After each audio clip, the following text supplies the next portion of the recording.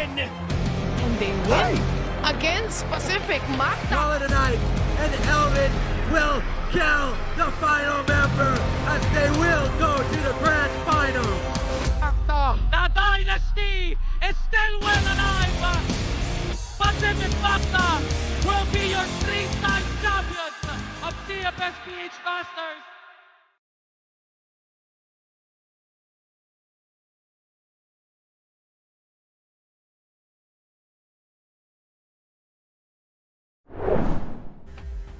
Ang araw ng Sabado ay para sa mga duelo. Ang hatid namin sa inyo ay purong kaguluhan dito lamang sa CFS PH Masters. Ang huling araw ng group stages, pre, sobrang lupit na nga neto, no? Ako si Salvatore, siya si Sneaky Frog, makakasama nyo ngayon sa panel na kung saan, pre, yung mga laban ngayong araw hindi dapat talaga natin palampasin. Grabe men, palapit na tayo dito sa finish line natin sa CFS PH Masters. Parang dead horse ko na yatang sinasabi. It only feels like 4 weeks pero nandito na nga tayo sa almost final turn, no, sa ating tournament. And it's very exciting. Meron na tayong rough na playoff picture dito, pare. Nakakapalitan na lang siguro na slots dito sa top 4. But, you know, we still have some games to play dito, men. Yeah, so a lot of the matches na makikita nyo ngayong araw talaga is hindi nyo talaga dapat kalimutan kasi yung 2 days na natitira na lang natin na 4 group stages is something na possible spoiler na makita mo for playoffs or even a matchup na talagang gusto mo lang makita, no? So hopefully nga nandyan pa rin kayo sumusuporta at nanonood pa rin sa mga laban ngayon. Now let's talk about what could be like the barden burner para dito sa Execration. Pero mamaya na yun, pre. Mamaya na yun. Dito muna tayo sa tournament format, no? Kasi mahalaga to para sa mga nakakalimot or gusto lang maalala kung bakit tayo merong PH Masters. Meron tayong qualifiers na kung saan yung top 3 teams mula sa regional finals last year automatically seeded na sila.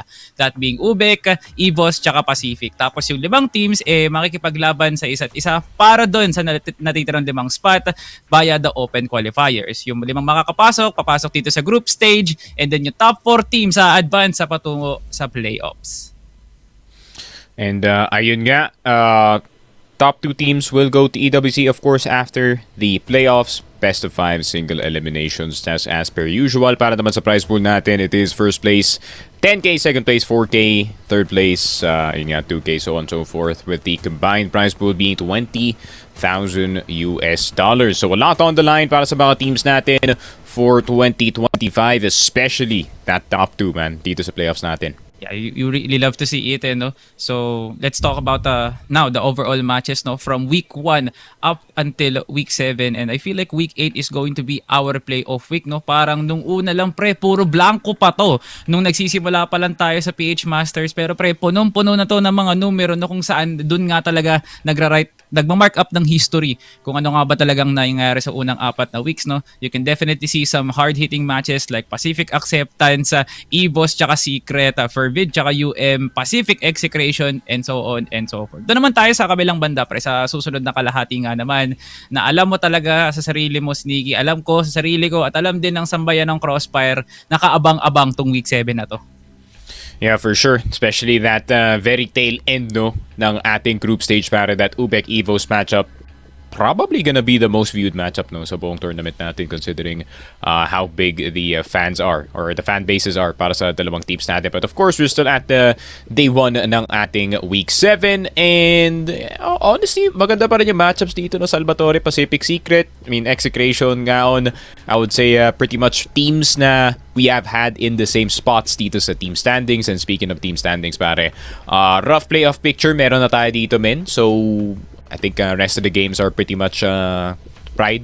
You know, maybe yung EVOS, baka gusto nila talaga i-secure yung 7-0 dito, pare. Kaya kung hindi mauuga itong picture natin sa team standings, no, ang possible playoff bracket nga natin, no, mga kaibigan, it's going to be EVOS versus Team Secret, followed by Pacific versus UBECMANIAC, no. Walang talo, walang tapon, purong action at purong duelo lang ang makikita natin sa playoffs na yan, no. Madugo, pre, no. From best of 3 format, malilipat na nga tayo sa best of 5. Mas lalong tatagal yung mga laban dito at mas lalo siyang magiging kapanood-panood nga naman talaga. So ang ating 5 to 6 meron na nga silang automatic slot para sa regional finals, whereas the 7 and 8 they will be up against the impact teams na top 1 at top 2 para makapaglaro sa ating play-ins to determine sino yung nga ba yung magiging huling remaining 7 to 8 spot natin for the PH Regionals, no? So ito naman ang ating schedule para sa ngayong araw. Mamayang alas 4 nga, no, ang mga kalaban nga ng Gaon Gaming is going to be our number 5 seed Execration, ang ating El Clasico, ang paparating na El Clasico, no, for our match number 2 today. It's going to be Pacific versus Team Secret.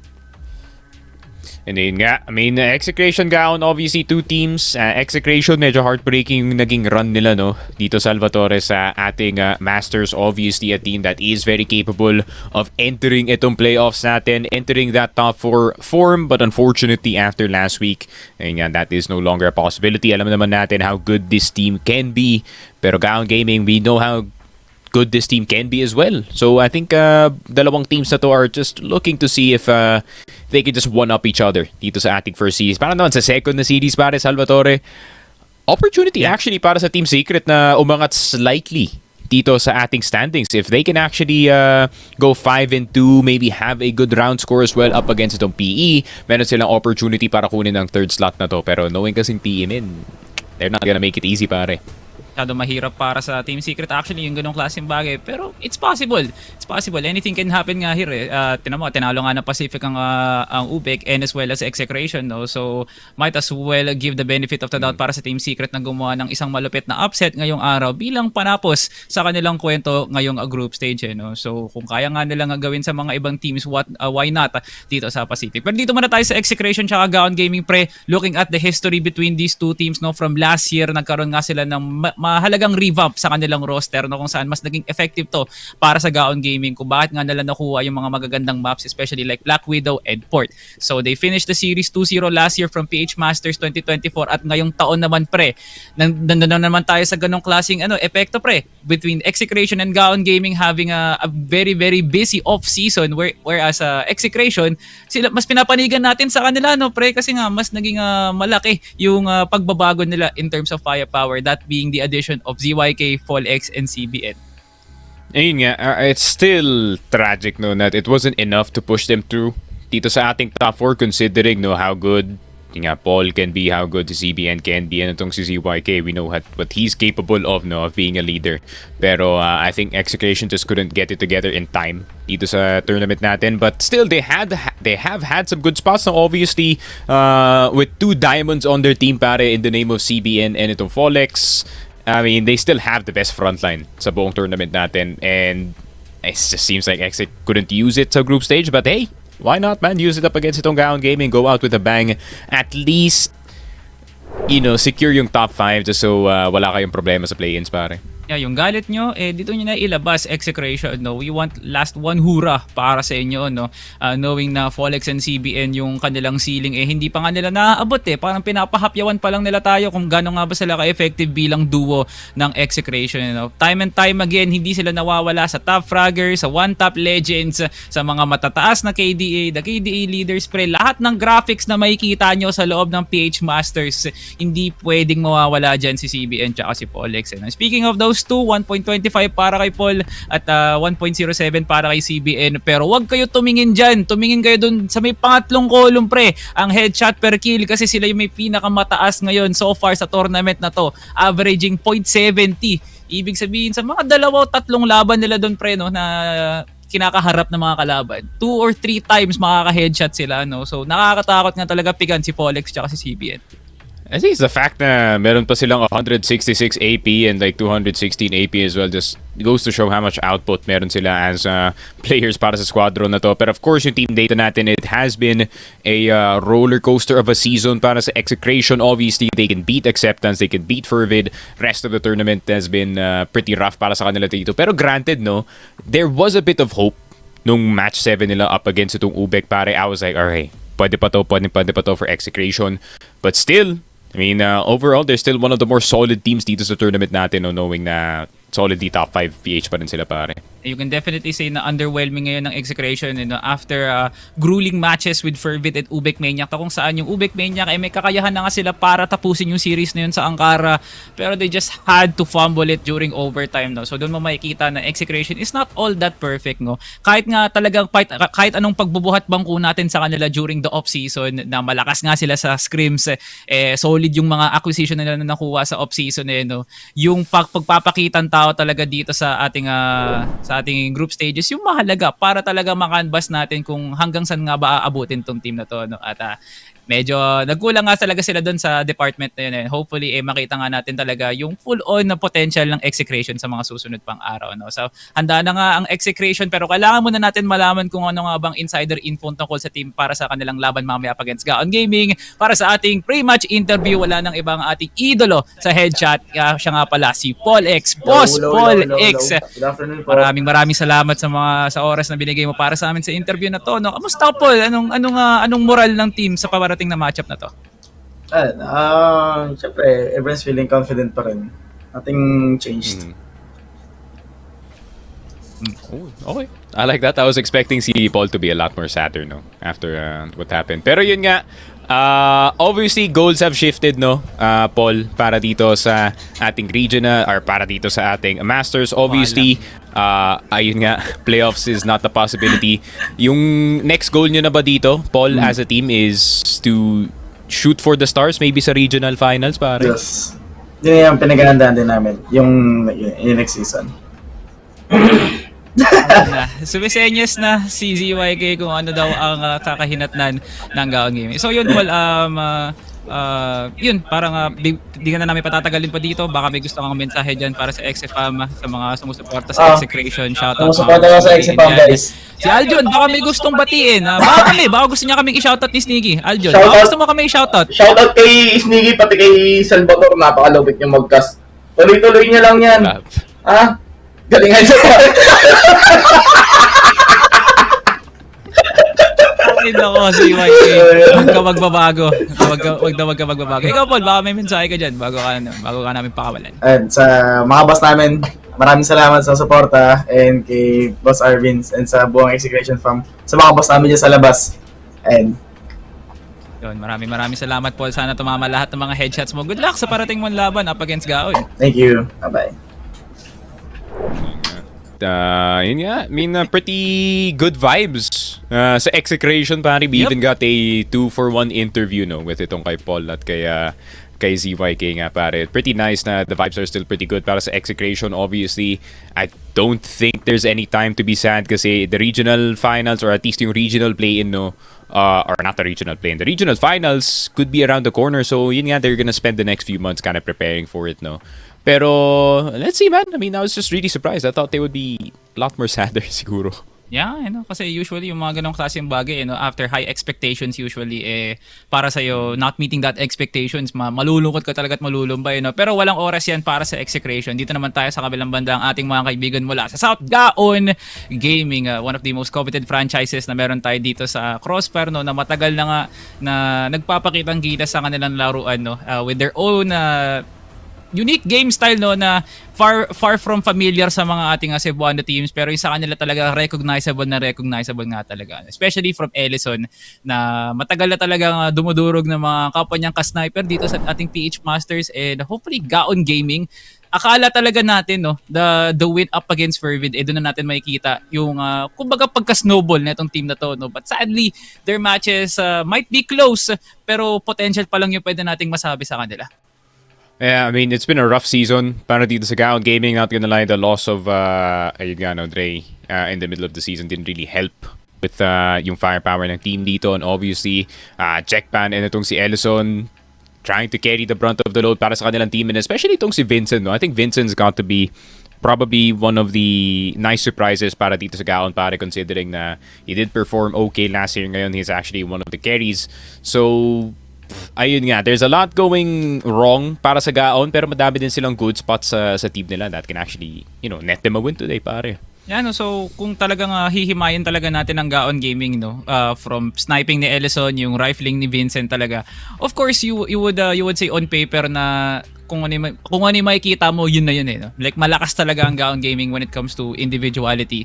Sa pagkakaroon din ng set play, maganda rin kasi sila talaga yung nag-innovate ng kung paano manlason sa loob ng port tsaka ng Eagle Eye, Pero hindi mo rin talaga ma-i-deny na parang limitado lang talaga yung magiging options mo kung ganun talaga yung babatuhin mo kada round. So, feeling ko dun talaga nagka-capitalize yung mga teams, And because of that effect, dito pa lang tayo nakakita, ng isang panalo mula sa Gaon Gaming, That being Fervid, kasi of course, inexperience and as well as parang hindi mo talaga masasabi na madali counterin ng Gaon Gaming. So, loses to Team Secret tsaka Acceptance, napakasakit talaga, no? Pero yung mga laban up against Pacific and EVOS, dun ko talaga masasabi na parang, okay, so meron na talagang, minartilyohan na talaga yung kabaong dito ng Gaon Gaming. Yeah, and I think medyo naging biktima yung Gaon Gaming dito sa tournament natin kasi yun nga, napansin natin CFS PH Masters compared to last year and now yung 2025 Masters kasi, I mean, you could say every single team is good kumpara naman sa last year where you could definitely, you know, look for spots dito sa standings. You're like, okay, this team is definitely 6th to 8th potential. Pero para naman kasi dito sa 2025, you know, 1st to 7th place pare, kayang-kaya nilang you know, they can shoot for the stars dito sa playoff. So, I really feel like yung overall improvement lang siguro ng master seed natin, you know, kind of buried yung Gaon Gaming or kind of used to gatekeeping itong 5th place natin. So, ayun nga, maybe it's the change of environment para sa kanila dito as well. Kailangan din natin, no, na bigyan din parang ang Gaon Gaming sa effort nila to improve basically, no, kasi parang kahit ba sabihin natin isa pa lang yung panalo nila, no, yung mga laban naman na tinake nila up against Acceptance or even EVOS hindi rin naman na naging madali para sa EVOS and Acceptance makuha yung panalo na yun, no. It was definitely a hard fought victory and something to look forward to para sa Gaon Gaming, no, na nirerespeto at kinakatakutan pa rin talaga sila ng mga teams, no, especially during the open qualifiers. The moment na nakita nila yung Gaon Gaming, harang na naman to para makapwesto kami dito sa top 8 na to. So mayat na makakasama na nga natin ang isa sa mga miyembro ng Gaon Gaming para sa ating interview para malaman natin kung ano nga bang iniisip ngayon ng GG up against XA, no? So it's one of the few rematches na gusto nga natin makita. Anda na nga pala si Boss Vincent ng Gaon Gaming. Boss Vincent, kamusta nga naman sa ngayong araw na to? Anong masasabi mo sa matchup na to up against XA? Ayan, rinig ka, boss. Hindi, boss, di ka ata rinig.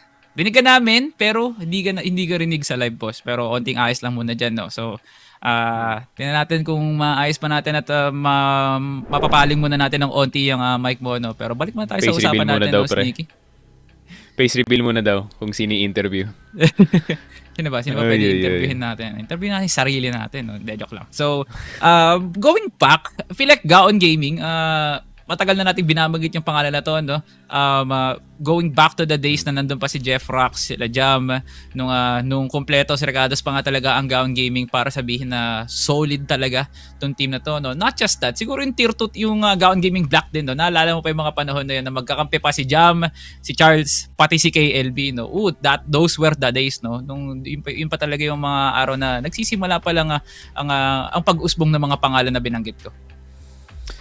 All I'm saying is, man, I'm just praying for next year, bro. GGX3D, pare. It's time to come back. Oo nga, boss. It's time to come back, man. Alam kong nag-enjoy ka dun sa Impact, pare. Pero yung motor dito sa Gaon Gaming. Medyo I kind of miss a Masters gameplay, no, especially coming in from that man, pare. So hopefully I don't know what's up with yung off season natin next year, pero we're gonna have to wait and see para dito sa Gaon Gaming. Pero ayun nga, I mean, we're just thank you for the patience, guys. We're just fixing yung interview namin dito with itong si Vincent. We're gonna have him on screen, don't worry. Alam ko naman yung mga Gaon Gaming fans yan, pare, they're going crazy para sa interview. So talagang mga Vincenatics natin dyan, abang lang kayo dyan, kalmahan nyo lang muna, panandalian at maririnig nyo na rin na magsalita ang inyong idolo, inspiration at pinakamamahal na si Vincent, no? At naririnig ko na nga siya nagba-mic check ngayon. Grabe, nakakabighani talaga yung boses niya, no? Tapos parang feeling ko binigyan na tayo ng green light ni Direk para talaga malaman natin ang iniisip ngayon ni Boss Vincent, ang star rifler ng gaming. Ayan na nga, ready na nga siya, naririnig ka na ng buong sambayan ng Pilipinas. Vincent. Boss Vincent, kamusta? Anong masasabi mo sa Execration sa matchup na to? Mas magandang laban ata to, sir. Hindi ka nagkakamali dyan, Vincent. Tamang-tama ka talaga dyan. Pero kayo, bossing Vincent, no, isang tanong lang. I mean, kumusta naman yung yun nga pala, tatanungin ko sana kumusta yung practice, tapos minention pala ni Ellison di yung practice, no? Napakakulit mo naman, Sneaky. Napakakulit. Pero yun nga, Boss Vincent, ano yung feeling, men, going into this matchup? Ano yung feeling nyo dito sa season na to overall, actually? Para dito sa Gaon Gaming. Parang lalaro ata sa play-in or mananalo ata ngayon. Hindi namin alam, sir, kung anong mangyayari. Last match ata to. Andang-handa sila, Sneaky. Yun ang nararamdaman ko dito kay Boss Vincent. No? Hindi naman nila pinapabayaan ang sarili nila. Vincent, no? So, heading into this matchup, so sino yung gusto mong makalaban dito sa roster ng Execration, tsaka bakit? Mukhang wala naman ata, sir. Maglalaro lang ato. Maglalaro lang ako. Sila gusto mong makalaban. No? So, yun, Boss Babanggain Vincent. na daw lahat, Baka may gusto ko batiin dyan. Mensahe sa mga sumusuporta sa Gaon Gaming dyan. Shout out, pabati. Sige, sir. Salamat po sa mga sumusuporta ng Gaon Gaming. At saka kay Ate Lime at kay Gaon March. Salamat sa inyo, sir, ma'am. Salamat, Ate Lai. Shoutout sa iyo, Boss March. No? At Vincent, maraming salamat sa oras mo. Good luck sa laban mo. Salamat po, sir. Mamaya. Hindi mo kami na magandang laban, ha? Let's go! Yan, gusto ko marinig, di ba? Nabubuhay ng dugo yung mga players, no? Parang naalala ko tuloy si AMG kahapon, no? Na talagang tinatapatan niya si Vincent sa energy. Pero dito naman tayo sa head-to-head, Sneaky Prag, no? Feeling ko, alam na nga natin kung sino tong dalawan to, no? It's going to be the Riflers ng dalawang teams. It's going to be Fall X and Vincent sa kanilang marquee matchup ngayong araw na to. Ayun nga, na for anyone wondering kung bakit I pulled the confused face, no? After yung sagot to ni Vincent. Napatingin ako dito sa standings natin actually, dito Salvatore, and it's still possible para sa Gaon Gaming na makapasok dito sa ating top 6 if they beat Execration 2-1 and Team Acceptance loses yung kanilang matchup up against itong Fervid, no? So, up to the players para sa kanila this time. Hopefully, the key players will perform.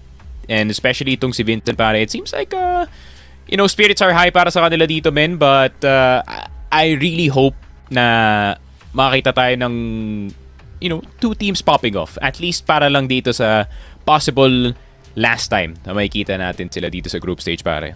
Yeah, so, a lot of high praises para sa Gaon Gaming kasi nga meron pa rin talaga silang angking galing sa kanilang style of play, pero hindi pa rin talaga natin madedenay na kahit nga ba nasa ilalim ng Execration, kinakatakutan pa rin talaga dapat at kailangan respetuhin yung ganong klaseng laruan. So marami na tayo sinasabi, Sneaky. Gusto ko naman marinig kung ano masasabi ni B1 tsaka ni B2. Bipolar na Ramon, pasok na kayo, kailangan na namin ng tulong nyo para sa match-up na to kasi kayo yung magtatawag ng laban na to, no? Bipolar at Ramon, isa-isay ko muna kayong kakamustahin. Dito muna tayo kay Bipolar. Kamusta ka naman para sa sarili mo, tsaka ano masasabi mo sa matchup na to, Bipolar?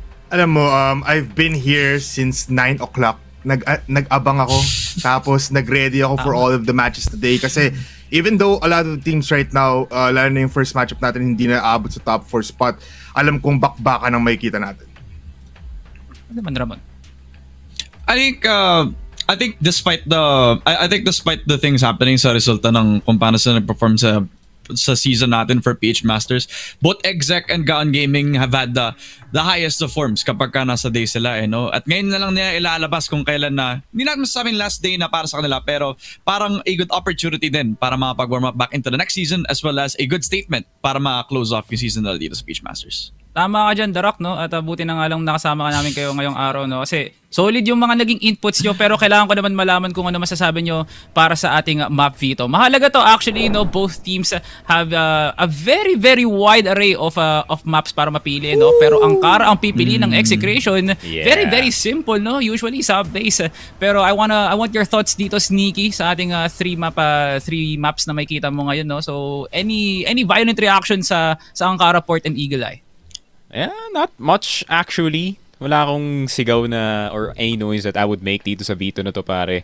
I think Ankara is definitely expected, fully knowing na, it's Execration. Obviously, pag wala yung sub-base and or permaban nila yung Mexico dito, obvious course of action is to pick itong Ankara. Port obviously is not a stranger para dito sa Gaon Gaming.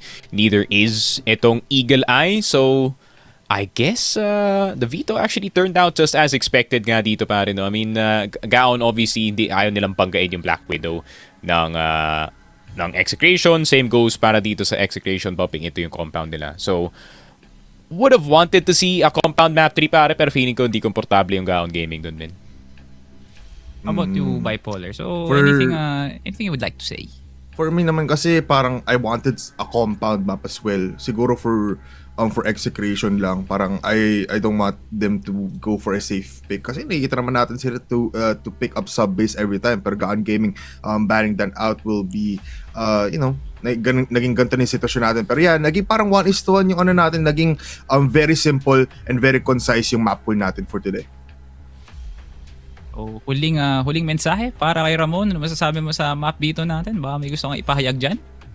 Tingin ko dito talaga maglalabas yung disiplina na dapat i-display ng Execration. Their biggest weakness has been yung kung gaano sila na-test in the rotations. No? So if they're gonna tap into that talent, then this map Vito with Ankara and Port being those two maps na medyo ginagamit ng mga teams na dapat maging passive ka, yun yung magiging maayos. Pero para naman sa Gaon, feeling ko kailangan mag-activate ka ng Ellison. No? This guy needs to step up where he needs to against the two talented players. Yeah, I like the map pool basically, no, kasi parang pumapabor talaga siya sa direction ng Execration, pero hindi rin naman ganun lumalayo para sa Gaon Gaming. So I feel like the predictions will still be very difficult for the four of us, no. At papanimulan ko na nga to, no. Speaking of prediction, kayo ba dyan guys sa comment section, baka gusto nyong hulaan kung sino ang tingin nyo mananalo para sa laban ng Execration at Gaon Gaming? Comment it dyan sa ating stream ngayon.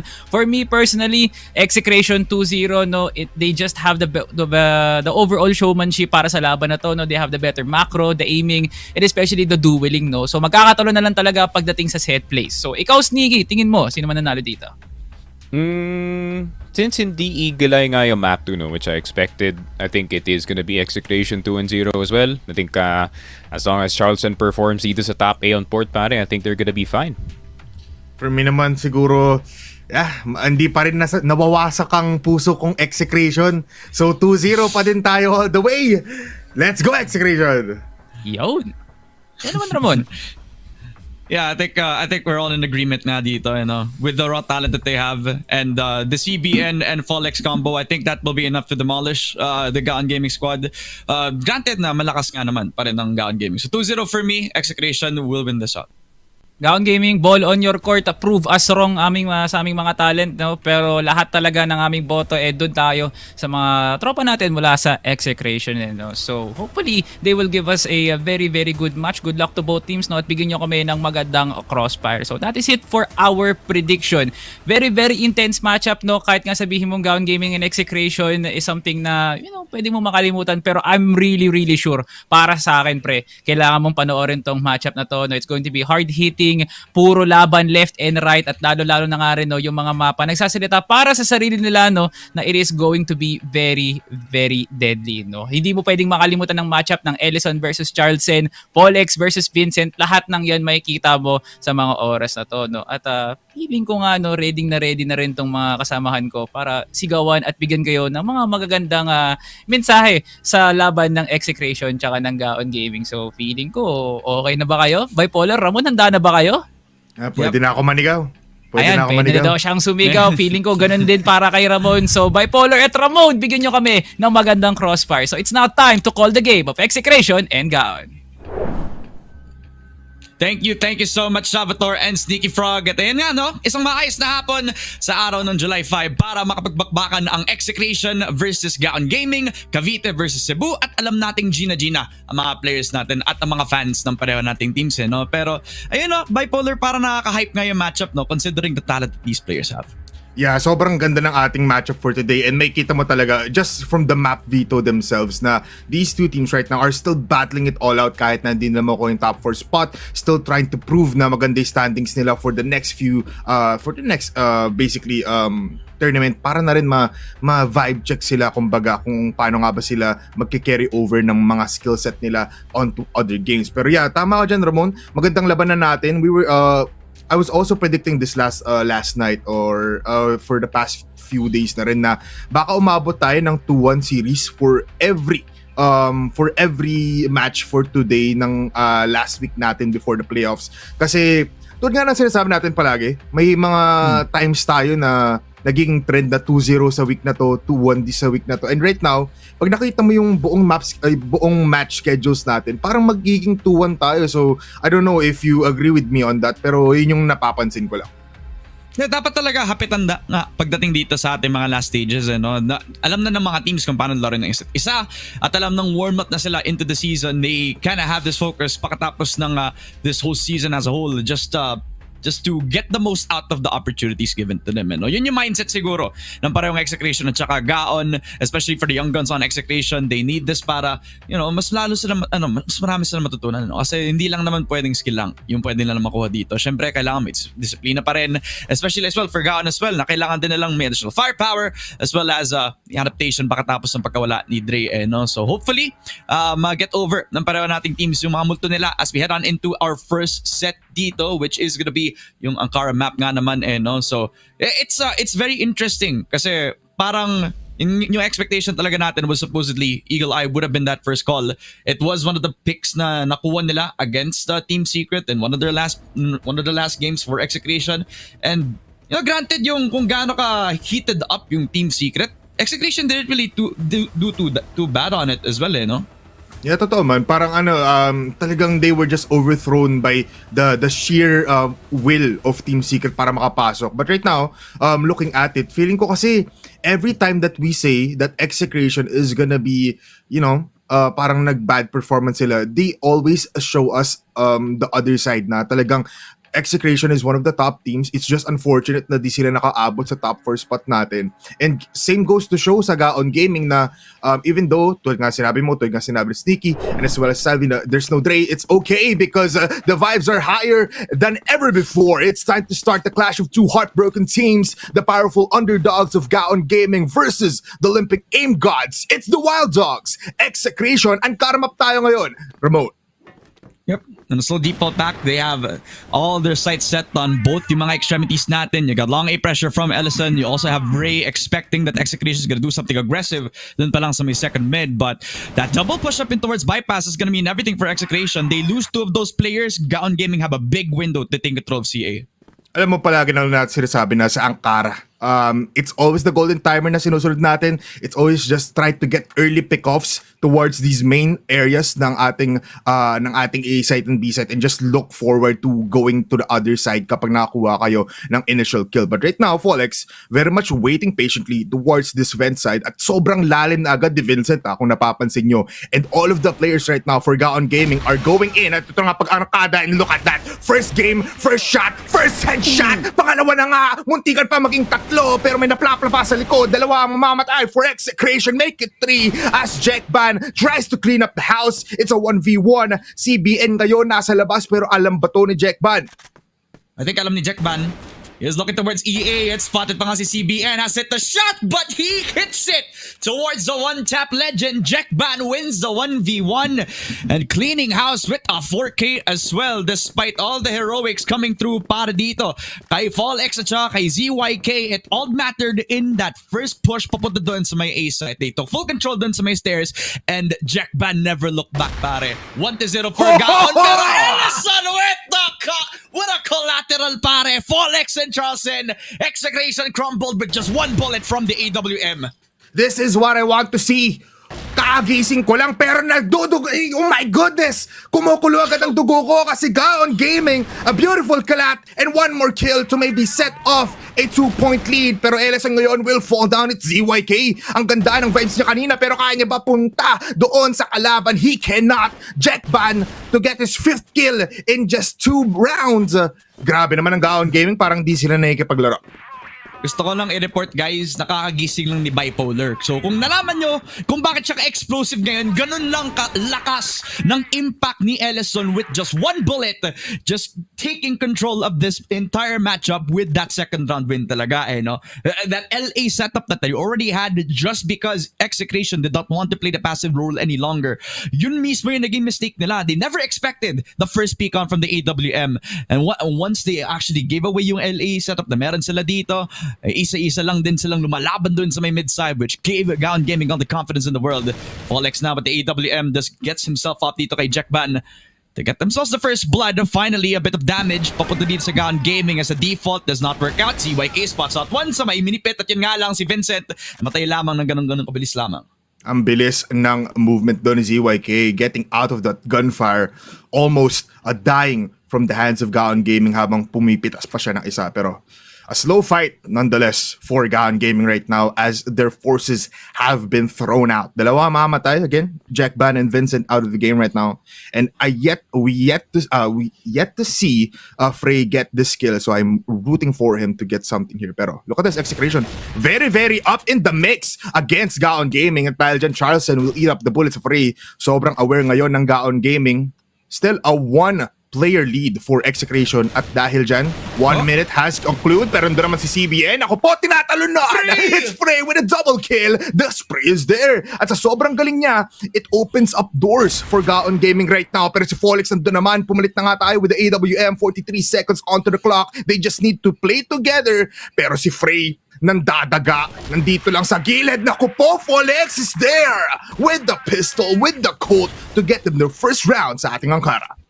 Look, they started well, surprising everybody on Gaon with the AWM from Polex, and known to be a very flexible player. They started with a 4 versus 2, pero the growing pain started with Charleston first leading yung isa sa mga pinakamalaking mistakes na nakita natin with that overpush, a bypass. They had no info from that mid side and no support from high mid as well.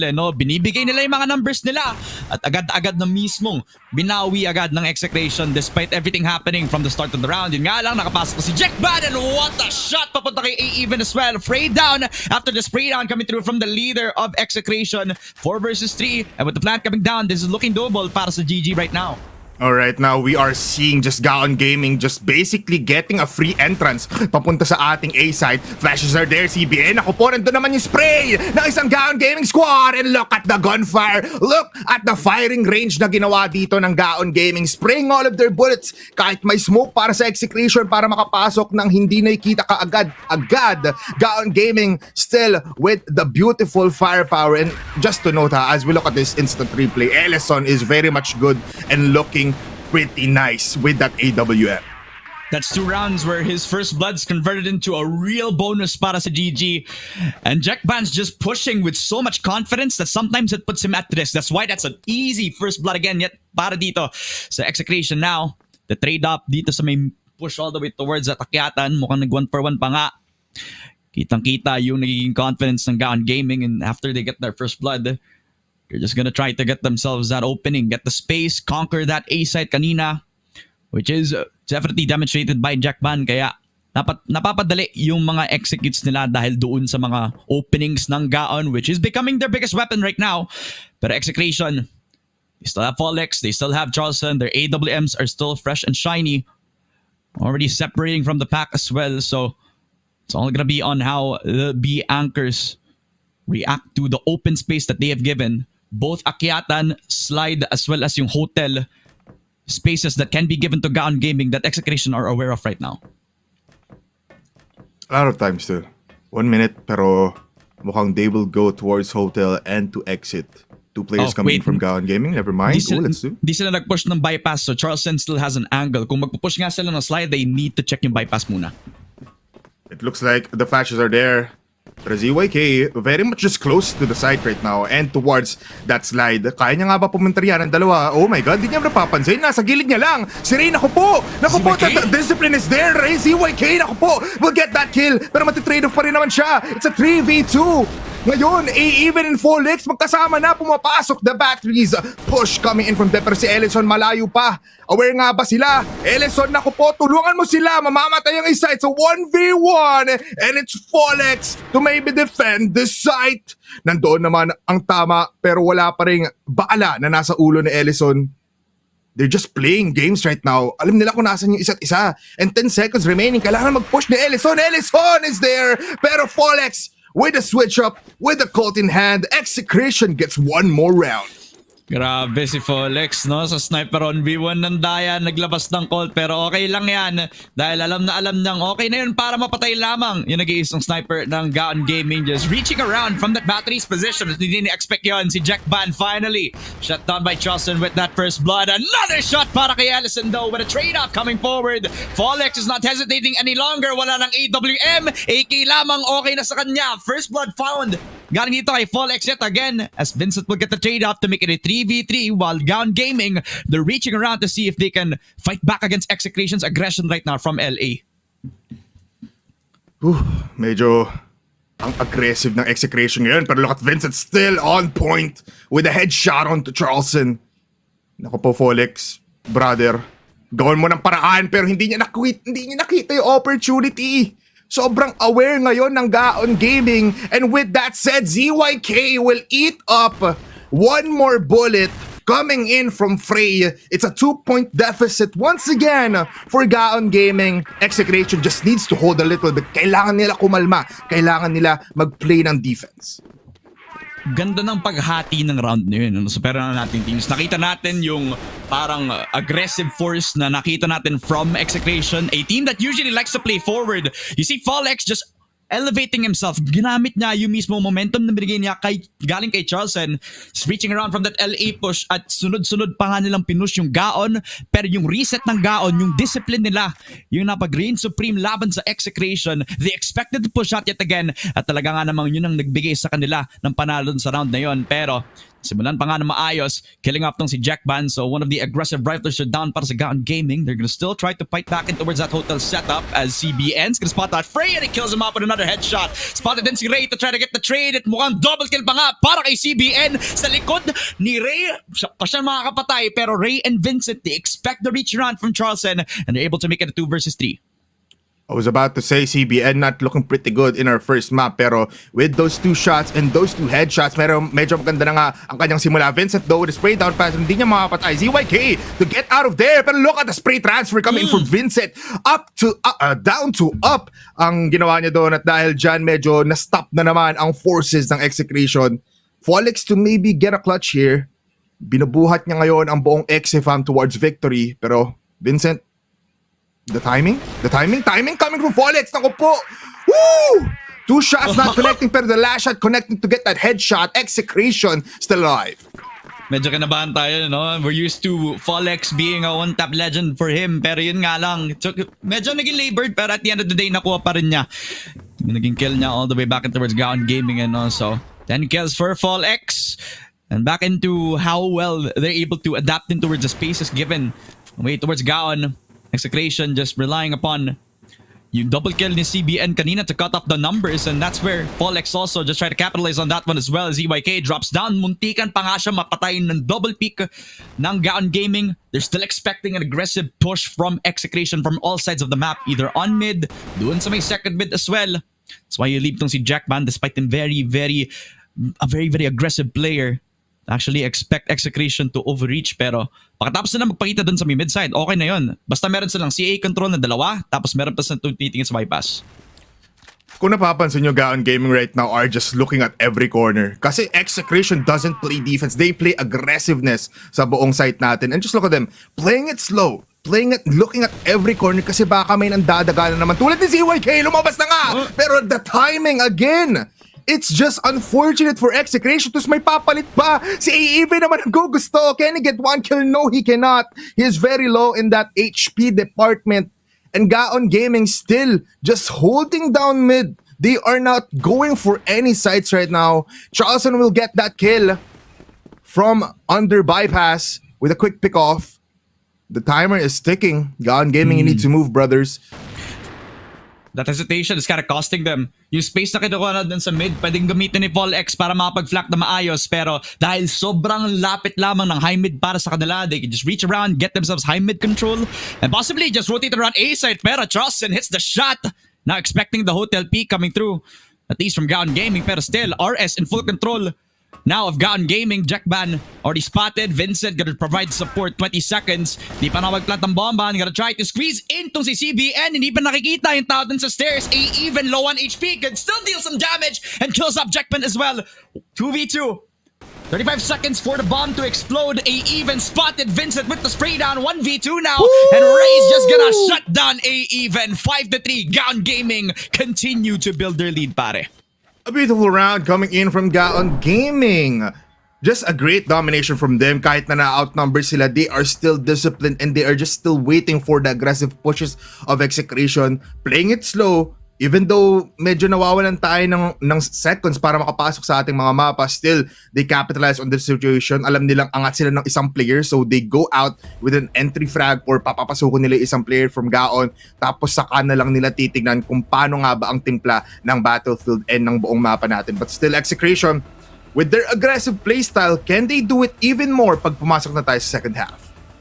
I think yung papansin natin from Execration's GR, at least in the tail ends of the half, is that so far parang napapansin mo yung parang aggressiveness nila, yung isa sa mga strengths nila as a team. Pero yun na kapag yung mga early rounds pa lang. Pero kapag nakikita na at natitimpla na ng Gaon na, sige, may isang tao doon sa may CA, may tao nag-hold lang doon sa may bypass, sige, hintayin natin sila mag-overpush, tapos saka tayo magiging aggressive. No? Parang yun yung ginawa nila nung na-expect nila na may tao doon sa may CA.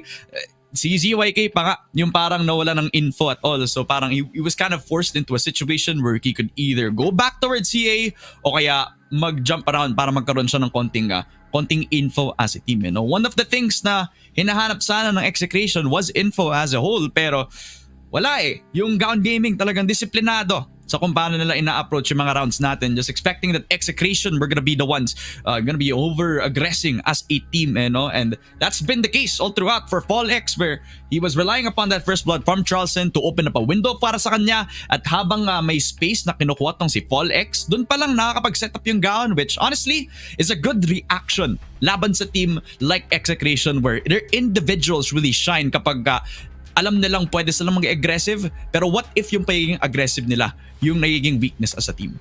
Yeah, very much so. Medyo, I agree with you on that, Ramon. Kasi you can see the distribution of the roles right now for Execration is very much lackluster. Medyo naglalak yung other players natin na nakikita natin for the past few weeks na talagang nagpa-pop up CB, and one of those players even right now Folex is leading the fray with the kills, and kung makikita nyo mamaya double digits na agad siya, pero the other players medyo not really putting up a presence for the entire map or the entire first half. Pero Gaon Gaming, just like what you've said, adapting pretty well, looking pretty good, and they are just playing it slowly, playing it methodical, and just doing the right plays every time. Even though medyo nagugulat sila na nandito na lang bigla isang player ng Execration, they still get another nakakapasok pa din sila onto the sites, and they still look forward on getting these skills and not just going for trades or just risky plays.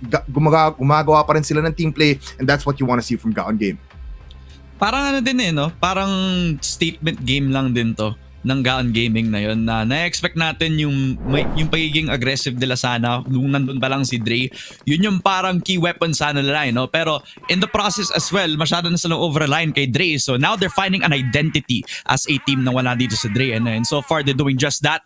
Now he even back towards the high mid setup. He expects one. Next, there goes Frey. Pero yun nga lang, si Ray ang kukuha ng trade-off into the 1-for-1. ZYK with a beautiful flank. Na-expect pa nga nitong si Jack Van. Patay na agad into a 4 versus 3. Fall X now doubling down on that aggression, where they leave B site open to play the 4 versus 3 retake by Polar. The bomb has been planted pretty fast from Gaon Gaming. They are outnumbered. Pero with that shot coming in from Ellison, hindi na ngayon at si Folex pa yung pinatay niya. And with this said, Execration CBA nakapatay na isa, pero si Ellison with the double kill with the Colt in hand. 20 seconds, Charleston, anong kaya mong gawin? Nilabas ang Colt, tumatama ang mga bullets with a reload. Kaso ba't ka lumabas ng doorway? Ba't ka nagpakita habang nagre-reload? And dahil dyan, Execration gives another round, and it's 3 points for Gaon Gaming ngayon as we go to the second half. Very well done nga naman no? Just good fundamentals overall. Just expecting that double push shot nga naman para dito sa side ng Gaon Gaming. And in the process, hindi nila in-approach yun in a way na titingnan na lang nila ulit yung CA pakatapos mamatay ni Jack Ban. They just played to their strength yet again. Pakatapos nila kunin yung space nila sa high mid, they just kept on going. They didn't slow down as a team. They wanted the objective, and they did.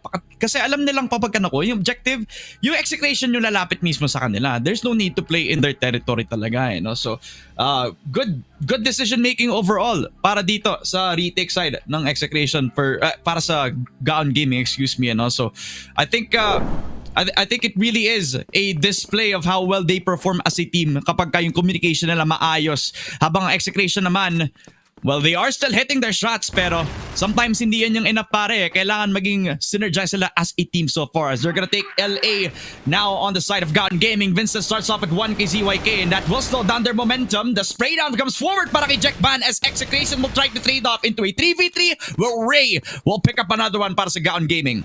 It's a 3-for-2 as Gaon Gaming enables their aggressive side.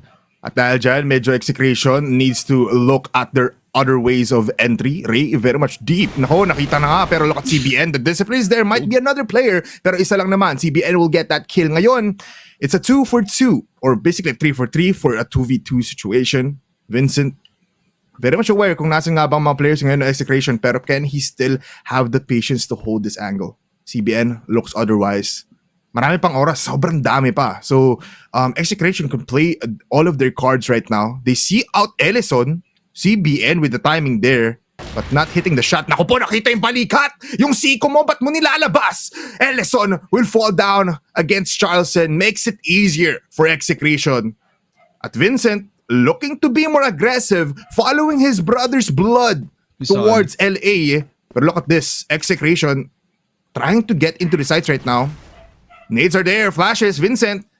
Still, the up-and-coming GOAT goes down from CA. Naku po, the timing, grabe. Nakahiwalay nga yung Execration. Pwedeng gawa ni Vincent ng paraan ito. Kapag nakuha niya lang yung timing, kapag tama yung mga decision mo, Vincent. With those shots, never mind, it's Vincent to fall down. Court lang pala ang makakapatay sa kanya. Execration right now are looking pretty good.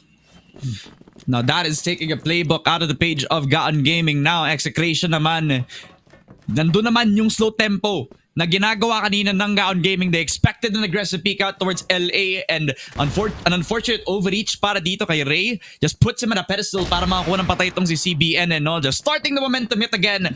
But now, Gaon Gaming looking to try to bounce back into this. Ellison, nakakuha ng first blood dito kay Fall X. Already trying to take control of that LA position, just denying them with one bullet. But this time, Execration, they're still trying to overreach in towards that side of the map. As CBN will start things strong. Patay na agad tong si Ray, ZYK. He whips out on the timing. He still expects it tong si Frey. He peeks into it with an AWM. And that sniper shot will connect Ellison with a one-tap. Kay A-Even will equalize the numbers into a 3v3. Where the C4 is already towards that P site where it looks like Execration are gonna rotate back in towards that side of the map while CBN's gonna cut the rotation, pare. They have control of the entire right side of the map at dahil dyan, just look at the position of CBN right now. Looking at an angle wherein pwedeng magulat ang buong Gaon Gaming squad. Jackban might be the first to infiltrate the sites. Pero look at this, never mind. Jackban very much aware. Parang may wall hacks ang buong Gaon Gaming. Ganun sila ka-aware. And it's just what you want to see from Gaon Gaming. And with that said, it's a one player down. As we see this, naku po! It's Vincent with the code once again. Every time he is just seeing the shots. And with Jackban behind him, it's just Gaon Gaming looks like the Gaon Gaming we were predicting from the very first preview show. Kaya nga no? Kala mo week 1 Gaon Gaming yung nakikita natin. Just pretty much just coming up online sa mga aim duels nila dito. Vincent with that one cult shot. Papunta dito kay CBN who was just trying to cut off rotation but only sees one of them. Kahit papatayin naman lang itong si Vincent, they still had a strong retake scenario nung kinuha na nila agad yung bypass, pare. This is just a very solid Gaon Gaming on the GR side. And now they're expecting the overpush in towards that A side as well as Ellison will pick up 2 people! 2 bullets, 2 different guns, kills off A-Even, ZYK down as well. 3 in a blink of an eye, and Gaon Gaming, they say hello and goodbye. 2 versus 4, an Execration. They're all calling to pieces this time around as Charleston will also get picked up by Jackban. It's all on CBN. The number 1 sa one-tap Legends natin has to one-tap 4 people from Gaon Gaming. Apat silang nasa A side. So CBN, I don't know what you want to play. You have the C4, but can your composure get you one more point for Execration? He is seeing the bullets, pero can he see that there's a person on vents? He can. He gets that kill, pero look at the overwhelming odds coming in from Gaon Gaming. Sabay-sabay lumabas ng EA at dahil dyan, 4 points above from Execration ng Gaon Gaming in set number 1. That is just beautiful crossfire from Gaon Gaming. Anong kinakain ni Ellison, pare? This guy just cannot miss. Oh And my exhibit goodness! number 2. Grabe si Ellison, pre. Sobrang precise, sobrang accurate, and he did not even need to move a muscle. Kills off tong si ZYK as he drops down from LA. Jackban also gone though. So it makes it a 1-for-1 where Ellison, he doesn't hit the no-scope. He kills him up with the Cult as well. Gaon Gaming, they're not gonna be passive any longer. They want to take the fights! And he even kills it off into a triple kill para kay Ellison as well. Execration, kayo yung aggressive, pero bakit kayo nagpapalamang? It's Frey with the double kill to get it to set point. Oh my goodness. Execration, sinasabi natin, sila yung dapat nagko-control ng mapa on the BL side, by the way. Pero Gaon Gaming, sila naman ang nagpapakitang gilas, pero Ellison finally falling down, finally getting that streak down in the dust. ZYK kills him off. But just look at this. It's ZYK with a double kill right now as he kills off Vincent through the smoke. Pero si Frey naman ang hawak ng AWM natin ngayon for Gaon Gaming. Is he ready for the two players na maglalabas coming from LA? The shots are there. Execration. Medyo na-fallback dapat tayo dito as Folix falls down. ZYK to also get that kill. Pero look at this. It's Ray with the patience play. 2v2. Charleston, he had no reason to probably get some space there, but Jackban, nice timing, gets one, possibly the end para sa Execration on this Ankara map, the map pick of theirs, possibly at the helm of the side of Gaon Gaming, as it will be Jackban getting the double kill, a 10-4. Beautifully done para sa Gaon Gaming. We all predicted 2-0 para sa Execration, pero sabi ng Gaon, are you not entertained? Set 1 para sa Cebuana squad taking Ankara against Execration. It's a beautiful show coming in from Gaon Gaming, at dahil dyan, nasira na agad ang buong prediction ng buong panel natin ngayon and buong casters deck. 1 point for Gaon Gaming, and they possibly just can take a 2-0 win dito, and they can get into the playoffs or play-ins if they can.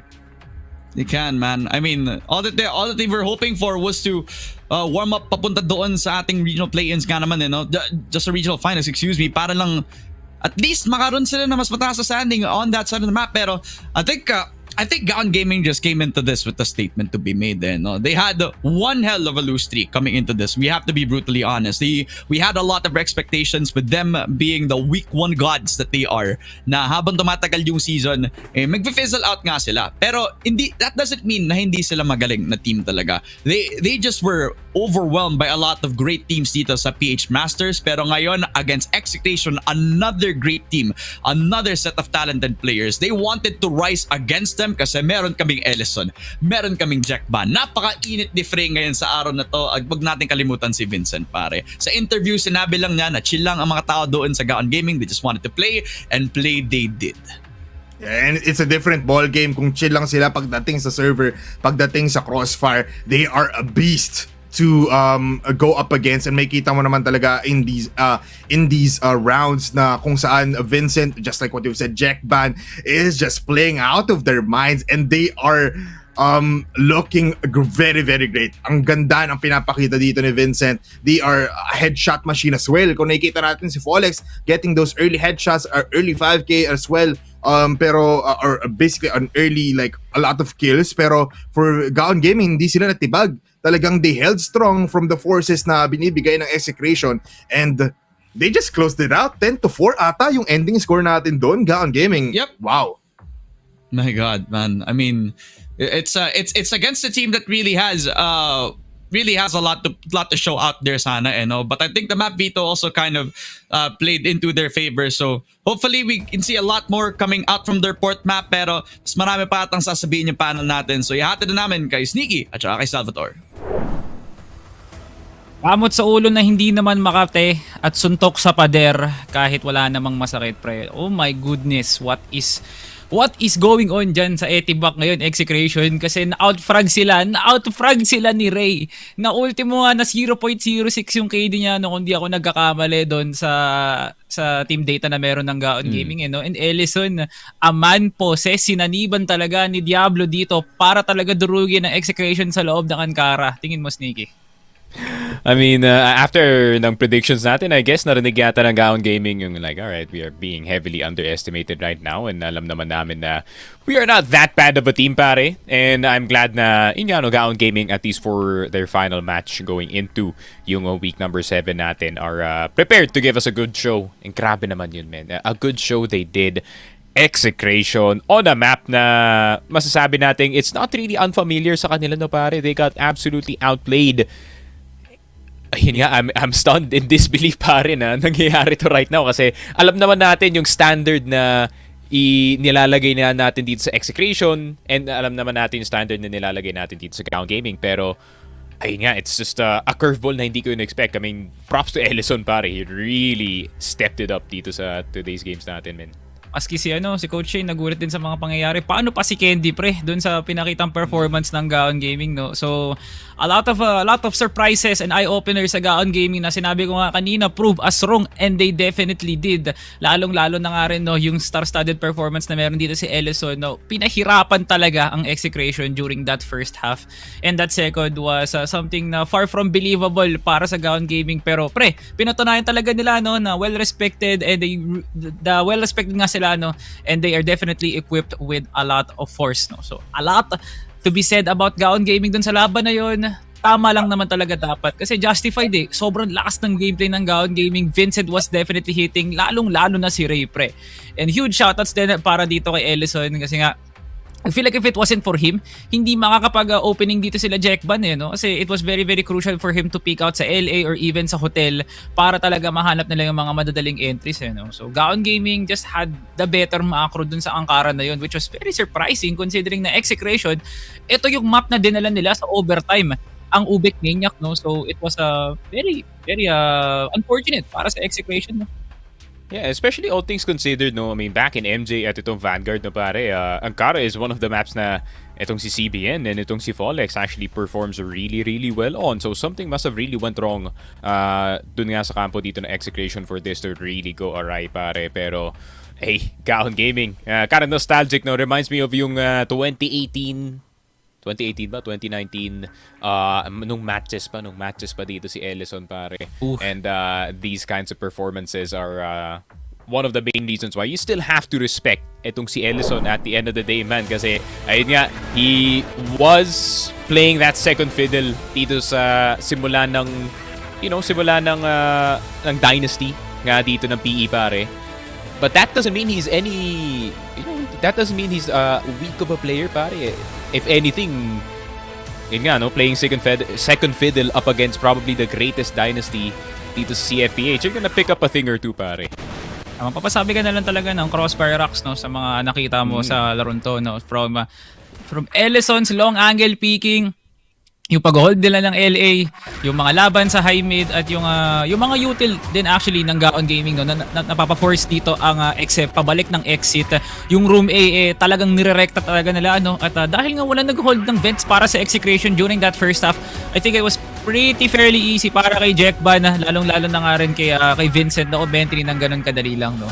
At yeah, there was a fair share of shots dito na parang impactful para kay Charles, pero hindi siya na-follow up tulad ng ginagawa ni Ellison, no? Kasi from start to finish, mula simula hanggang dulo, na asahan ng Gaon Gaming si Ellison para talaga makapag-open up ng space sa mapa. And you have to wonder kung paano talaga napapatama ng Gaon Gaming to, no, na maganda ba yung kinain nila sa tanghalian, no? Maganda ba yung gising nila, kasi pre, head glitch after head glitch, off angle after off angle, kuwang-kuwa ng Gaon Gaming yung ines ng Execration, no? And it was very, very unfair na sa lahat ng timing walang pumabor para sa Exe. Oh, I mean, time and time again, Execration obviously attempting their usual stuff, no? Dito sa mapa ng Ankara, but yun nga, didn't work, unfortunately. And I think, kagaya nga na binention mo na, pare, Ray having way better of a day today, pare, and Frey having a way better day today as well. Kind of helping para dito sa team, kasi dito sa mga ibang games ng Gaon Gaming, it has been them kind of struggling, trying to keep up with itong si Ellison at si Jackpan and si Vincent. But now, with them kind of playing their role, mas komportable na sila dito sa mapa ng Ankara. Yeah, it seems like it's a lot easier of a time para sa kanila dito. As we take a look at the set summary, 2.00 para dito kay Jackpan, pare. Grabe Yeah. naman. I mean, Jackpan, we've always known that he is a good player last year pa lang, pare, pero it's nice to see na pinakita na naman for the last day. Yeah, both him and Jam was sharing the fair share of the frags talaga no, nung Gaon Gaming last year. Pero ngayon at kinuha na talaga ni Jackpan yung responsibilidad dito na siya yung magiging backup and at the same time attacker na rin para sa GG. No? I feel like talagang magiging justified yung pagtaas ng score niya dito no, on the KDA side. Whereas dito naman tayo sa kabila no, sa Execration, one of the few underwhelming scorelines para dito kay Fallex no, kung saan hindi siya uma-average ng 0.60 or 0.70 na headshot per kill dito. No? So one of the glaring things para sa Execration yung binibigay na space ni Fallex tsaka ni CBN. Yung lakas na meron sila para makipagduelo yung nagiging dahilan kung bakit nagiging madaling 3v5 or even a 3v2 para sa Exe. But hindi nga natin nakita yon. Ray and Jackpan just had a field day dito sa Ankara, no? And Port is also a map na feeling ko nga talagang papatusin ng Gaon Gaming pagdating sa mga duels, no? Jackpan, isa kang alamat dito sa mapan to, no? With a 2.0 KD and a guaranteed kill per round at effectivity along the way talaga para dito kay Jackpan. And ayun nga, no, Jackpan has always been such a solid player, no? And one of those few players that we've seen dun sa last year nung kasama niya pa dito si Jeff Rocks, pare, where those two were really one of the bigger problems para sa mga teams that are outside of the top 4. So it's kind of nice to see one half of that duo performing super well dito, pare, especially itong si Jackpan having to adjust a lot, no, considering ang daming ring roster changes na napagdaanan dito ng Gaon Gaming. And I'm glad na at least by the tail end siguro ng CFS PH Masters na okay, meron silang eureka moment. Okay, we figured out kung paano yung pinaka-best na formula para sa laruan natin. And if they win itong 2-0, no, pare, and team acceptance, you know, somehow, some way, they end up dito sa 7th, ayun nga, Gaon might just have an opportunity for that regional final spot, pare. Shoutout kay Ate Lai, tsaka kay Gaon March, no? Talagang tumatuloy na sila sa tuwa ngayon dahil sa pinakitang lakas ngayon ng Gaon Gaming. Pero meron pa silang isang kailangan itrabaho sa loob ng Port. Masasara nga ba nila? Or dadayo pa tayo sa ating third? Mapalalaman natin yan mamaya pagbalik ng CFS PH Masters 2025 after this break.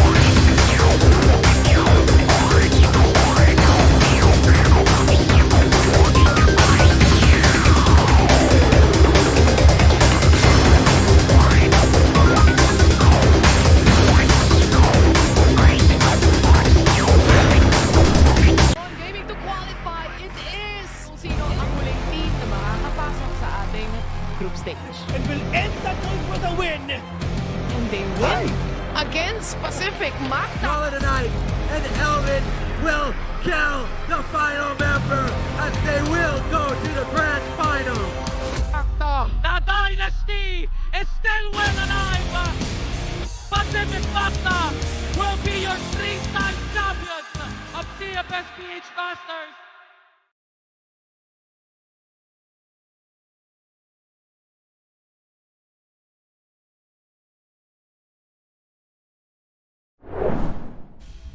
Nagbabalik pa rin tayo dito lamang sa CFS PH Masters 2025 na kung saan ito pa rin si Salvatore at siya pa rin si Sneaky Frog na ang laban ng Gaon Gaming at Execration ay dumako sa kabilang lane pre, no? Kasi akala natin papunta tayo sa tamang toll gate ng Execration pero hindi pala pre, pinabiyahe tayo papuntang Cebu kasi Gaon Gaming took that Ankara at sinakal nila yun pre nang hindi nila pinakawalan. Ayun nga men, off the jump pa lang dito sa first half, nakita na natin agad Gaon Gaming were not kidding around. They really want that 6th position dito sa standings para hindi na sila makalaro ng play-in, knowing na play-in, no, there's a lot of sharks out there, SS, MJ. So, yan ang gusto nila awasan yun as much as possible. At the same time, Execration, I don't know what happened dito sa Ankara pare. I mean, the entirety of their play was... Ayun nga, their defense was not there, offense was not there, pare. Everything looks sloppy para sa kanila dito, man, which was, not what I wanted to see today, pare. Yeah, definitely sloppy, no? So, sana nga itong panibagong mapa na to, bago na nga, no? Ibabato na nga natin sa ating paboritong duo ng PH Masters, Bipolar at Ramon. Bigyan nyo kami na magandang crossfire. Thank you so much, Salvatore and Sneaky Frog. At ito, isang kwento ng Execration versus Gaon Gaming na may malupitang plot twist first chapter pa lang. Makakabalik mo tayo sa realidad dito sa ating second set kung saan, port map naman, kung saan kailangan nang mag-step up yung Execration, Kasi napapansin mo, on a map where usually yung GR side dapat, kailangan maging passive, medyo going the opposite direction tayo sa Execration, giving a lot of opportunities for Gaon to make aggressive plays, pare. Yeah, sobra. Parang it was meant to be na talagang nasa low light ngayon ng Exec and just Gaon Gaming taking advantage of that. It looks like it's gonna be, parang tulad nga na sinabi ni Sneaks, parang we're out of, parang wala tayong masabi, kundi wow, just, it's a crazy battlefield for Gaon Gaming. It's a good day for them at talagang may kita natin na it possibly might be their time to shine for the entirety of CFS PH Masters. Pero Ramon, second map na natin to and it looks like we are ready to go. It looks like also na medyo kabado ang Execration pagdating sa mapa natin. It's port and it looks like Gaon Gaming is on the BO side. Yep. That's gonna start with Charleston. Gonna hit the shot on Ellison. This head-to-head between the two snipers. Been watching a close eye on it. Ellison has been getting the leg up so far. And Charleston, pambawi lamang. Nakakuha ng dalawa in the first 15 seconds of the round. Now, you can see that Gaon are the ones now being aggressive on their BL. But Vincent, nakabawi pa ng isa. Folex down. A-Even has to follow. Pero yun nga lang, the drop shot is real. And it's gonna be a 1 versus 4 para kay Jack Ban. Mainit nung first half. Pero nagsimula siya ng isa kay A-Even. Galit na ata ang Execration dito. Pinadala lahat ng players from the XFAM papunta doon sa spawn or towards court for Gaon Gaming. But numbers are dwindling down, but still ZYK hitting that shot to put them up by 1 point. It's Execration to claim the very first round that it looks like iba na ang Execration ngayon. Patay tayo dyan pag nakangitingin na yung mga idol. Nakakatakot na sila kalabanin. Pero take a look at this replay, pare. It was all Execration after an aggressive mid setup, no? And before the aggression even happened, Charleston was trained on the angle dun sa bridge setup natin. And where an opportunity for Frey would have given him the trade, he was already prepared for it, pare. Execration just predicted that mid setup was gonna be the call para sa kanila. At ngayon, Gaon, pambawi na on the real side. Gonna try to see if they can kill off at least one of the snipers. Pero that's gonna be one papunta kay Ray. At mukhang ready pa rin sila na try labanin yung LB natin. Kahit napatayin lang ni ZYK yung isa mga Gaon. It's actually crazy na hindi nakapag-trade doon ng Gaon Gaming. He was at that middle of that site, at that area. Pero Charleston dwindles down the players of Gaon Gaming. Taking out Ray, taking out Frey. Ang kambal ng Gaon Gaming na wala pero samahan pa ni Jack Ban. It's 3 players down for Gaon. At ngayon, Exec. Folex though will fall down as he overcommits towards the last player of Gaon Gaming. Charles to get that kill. Pero look at this. They're right now just giving it off. Tumatakbo na lang sila. Even spotted out by Vincent.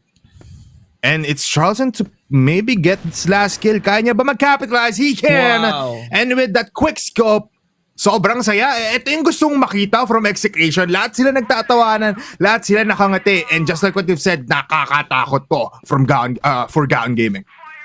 Sobrang taas ng vibes no? Charleston just hitting so many of these AWMs. The story has been the snipers no? ZYK and Charleston, the deadly duo on mid at saka yung house B natin. Pero yun nga lang, they're not gonna try to counter that. Again with the jump boost, they kill off one. Charleston hits the shot. The LA setup. Looks like nakakatakot na para sa pagpasok ng Gaon. They kill off Ray. Pero may rotation pa. It's still gonna be a 4 versus 5 or Execration. They're all relying upon their AWM setup pare. It's CBN. Naku po, ba't di mo tinatamaan? Vincent will get a one clip onto CBN pero naplapla na nga dito ni Charleston si Vincent. They know he was low. Pinagbabaril ba naman ng Exec Kaso nga lang, the execution wasn't there right now. It's a 2 versus 3 as A even cleans up the last remaining players of Gaon Gaming Exec. Ito yung gusto naming makita from the get-go. Pero just like the normality from Exec, nagpapalamang daw muna ang buong Exec. Kala mo anime yung pinapanood natin kung saan ang bida ang Execration. Si Charleston, yung mismong nasa center of it all, claiming so many multi-frags nung nagsimula tayo sa port, where it's a map na usually yung sniper talaga yung nagkakaroon ng spotlight no? Paano kung dalawa yung sniper na medyo mainit nga dito no? While Charleston has the brunt of a lot of the kills, si ZYK importante yung position niya no? He can be the flexible sniper where he could be anywhere across the map no? Nagpapakita dun sa may house, nagtatry na arangkadahin yung kanyang defense dito sa may LB kung saan one shot is enough para ma-slow down yung tempo, which I gotta be honest, so sobrang layo nga nitong ni ZYK kahit napaka-open lang ng angle niya dito. The fact that the distance is still there and Gaon Gaming are kind of aware that the snipers everywhere, hindi sila willing na makapag-trade ng ganun-ganun lamang no? Tarang yung distance kumpara sila naglalaro, yung spacing, kumbaga kumpara sa Ankara map nila is so different compared to how they are used to dahil sa port map structure na ginagawa nila at dahil din siguro sa kung paano nilalaro ng mga snipers nila yung duels sila dito. Yeah, very much so. Parang nagbago talaga yung flow natin for both of these teams, especially for what you have said. Medyo, parang it's a different taste right now. Especially it's in port. Medyo nakakawala din ang buong Execration from their just open wide peaks. Isipin mo yung ZYK getting a lot of kills in these like 3 rounds and he is basically not being traded off by the other side, which is very concerning for Gaon Gaming kasi ibig sabihin nun, it might lead up to an initial kill or first kill every round by ZYK or even by the other sniper of from Execration na nang walang walang pakundangan, nang walang trait, nang walang repercussion. So looking at it, it's not just a good start, it's a good feel for Execration. Totoo pare. And I can't help but feel na dahil sa pagiging proactive ng dalawa nating snipers kasi usually one sniper would be enough tapos may expect mo siya dun sa LA. Ngayon kasi yung Execration, they're coming into this with a game plan where is the sniper talaga pare? Saan may expect ng Gaon Gaming kung nasan yung sniper? Dahil dito, nakakatakot na mag-pick sa kahit saan kasi kumbaga dun sa bridge kung magpapakita ng gilas yung mga riflers nila, mauunahan lang siya siguro ni ZYK o kaya ni Charleston o kaya kapag nag-push nga sila sa house, nandun naman si ZYK. So saan safe ang Gaon Gaming? Kaya ang hirap mag-BL side dito no? Mas lalo na kapag napakainit ng sniper mo kasi sa bawat angle na pwedeng makuha ng sniper on the GR side, it's a potent threat sa mga long setups na meron sila. Kaya nagkakaroon ng malaking advantage yung Execration just because of the presence of these 2 snipers. Yeah, it's a death zone basically ang sinasabi dito ni Ramon, wherein the snipers really do prevail and they are taking advantage of that for Execration. Talagang nakikita mo na every angle is a must to be cleared for Gaon Gaming. Pero nahihirapan din sila kasi nga sabi mo, that angle na baka puntahan ng Gaon Gaming, Execration already has that in-locked by Charleston or by ZYK. So you need to basically adapt to these situations while in the game or while the rounds are ongoing. Pero looking at it, Execration, the aggressiveness na nakikita natin from them from week number 1 until now, nakikita natin it prevails on port and it's just looking pretty good. Kaya nga eh. Kung saan usually yung utility siguro yung pwede makapagpambawi. Minsan nawawala yung timing on the utility or yung Execration may pansagot. Either a boost up from the smoke or at least a shot bago man lang mag-bloom yung smoke. No? So hopefully makaharap ng pambawi ang Gaon. We're gonna start with Frey now holding the AWM. Oh my God! Si Frey naman! Oh my God! Yung papatay kay Fallex at What? TCYK. May AWM kayo? Kami meron ding dalawa. Si Charles Sendo nakabawi na agad from that Z position and it looks like Gaon Gaming have the answer from the 4th round, pare. Kinilig yung ano ko doon. Frey, ano ba yan? Grabe ka naman, sir. The awareness coming in from them. Even though we'll get that kill coming in today, it's a 3v3 now. Pero even very much low. And the HP, he still has that AWM. So it's not really, it's not really a big deal for him. That HP, yung pagkababa ng kanyang buhay dito. Pero Charleston, bunny hopping all the way from to House B, looking towards court. He doesn't get that shot. Pero look at this, Jackban. Using up all his utilities para ma-back off dito ang buong nasa mid-presence ng Execration. Sama-sama sila ngayon. It's very rare that we see this coming in from Execration that they're playing as a team. And this is what's scary for Gaon Gaming right now. Kasi they are being pinched by every angle right now for Execration. CBN though. In this golden box, in the God box, he looks at this with CBN behind him and even also getting that kill. Si Ellison lang titira and he has the AWM. He gets the Colt onto A-Even pero CBN getting that one more round for Execration. It's just one of the closest rounds so far. Kahit sabihin natin nakakuha ng maayos na defense sa B-site, dito pa lang tayo nakakuha ng parang decisive 50-50 round. Dahil dito kay Frey, AWM para makuha yung dalawang pickoffs. Nakuha pa nga nitong si ZYK from the crack as well. So you knew that it was going to be a push all the way towards house, pero yung mahirap nga lang dito is that Execration were already prepared for this as well. And the fact that they also had the flank coming down, you knew that Execration had a clock winding down for Gaon. Kailangan lang pumasok pero pumasok sa setup na maayos. Yun nga lang sa CBN, nakakuha ng isa pang 1-for-1. Jackban, he started strong, killing up tong si ZYK in the process. It makes it an easy House B setup para sa Gaon. Finally, a bomb plant pero yun nga lang Execration. They're gonna do the squeeze yet again, pare. It might be a difficult time for Gaon Gaming. They have the double AWM setup at nandito na ang pagkarakadar mo Execration squad pero look at Ellison and as well as Ray getting those kills. It dwindles them down. Si Charleston lang ang natitira.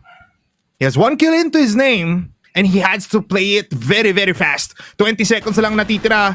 Takes it out. Nandun yung wallbang pero walang mamatay. That no scope will not connect. It's Gaon Gaming. First round para sa kanila in port. I think they did a fake tap din on the C4 bago sila makapagpatay sa tatlong pumapasok on the retake scenario, which honestly, Execration played up the flash. They were able to get a window of opportunity para ma-break yung crossfire. Yun nga lang, ang hirap Prepared na yung Gaon Gaming once they had the post plan set up. So, a good job for Charleston now. Picking up tong si Ellison again with the sniper head-to-head while Vincent now he picks up the AWM, kills up the sniper, and makes it a 1-for-1 setup. Now, Execration well, back in towards that push in towards LB. They get one over towards Ray. Pero yun nga lang, Frey also prepared for the push. It will be a 3v3 where Frey still holding the angle dun sa may LB where Fallex just has to wait and wait. Finally, his patience pays off. Oh my goodness, ang ganda ng ginawa doon ng buong Execration squad. And it's just a tip of the iceberg kasi nakita na yung bomba. So, Fallex just waits for the right opportunity and it prevails. Ngayon, it's just one player. It's Vincent though against Execration. So, they need to be a little bit more careful. Pero pincer maneuver again for Execration ang ginagawa nila. They just need to trade off from each other. At dahil dyan, it's easy pickoffs once again. Fallex, Charleston, ZYK, CBN, and Even are smiling all throughout. Umaabot hanggang tenga ang ngiti ng buong Exec fam. Just a classic GR side support map with a combination of that Execration identity.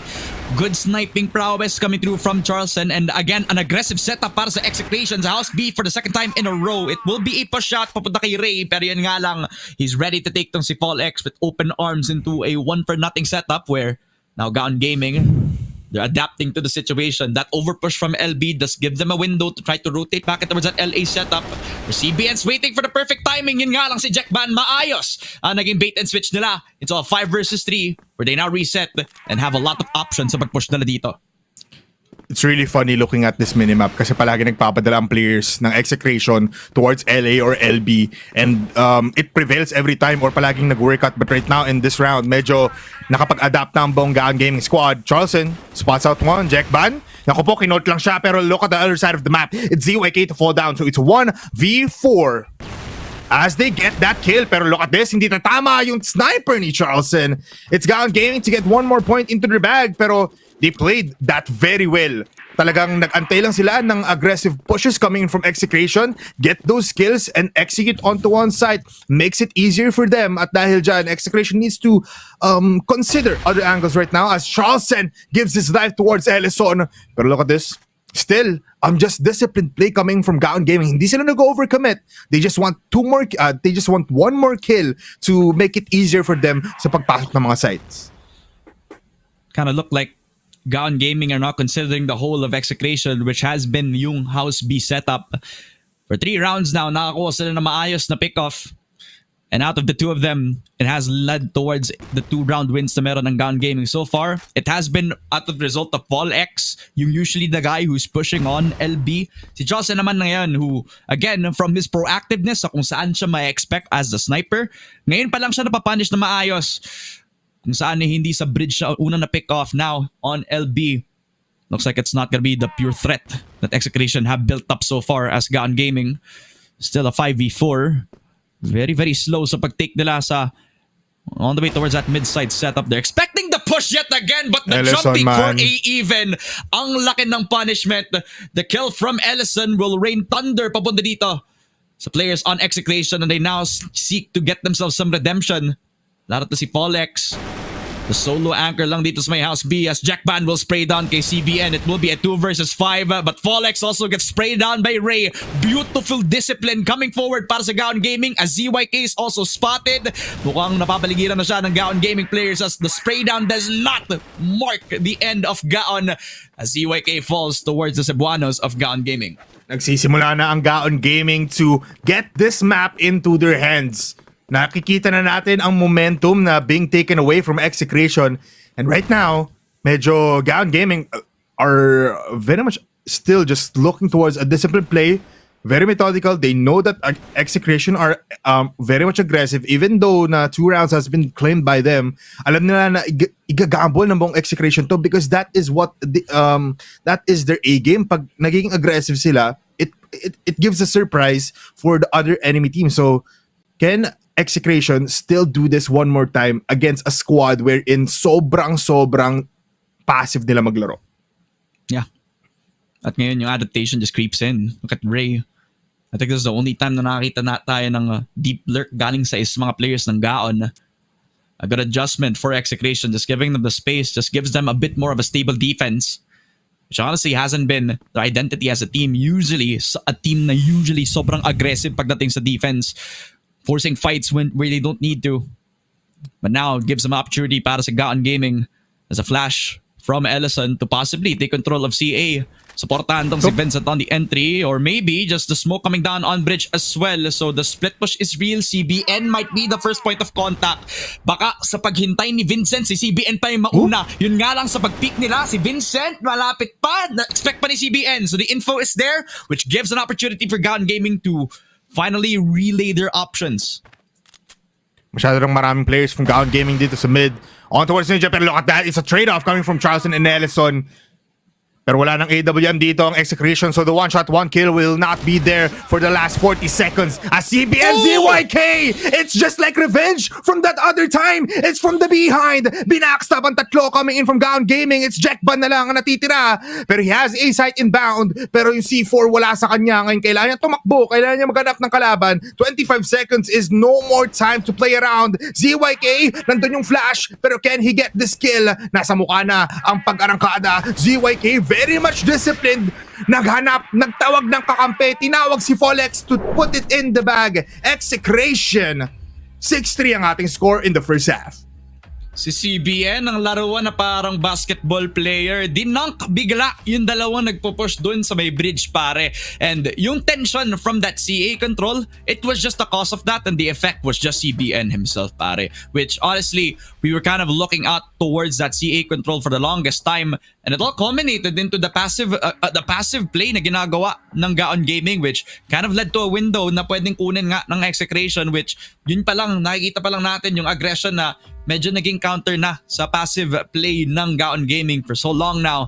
And mismong nakakita din tayo ng adaptation din coming through from Execration when they found out, or nung na-realize nila na yung house ay hindi 100% pure or flawless kapag ka dinidepensahan nila yon, na kung saan ay nakapag-adapt na nga yung Gaon Gaming, hayaan na lang nila yon para mas maayos ngayon defense. And in the few rounds that they did, they just relied on that bridge setup na ginagawa nila, yung CA control na ginawa ni CBN kanina, pati na rin yung the amount of times as well where it all came down to just the minuscule fights as well. So good thing that Execration were able to bounce back into that. They get themselves a 6-3, pero now na nasa GR side ang Gaon Gaming, pwede sila makabawi, pare.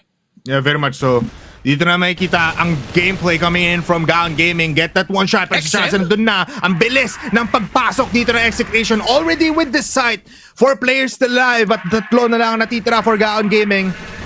Just look at this. This is what you want to see from Execration. The aggressiveness is there, pero mamamatay naman doon ang isang player from Execration. They are trading off one another. It's a 3v1 now as the bomb has been planted. Jack Band to fall. 7-3 ang ating score. A very, very fast first round sa ating second half. Finally unlocking the aggressive potential on this BL side, where normally they would have difficulty sa House B, pero Gaon Gaming, they just relied upon a passive setup dun sa B, pero yun nga lang with that AWM, it will spell disaster in their second round. Pero Charleston and Fall X, they continue their aggression. They kill off 2 people, pero Vincent able to get off 1, pero si even naging ninja pa nga. Na-ninja move si Jack Ban at si Vincent sumunod pa with a double kill para kay A-Even at mukhang tatatlo pa. 3-pointer para kay A-Even. Execration with another round. Back to back. Mabilis lang, bipolar. Ang saya.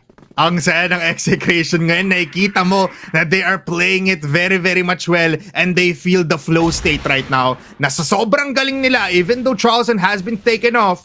Ang ganda ng vibes. And with that said, ang bilis ngayon ulit ng mga movement ng buong Execration squad through the smoke. CBN doesn't even need to see, even though he is blinded, as well as Folex.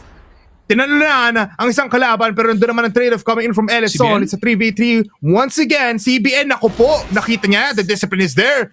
Nagantay ng isa pa, pero can he get more? He can get 2. The cold switch up. Ellison is there to get his kill, even to get a trade-off. Execration laughing at the Gaon Gaming squad. Knowing na isang point na lang, makakapagbiyahe na tayo papunta sa Eagle Eye. Now the Execration that you're finally looking for, the aggressive pushes from the side of CBN. And now Folex also following so quickly, where even also just showing his moves, his movement, taking control of that mid side. Pero si Ellison, may pampatos pa. Patay na tong si Folex, Johnson with 1-for-1. Pero Ellison continues to reign supreme. As Frey with the second shot, that will be Gaon Gaming. Healing off the first 2 kills na meron sila dito. It's all gonna be down to ZYK and A-Even, where Ray will have a perfect timing kay ZYK. Sa A-Even na lang, he's been so well aware dun sa last round, pero yun nga lang, isang napakamabilis na spray down lang para kay Ray ito. A 4th round para sa side ng Gaon Gaming. Sa dami ng ginagawa ng Execration ngayon, Gaon Gaming still composed, and as Frey gets that kill, nandun naman si Even to get him off. So medyo tie game pa din tayo in terms of player count. Pero habang dumadami nga ang executions ng Execration, dumadami rin naman ang fans ng Gaon Gaming sa likuran nila. So can they apply the pressure even more? Jack Ban still holding out long A, pero it looks like the timing is there kasi look at this. 2 players coming from Execration now are entering towards that area. Is he ready for the onslaught of Folex? This is Folex, and as well as CBN. Ellison to get that kill onto A even as he crosses the boundaries. Pero si Folex nandun naman. Look at the shots coming in from Vincent. Oh! Mula sa dulo, napatay ang nasa harapan, at dahil dyan, Charleston, naku po, naka-XM! Bakit ka naglalabas ng boga? Binarel yung isa, pero si Vincent still prevails. 9-5 ang ating score. Wow! Habang may puso, tumitibok pa para sa Gaon. And Ellison, not missing a shot, not missing a beat sa pagbawi niya on the way towards the side of Gaon. As Execration, I'm gonna try to go back in towards House B. An aggressive setup para kay CBN and Fall X getting set up for success. And Frey trying to lodge as much utility to get themselves a bit of a defense on House. They have a choice to either double up on that or go back towards that T side for the defense. They know about Execration. They know how talented they are when it comes to the NT. Kaya okay na rin na binigyan na to para mas maayos yung maging depensa on the way towards B side. I've seen this before. I've seen Charleston use XM for like 5 continuous rounds at dahil doon napanalo na ang isang matchup. But right now, medyo taken aback sila kasi 4 players are very much close on towards B. Execration, they need to play their numbers right. Kailangan nila ilabas lahat ng alas nila para makapasok at para hindi sila mamatay dito. But Charleston, look at this. Nako. It looks like the XM doesn't prevail kasi nandun naman ang flank up. Look at the flashes coming in from Gaon Gaming. It's overwhelming. Hindi makapasok with the wall bang as well. Ready to kill them off. One last player. It's ZYK with the bomb and it's Vincent with the shots para sa kalaban. Gaon Gaming closes the game. Full trust in the setup. And the discipline is real para sa Gaon Gaming. They knew that the push was coming towards that house and they didn't want to fight them off doon sa side ng mapa na yun. They wanted to play around that B-side setup and now yet again back-to-back pushes from Execration. But Ellison picking up first blood again. Johnson down, Ray with a second and Ellison keeps hitting as the sniper. Walang ID, walang entry sa B-side pero yun nga lang ang Gaon Gaming isang round pa. Gumugusto pa. Wala na! Sabi ng Gaon Gaming dito, kami naman ang gods of defense. Kung paano kami mag-defend, kayahin nyo kami. Execration talagang binibigay na lahat. Tumatakbo na lang parang si Usain Bolt pero wala sila magawa. Hindi pa nandun ang composure from them. Pumapasok, nag-audition lang ang buong Execration squad on that round. And Gaon Gaming very much applying all of the firepower na pwede lang ibigay. It's round number 15, tama nga ba? 9, 18 minus 2. round 16. Pero look at this, dalawang mga kalaban dito ni Jackman. Jackman still picks it! Naku po, ang aggressive mo, sir. Dalawang mamatay. It's 1 for 1. Pero ZYK picks it out. Naku po, Frey! Yung timing nandun para sa kanya. Charleston gets that kill. It's a 1v2 as Ellison is the last survivor of Gaon Gaming. Oras na ba para sa Execration to put it up to match number 3. 10-7 ang ating score, Execration. This is what we want to see. Yeah, now we have a series on our hands. Execration, ang pagbawi ng mga api. Ang set 2 para sa kanila. Ang port map kung saan nag-activate yung kailangan mag-activate, pare. Beautifully done. Charleston, from top to bottom, from start to finish, talaga nga namang very solid as a sniper.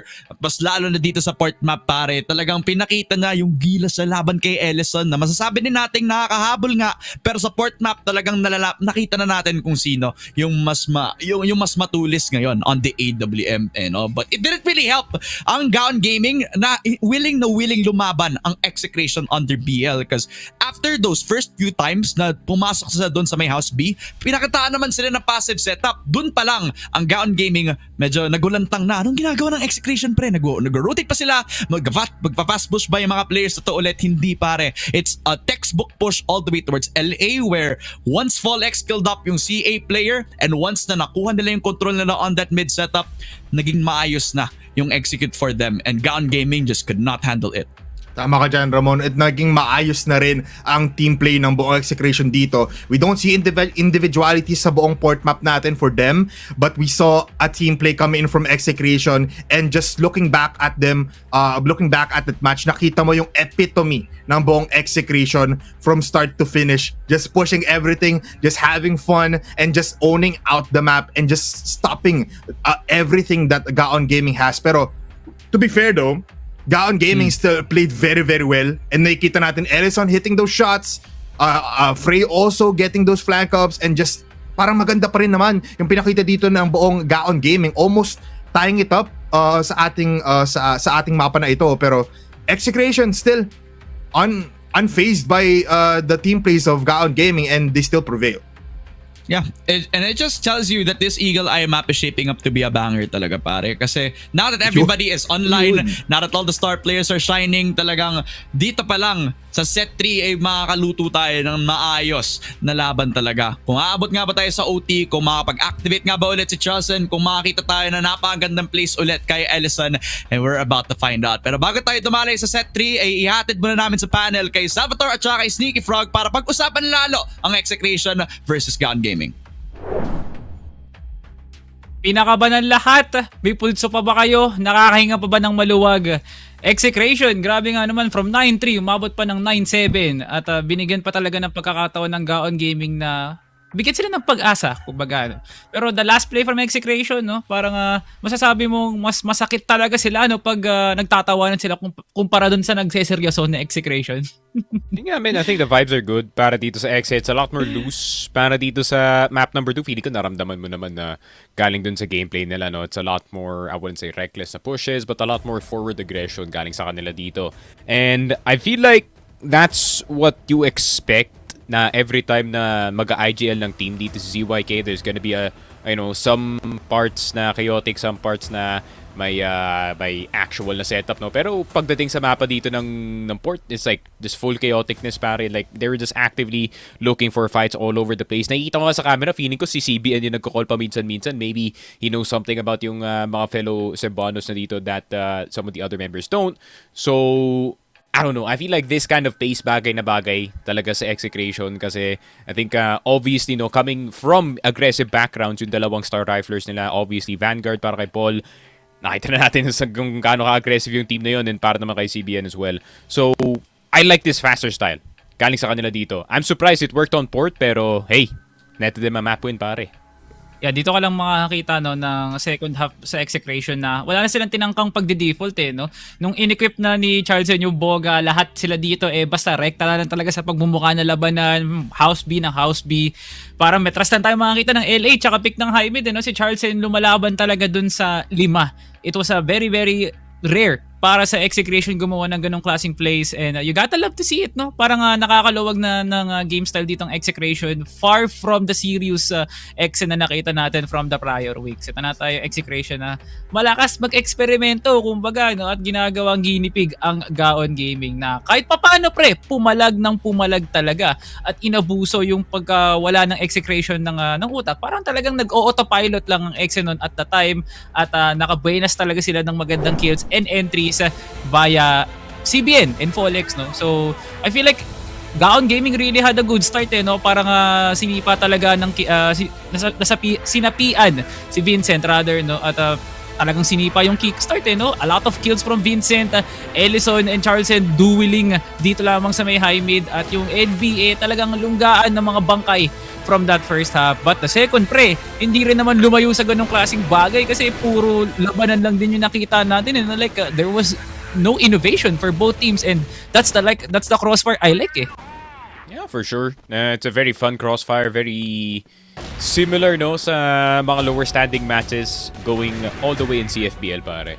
And yeah, it's just pure hindi naman pure fights, no? Pure fist fights. There's still some utility being thrown, especially after yung house speed denial galing dito ng Gaon Gaming, which was actually very, very well set up galing sa kanila dito.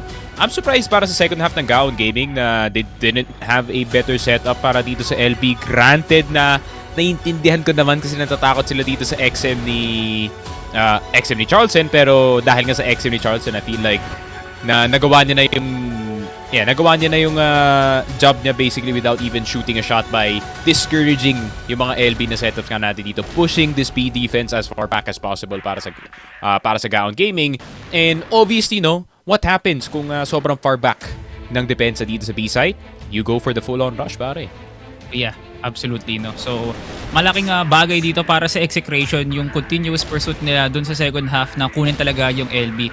At magandang bagay yun actually kasi hindi na nga sila tumalikod pa at hindi na nga nila iniba yung direction na yun. The moment that they have this good of a formula para talaga bulawakin tong Gaon Gaming dun sa site na yun, parang wala na. Parang that's the default na tinatawag dito para sa Execration. Na I feel like it was very very effective, no? Kasi kahit anong effort na gawin ng Gaon Gaming, hindi pa rin nila nagagawa ng paraan yung mid-round. Kasi the moment na nakapasok ang Execration, kailangan ba nilang i-rush? Kailangan ba naming i-set up muna yung flash? Lalaban na ba kami? Blindly, ganun. Ang daming factors na kailangan i-take in ng Gaon Gaming whereas Execration, sige, pasok lang kami ng House B. Yun lang talaga yung iniisip nila, no? Na kahit papano, gumana. Nang dahil sa talagang confidence na meron si Charleston, CBN and Folex was doing their own thing. At kung di ako nagkakamali, pre, tama ba yung nakikita ko? 100 yung headshot per kill ni CBN. So, pwede, di ko lang sure kung totoo yan. Pero kung totoo man yan, hallelujah sa'yo, CBN. And Gaon Gaming, yes, Ray and Ellison definitely delivered on both ends, no, from long distance fights up until to the mid ones. But the score shows, no, na Execration just had the better execute. Yeah, solid standing as well para dito kay Charleston. Big difference from that map number 1 KR for yung sniper aka Tagaboga nga dito ng Execration. I still have that theory na nasa likod ng utak ko na every time na ZYK plays good sa server, they actually lose. Every time he plays bad, they actually win. Pero that's here nor there, pare. But of course, set MVP natin for the map of Port. It is gonna be Charleston. Yeah, I mean, first half performance was very nice para sa kanya dito, but the second half, man, that shotgun, it has aura pa rin. Napaalis ng LB dito yung GG. May something talaga, no, sa mga sniper na kumukuha ng XM. Shoutout sa'yo kay El Pegaro, no, na the moment na nagsasawa na sila sa mga malalayong laban, tsaka yung sa pag-hold ng angle, yung mga nag-hardscope lang talaga, kailangan mo talagang gamitin ng XM, no? So, Charleston nabuhayan ng dugo dun sa second half because of the pacing that Gaon Gaming was throwing. So, instead of full-on fighting dito lamang sa may mid door o kaya dun sa may high mid, sige, talagang testingin na lang natin yung XM, no? At kitang-kita naman talaga sa highlights na binigyan hustisya ni Charleston tong baril na to, no? Na hindi nyo dapat talaga kinakatakutan yan. Gamitin nyo lang ng gamitin para talaga maging solid, no? Pero yun nga, binigyan pa tayo ng Execration na isa pang set na kaabang-abang nga naman talaga para talaga magtuo sa tong dalawang teams na to, no? Kailangan nga natin muna mamahinga kasi magiging solid tong game 3 na nga to, no? It's Salvatore and Sneaky Frag. Ito pa rin ng CFS PH Masters 2025. Magbabalik kami after this break.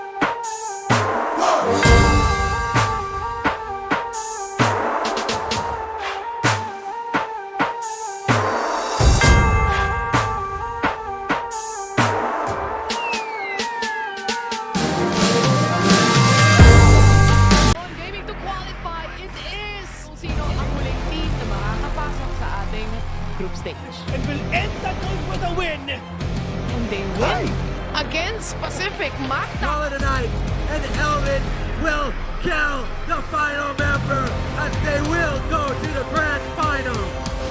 The dynasty is still well alive. Pacific Pasta will be your 3-time champions of CFS PH Masters.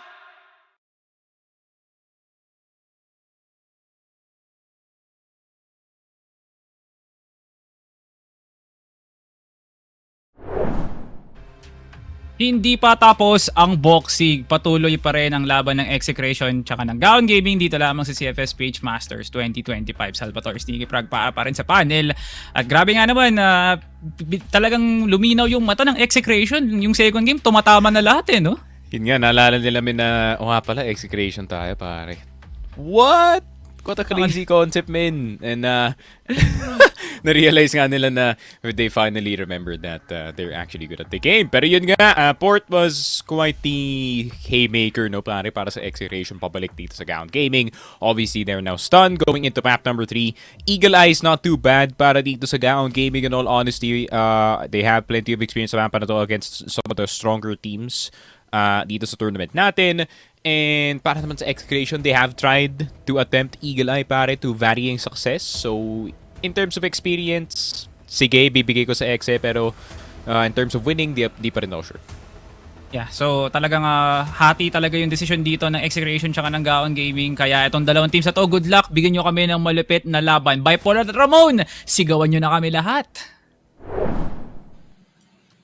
Thank you so much, panel. At yun nga no, naka-ready na si Bipolar sumigaw at mukhang ako ready din para dito sa trilogy ng Execration versus Gaon Gaming. Umabot pa nga tayo sa final set, Bipolar, kung saan lahat ng mga players nakakonect na sa server, nakakabit na yung mouse, nakabukas na yung monitor para lang malaman kung sino talaga ang magtatagumpay sa ating matchup. Tama ka dyan, Ramon. Kulang na lang bunutin nila yung internet ng kanya-kanyang PC, pero di natin magagawa yon kasi malayo ang dalawang teams natin. We will go on to our decider, Ramon. And it's just nice to see that Execration finally remembers what Execration is. But for Gaon Gaming, alam naman natin, just like what Sneaky said, they have a lot of experience sa mapang ito, especially with the top dogs sa buong Masters. So can their experience, can their adaptation, can all of their mishaps on their last few matches apply here? And with a lot of determination, especially against Execration, kinaya nila na throw down ang Execration in that first set without any big leverage coming in from Execration. Kaya nga ba nila ulitin to sa ating set number 3? See, yung pinakamalaking tanong now is what type of Eagle Eye we're gonna be expecting out of Execration ngayon, no? Kasi at one point they did beat out UBECMANIAC in a very, very close very, very close overtime fashion, no? Tapos nung nakalaban naman nila yung Team Secret, doon pa nga sila mismo tumumba, no? So it's a pretty big 50-50 na makita natin para sa Execration. Pero yung Gaon Gaming naman, on maps like Eagle Eye, mismo nga sa usual playstyle natin makikita kung saan na-overwhelm sila ng either aggression ng teammates nila or ng mga kalaban nila or yung parang outstratting nila in the mid-round, doon mismo nakakalamang yung mga kalaban ng Gaon. Pero this is a very different Gaon that we've been expecting out of them, no? The pure step-ups coming through from Frey at saka din dito para kay Jackban, who honestly has been a solid performer all throughout the set din, no? Talagang finding opportunities kapag nakakuha nga sila ng first blood, maayos din makakapag-entry itong si Jackban. But that's also because of Ellison's impact as well. The sniper of Gaon Gaming has put up so much numbers para na makaabot tayo dito sa puntong to. Pero ang Execration yung may momentum dito, pare. So medyo mahirap din to pag-usapan talaga when it comes to who we think is gonna win tong Eagle Eye map. Yeah, that is right. Kasi syempre, winning that set number 2 is a big factor coming into a decider map wherein talagang you need to play at your very best. You need to play at your prime. And Execration has that little bit of boost coming in from their win last 5 minutes ago. So makikita natin yan on how it applies. Pero big eyes on Jackban and as well as Ellison, just like what you've said. Ellison, if he holds on EB or LB, it might be a detrimental factor for Execration, especially that is his area mamaya. Pero on Jackban as well, medyo it's a good map for them. Pero once A even holds down this hotel area from Eagle Eye, medyo it's also a good factor for them. So marami tayong ups for both of these sides. We just have to wait on how they will play out this map. Medyo unfortunate kasi we're coming into a 5v5. Pero Charleston, he's very well prepared. Placed up onto Ellison, and yet again the sniper head-to-head continues with Charleston picking up first blood on the Eagle Eye map. That's looking like a very, very good start para sa Execration as they now have themselves yung EB setup. Yeah, ito na ata ang aggressive push coming in from Execration, even with the lead. Pero nandiyan naman si Ray. Habang blinded, makakuha siya ng dalawa. At dahil dyan, kaya niya pa kumuha ng isa. 3 na ang napunta sa kamay ni Ray. Kaya mo pa ba kumuha ng dalawa? Can he get this ace for his team? Isang magandang ace opener for our Eagle Eye 2.0. Pero mukhang aalis muna Execration. Malapit doon sa B-site. They will look at other ways of entry. At nandyan naman si CBN na kanina pang naglalakad towards LA. Isa lang ang makikita niya dito. It's Jackban though. So it's also a hard fight. 1 minute 20 seconds on the clock. Bomb is already close for hard. Look at Jackban. Jackban, can you hit the shots? Yes, he can. So si Charleston na lang matitira. Yun lang. Hawak na yung C4. So binigay lang niya on a silver platter. Para dito sa Gaon Gaming. So Charleston, he's been very much well prepared from that first 2 sets. Pero it's gonna be a tri-stack coming forward para sa Gaon Gaming as it's gonna be a very difficult retake. A very, very difficult scenario para sa kanya. That's at the AWM 50 seconds. Has some time para mapag-rotate dun sa may RS pero na-expect na ni Vincent. So may high-low pa nga. Medyo imposible na ata to para kay Charleston unless nag-whiff yung shots. Unless Vincent actually pulls out his util. And now becomes a little bit more of an easier time. Pero may high-low pa rin naman. Ray and Jackban. The duo combining para mas maayos yung magiging setup nila on top of this ace site. Pero yun nga, it's that AK. That will pick it up para kay Jackban. So Gaon Gaming, because of Ray and his position sa loob ng cable car, is able to start a very good round para sa Gaon Gaming. Very, very good start for Gaon Gaming talaga. As we see them still apply the pressure for Execration and just a good round for Ray definitely kasi with that hold up medyo talagang natigil ang pag-arangkada Execration pero nandito naman talaga si Folex to get this kill. Vincent though will get another kill onto ZYK. But look at this, can he apply more pressure? Pero no, dyan naman si Folex, his headshot is insane as he gets to. And with it said, it looks like kumakaripas ngayon ng Gaon Gaming but Vincent and Frey will get that kill onto Folex. Ellison, to make it easier for them, even falls down. Naku po, nag-iwa-hiwalay pa pero at least may konti pang damage. May opportunity si CBN. The headshot machine is already inside of cable car as he now fights for the space in towards that B-site, leaving up dito kay Jackban, the set 1 MVP. To clutch it up against the last 2 players of Exec. Charleston gets knocked down by a headshot. 1v1 now. Tamang clear lamang tong si Jackban. He has a lot of time to do so. The CBN is trying to take his time. Hindi na kailangan mag-peek. Hindi na kailangan gumawa ng kahit ano pa. Si Jackban dapat na lumapit sa kanya. Flash coming forward, spots him from top of the box, and yun na lang. Lots of damage done. Jackban has to be careful as the shot pulls out the cold, and it's gonna be enough. He has time. As Gaon Gaming will get one more round against Execration. 2-0 para sa kanila. That's a good switch up coming in from Jackban himself para makakuha ng one more point for Gaon Gaming. These rounds are very close, Ramon. Kung makikita natin na sobrang dikit talaga ng laban na it's a 50-50 every time na nakakapag-plant sila ng bomba. Pero look at the aggression coming in from Ray. Nakakuha na nga ng isa. And just look at this. Even with the push-up coming in from EB, kailangan na tumakbo ngayon ng buong Gaon Gaming squad from mid towards B kasi wala nagbabantay dito. It's a free setup. Pero yung bomba malayo pa. Wala pa dyan para makapag-plant ng bomba. Pero si Folex though, still with the shots connecting kahit blinded pa. Ngayon, he goes out to clear more spots, makes more space, pero may onting labanan doon sa may EB. Binabaril na nga sila, pero even to get that kill, Ray to fall down as A even gets one more. It's Execration on the board, 2-1 ang ating score. A possible 3+ kills para dito kay A even who really needed to try to cook something up na. Execration have been faltering from Gaon Gaming and the only time na nag-mid-aggress yung Gaon, dun pa lang sila na-punish, giving the open space dun sa may B-site plant. And even coming up online at a moment where they need him the most talaga. So now he has to keep continuing. So stride niya dito on this momentum. It's gonna be a 1-2 para sa Execration. They have the lineups. They put down the smoke. As Ellison has the perfect timing. He does hit the shot kay Fall X. That's the entry down. But ZYK gets himself the shot sa mid-side. The lurk is real. And ZYK and everybody from Execration hitting the excess shot all over Gaon Gaming. It's just gonna be Ray left. Pero yung misteryo na nag-iisang player ng Gaon, mababagsak lang ng leader ng Execration around para sa kanila. Pero nakahabol pa nga against Gaon Gaming. Grabe yun, man. Grabe ang entry ng buong Execration doon. Just foot on the pedal, not even just taking away their fingers on that W key. Talagang dire-diretso lang, pati na rin sa mouse 1. Pero look at this, a hotel push coming in from Execration is not gonna be a successful one as Ray and Frey get those 2 kills. Fallout ZYK, wala na agad sa mapa. But as you can see, a lot of movement coming in from Gaon Gaming is becoming a problem for Execration. Nakakuha nga ng sa even. Can he get more towards his bridge side? The timing might not be good for him as he goes under the squad of Gaon Gaming. Vincent pushes out hotel. Wala nakikitang isa. Nakita niya na si even. Very much low in the HP. It's a 1 kill for Gaon Gaming. Pero Ellison on the other side of the map gets that kill onto CBN. A very long ranged Colt in hand. At mukhang si Charleston ay natitira na lang dito with the AWM.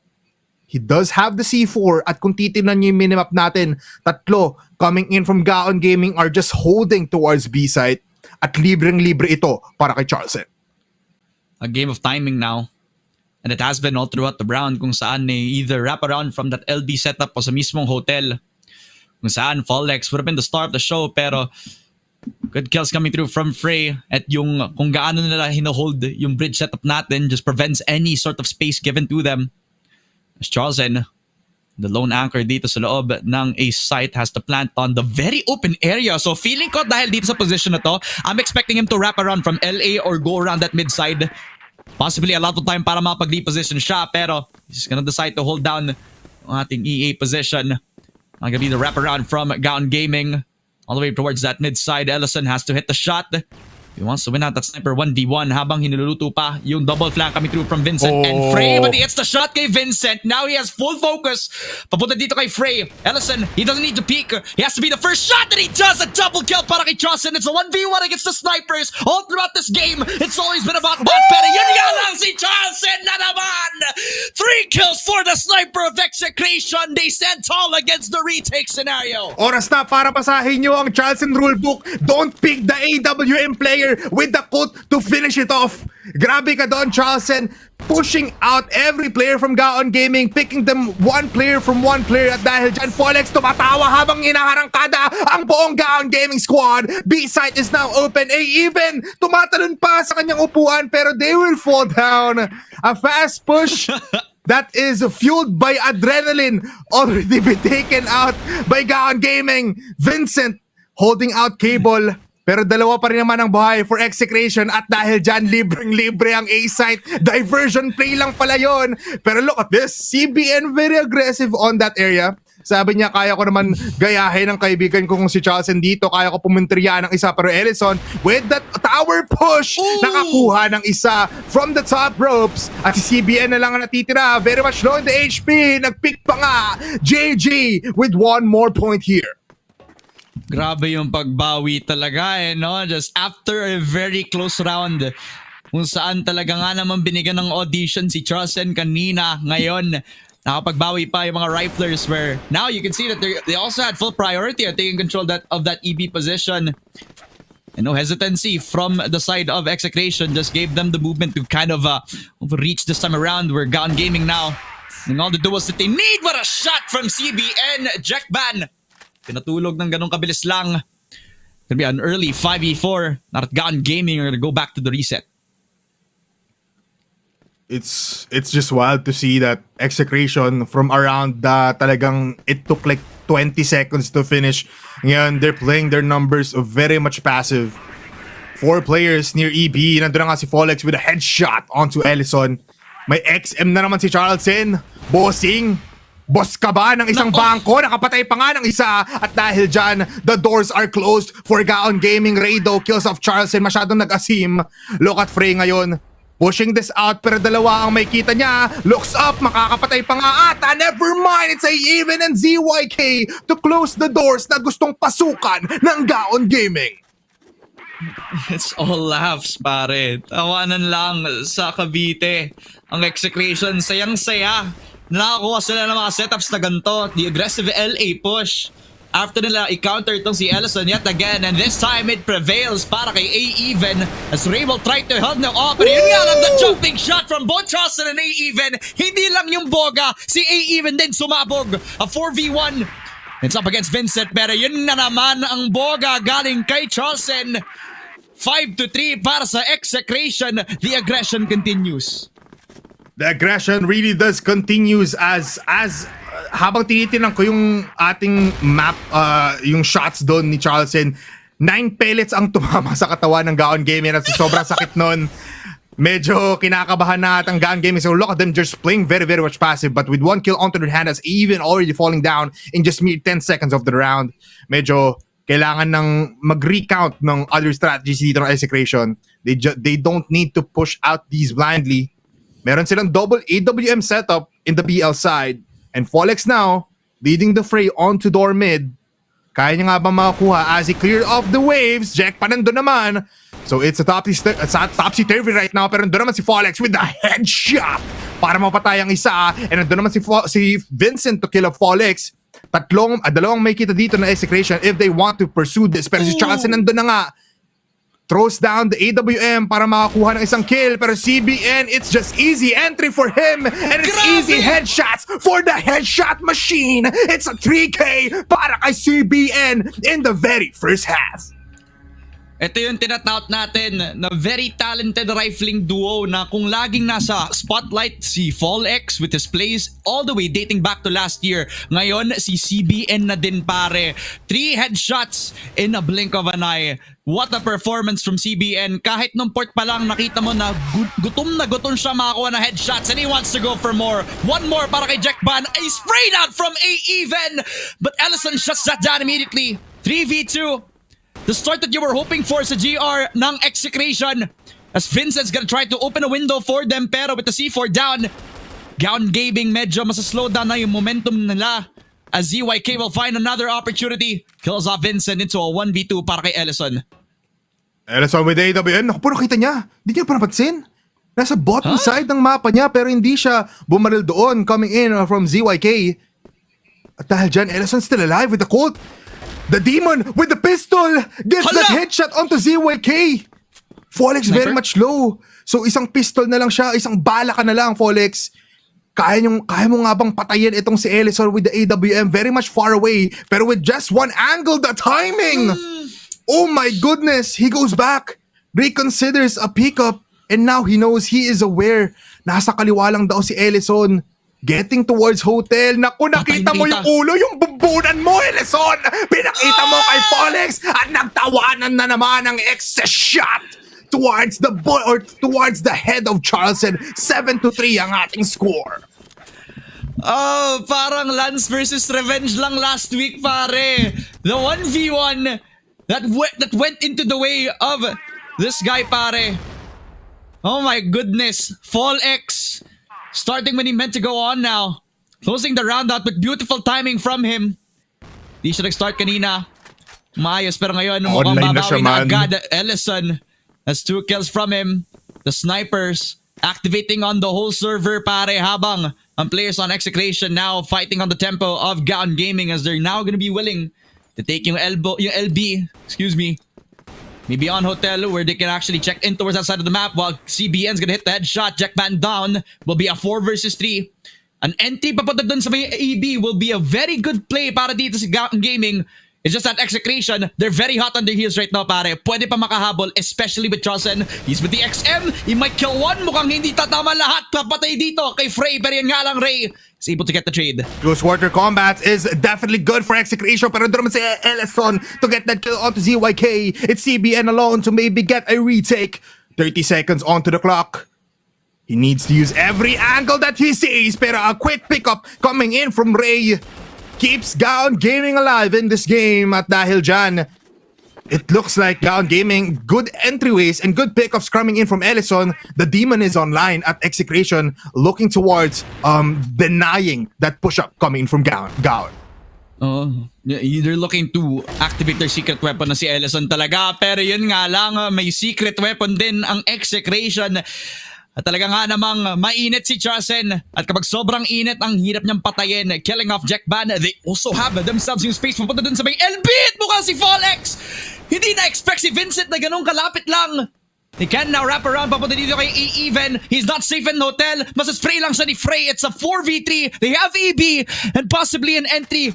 Lalo na si Jocelyn, not given the timing. Frey gonna have another window para makapasok dito. Pero dahil hindi nag-hit yung shot kay Jocelyn, GG has full control of B. Yun nga lang may isa kay Jocelyn. At may flank pa nga from CBN. So Execration have a chance. CBN right now with the timing in his hands. Ellison though will get the kill to ZYK. Charleston ngayon very much online. Isa na lang natitira, si Vincent pa. The bomb is not planted. So papasok na lang si CBN. CBN with the 2K. At with Charleston behind, in front of him, it's just an easy round for Execration, a retake for the ages, and Execration is just 2 points away from getting match point. Kung saan mainit sana sa simula ang Gaon, mabilis ang pagbawi ng Execration where Fallex and even they put the numbers down into a 4 versus 2 now. Ray gonna have to deal some damage done, pero Vincent, nice timing papunta kay Charleston, now makes it an even 2v2. Kung kailan ng hotel, naging advantage na sana on the side of Execration. Nakabawi pa nga agad ang Gaon. Naghahabulan lamang si Ray at saka si ZYK. Picks up the bomb this time around, and now the fight between CBN and Vincent. Kung saan naghahanapan lamang yung dalawang nagro-rotate all the way back in towards that A site pa. Itong si CBN, but because bukas to bukas yung B site, pwede pang makapag-plant ang mga players natin on Gaon Gaming, where Ray gets spotted by ZYK, sobrang low on HP, possibly one nade is enough for him. ZYK gets spotted, and Vincent already at the right place at the right time. So si CBN na lang, 1v2, talented on the rifle, spotted by Vincent, gets a headshot, pero Ray, always reliable, gets the 5th round, dineliver ng Gaon para makapanalo. Grabe ang composure dito ng Gaon Gaming. Even though they're just 2 points away from losing this match, still they are putting out a show. A good round for Vincent as he infiltrates the backline, pero ngayon a hotel defense coming in from A-Even is gonna be stopping a lot of aggressive pushes from Gaon Gaming. Fallex with aggressive angle once again. Pulls down from the ropes, pero makakuha pa rin naman siya ng shot. The aim is there. Pinpoint accuracy. The marksman. Fallex gets a kill. Pero look at this. Gaon Gaming. Vincent once again trying to infiltrate the middle and the back lines of Execration. Pero nagpadala na doon ng Execration ng isang rifler or ng isang AWM para ma-hold down yung area na yon. At it looks like it's gonna be the plan for GG. They want to go inside this. There's Charleston mamamatay with the wallbang. Naku po, Frey. Beautiful spray coming in from him. What I was about to say, no? Charleston has to hit the shot sana, pero Gaon didn't even give it an opportunity para makabawi. Pero look at this, no? Even already at the enemy lines where Ellison has to open the window. Yun nga lang, Gaon Gaming, they have the opportunity to entry on CBN down. Ellison finds the flank watch. This A-Evens already, he would have been the hope for the side of Execration. Si Fallex na lang. Has to hit every single shot from the AWM. Expects one from Frey sa taas, pero si Jackman ang pinakaunang bibigyan ng contact. Spot shot 1 does not hit it. As they will take their time and eventually they kill off tong si Fallex. It will be Gaon Gaming. Katulad ng ginawa nila sa set 2, may pagbawi ang mga players natin on the BL side. And just what I predicted, balik sa XM ngayon si Charleston, the master of everything. At dahil dyan, pumasok na nga ditong buong XFAM sa mid. Nakakaisa pero dalawa agad mamatay for JG. Pero doon naman si Frey and as well as Ellison. Inubos ang tatlong players ng Execration. At dahil dyan, tinatawag na ni Ellison ang lahat ng players coming in from GG to maybe push out EB. Pero never mind, yung bomba pala ay naiwan doon sa may harap. Ray eating up a lot of damage. Even though still holding this down just alone, a solo player. Can he hit the shots? Dalawa lang naman yung nasa harap niya. Here's the footsteps. Nakita yung barrel, nakakuha ng isa. Pero may dalawa pa naman sa harap niya. Kaya niya makuha ng isa. Look at this, Charleston from the behind. It's the shotgun. It's the XM, the master of all. Kahit anong ibigay mo kay Charleston, kaya niya gamitin yan. Match point. Match point for Execration. From long range to short range, talagang maaasahan nyo si Charleston. From the AWM to the XM 1014 shotgun, he will deliver with the perfect timing. At talaga naman deadly combination yon kapag ganun ka-aggressive lang ang Execration. They get the 1-for-1. They kill up the sniper, so at least that will be some damage done. Some pressure being made. Execration continues to stride papunta sa momentum nila. ZYK! What a quick scope! Kills off Ray! Ray sa pagbawi! Ang Gaon Gaming may paglaban pa. They still have the C4 within their hands, pero ito na ang unti-unting Execration. nalalabas na ang server para sa Execration. A 10-6 sa Eagle Eye and a 2-1 victory for Execration. Despite them not in playoffs, they start off strong dito sa ating 2-1 victory. Execration to win set 3 and to win the matchup before the playoffs. Looking pretty well ang ating Wild Dogs, ang ating Exe-Shot puts it up against Gaon Gaming, and that is what we want to see. Never doubted the Execration from the get-go. 2-1 ang ating score. Ramon, what a game, man. What a game. What a game. Oh man. Kulang na lang lumabas yung popcorn, dinala ko yung inumin ko dito. Kasi talaga nga namang entertaining. Yung nakita natin sa buong Eagle Eye, no? Talagang nakita natin yung peaks ng mga players natin on Execration finally taking shape. Yung 100% headshot rate nitong si CBN kanina, talaga nga namang binigay pa nga niya ng isa pang mataas na headshot rate na game na to, no? Talagang perfect timing on the crosshair. Talagang napakaayos din on the AWM. Parehong si ZYK tsaka si Fallex and si Charleston, pare. Was there any doubt that this guy was gonna perform as well dito sa set na to? Syempre wala, kasi sobrang init na doon sa second set natin. Yung mismong hinatid pa nga dito si Eagle Eye where he was reliable on the AWM. Tas mas masakit pa nga nung XM1014 pa yung hinawakan niya dito, kung saan yung Gaon Gaming sa mga times na sobrang focus sila on the double peaks, sa mga times na kinailangan nilang i-double peak yung is mga nag-aggress sa kanila, si Charleston ay lagi na lang para siyang assassin, kumbaga lumalapit lang sila sa likod. Yeah, parang it's just crazy to see everything unfold in front of our eyes. Now these two teams really played out of their minds. Pero one thing to point out just coming in from me is that Charleston, very much versatile into this man. We can call him the versatile guy for Execration. May kita mo rin naman si Charleston hitting those shots, very much good. And just one thing to point out as well is that Execration just needed to rev up and just foot into the pedal from from set number 2 into set number 3. Kailangan lang nila ng onting factor para makakuha ng momentum, and as well as just beautiful headshots coming in from Execration. Ibibigay na natin yan for Pano to maybe basically breakdown. Pero for Gaon Gaming, it's just good shots coming in from Ellison, and as well as kay Vincent. Vincent is very, very dominating sa buong mapa natin from set 1 to set 3. Totoo, pare. Sa kung saan yung talent nga ng Gaon ay naipakita, yung mental resiliency at saka yung aggression ng Execration ang mismong nag-deliver para makuha yung 2-1 victory against Gaon Gaming. So para mapag-usapan ng lahat ng first series natin ay hatid namin sa panel kung saan si Salvatore at saka si Sneaky Frog ay nandun lamang para pag-usapan lahat. Nikki, naniniwala ka ba sa kasabihang biruin mo na ang lahat, wag lang sa taong basag? Ito yun, pre. Parang true to life na ang ginawa ng Gaon Gaming, ng trip sila.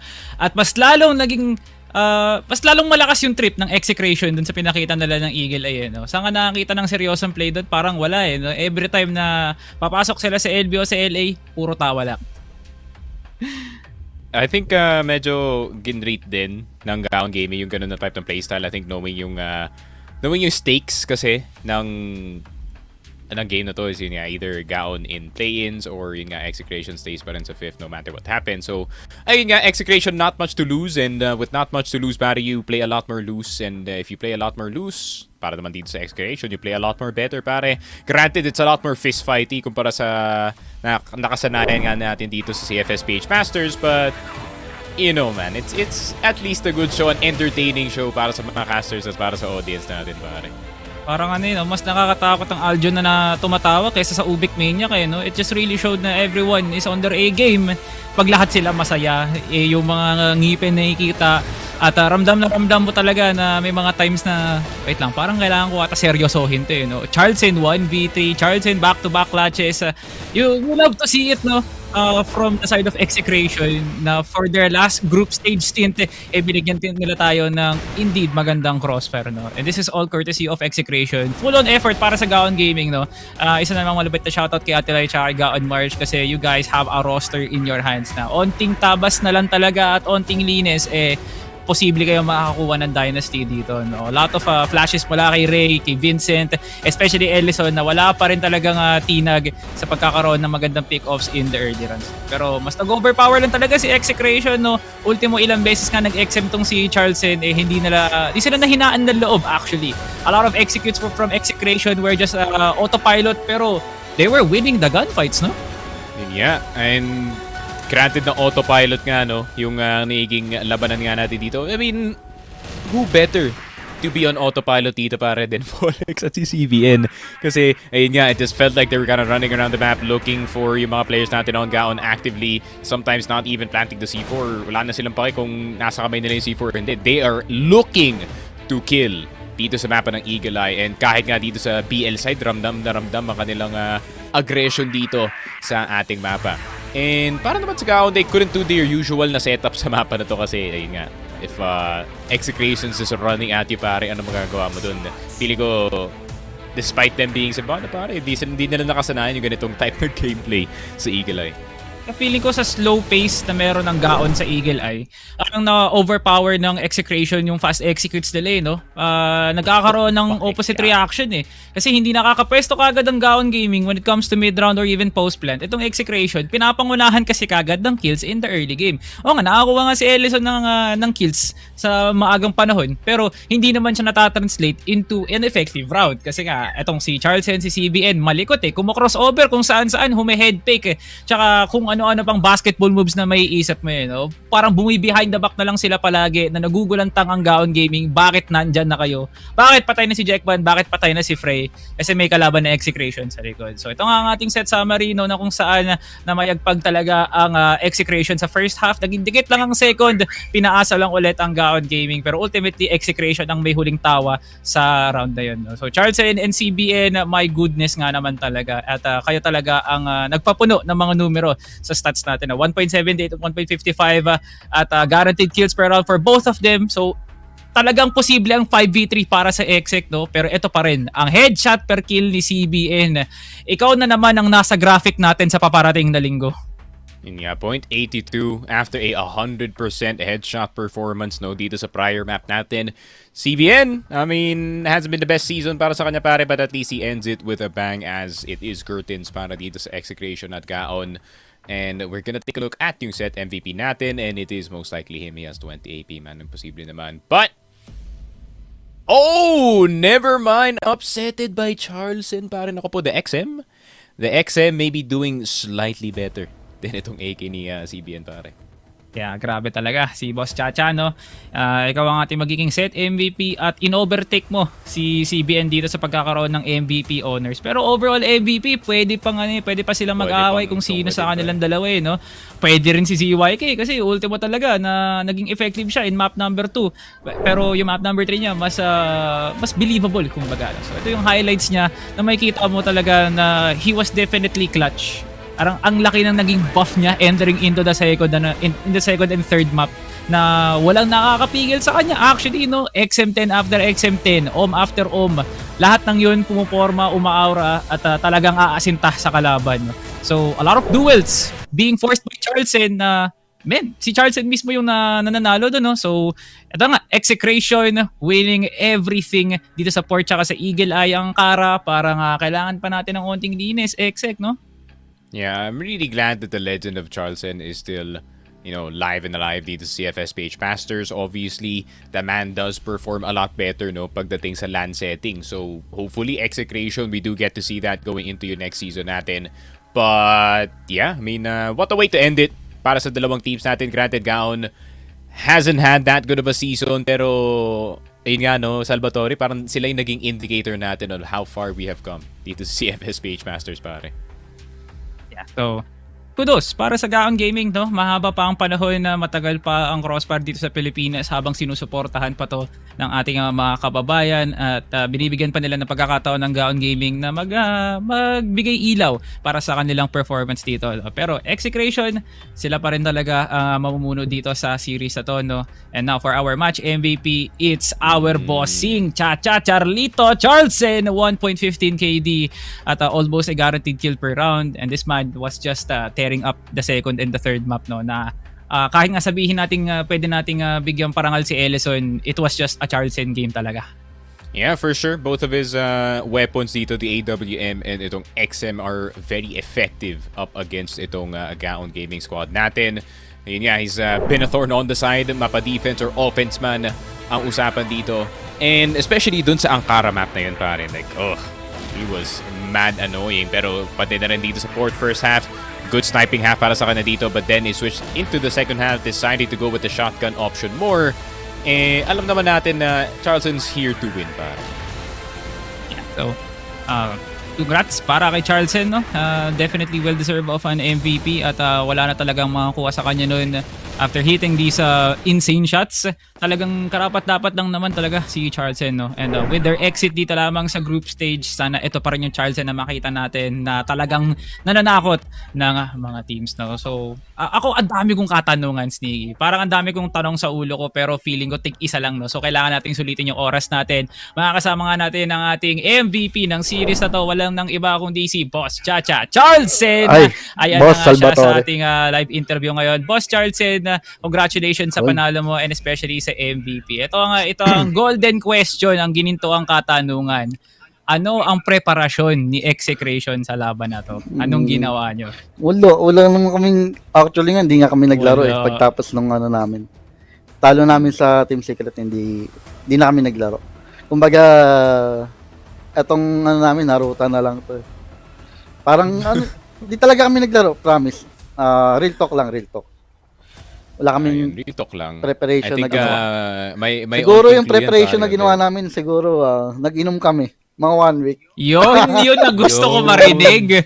Sasabihin ko pala, Salvatore, bakit alam niyo na kung bakit, kasi tignan niyo may empty coke bottle doon sa likod ni Charlie. At alam niyo na yung alam niyo na yung chaser dyan kagabi. Oo, yan nga. Buti alam mo yung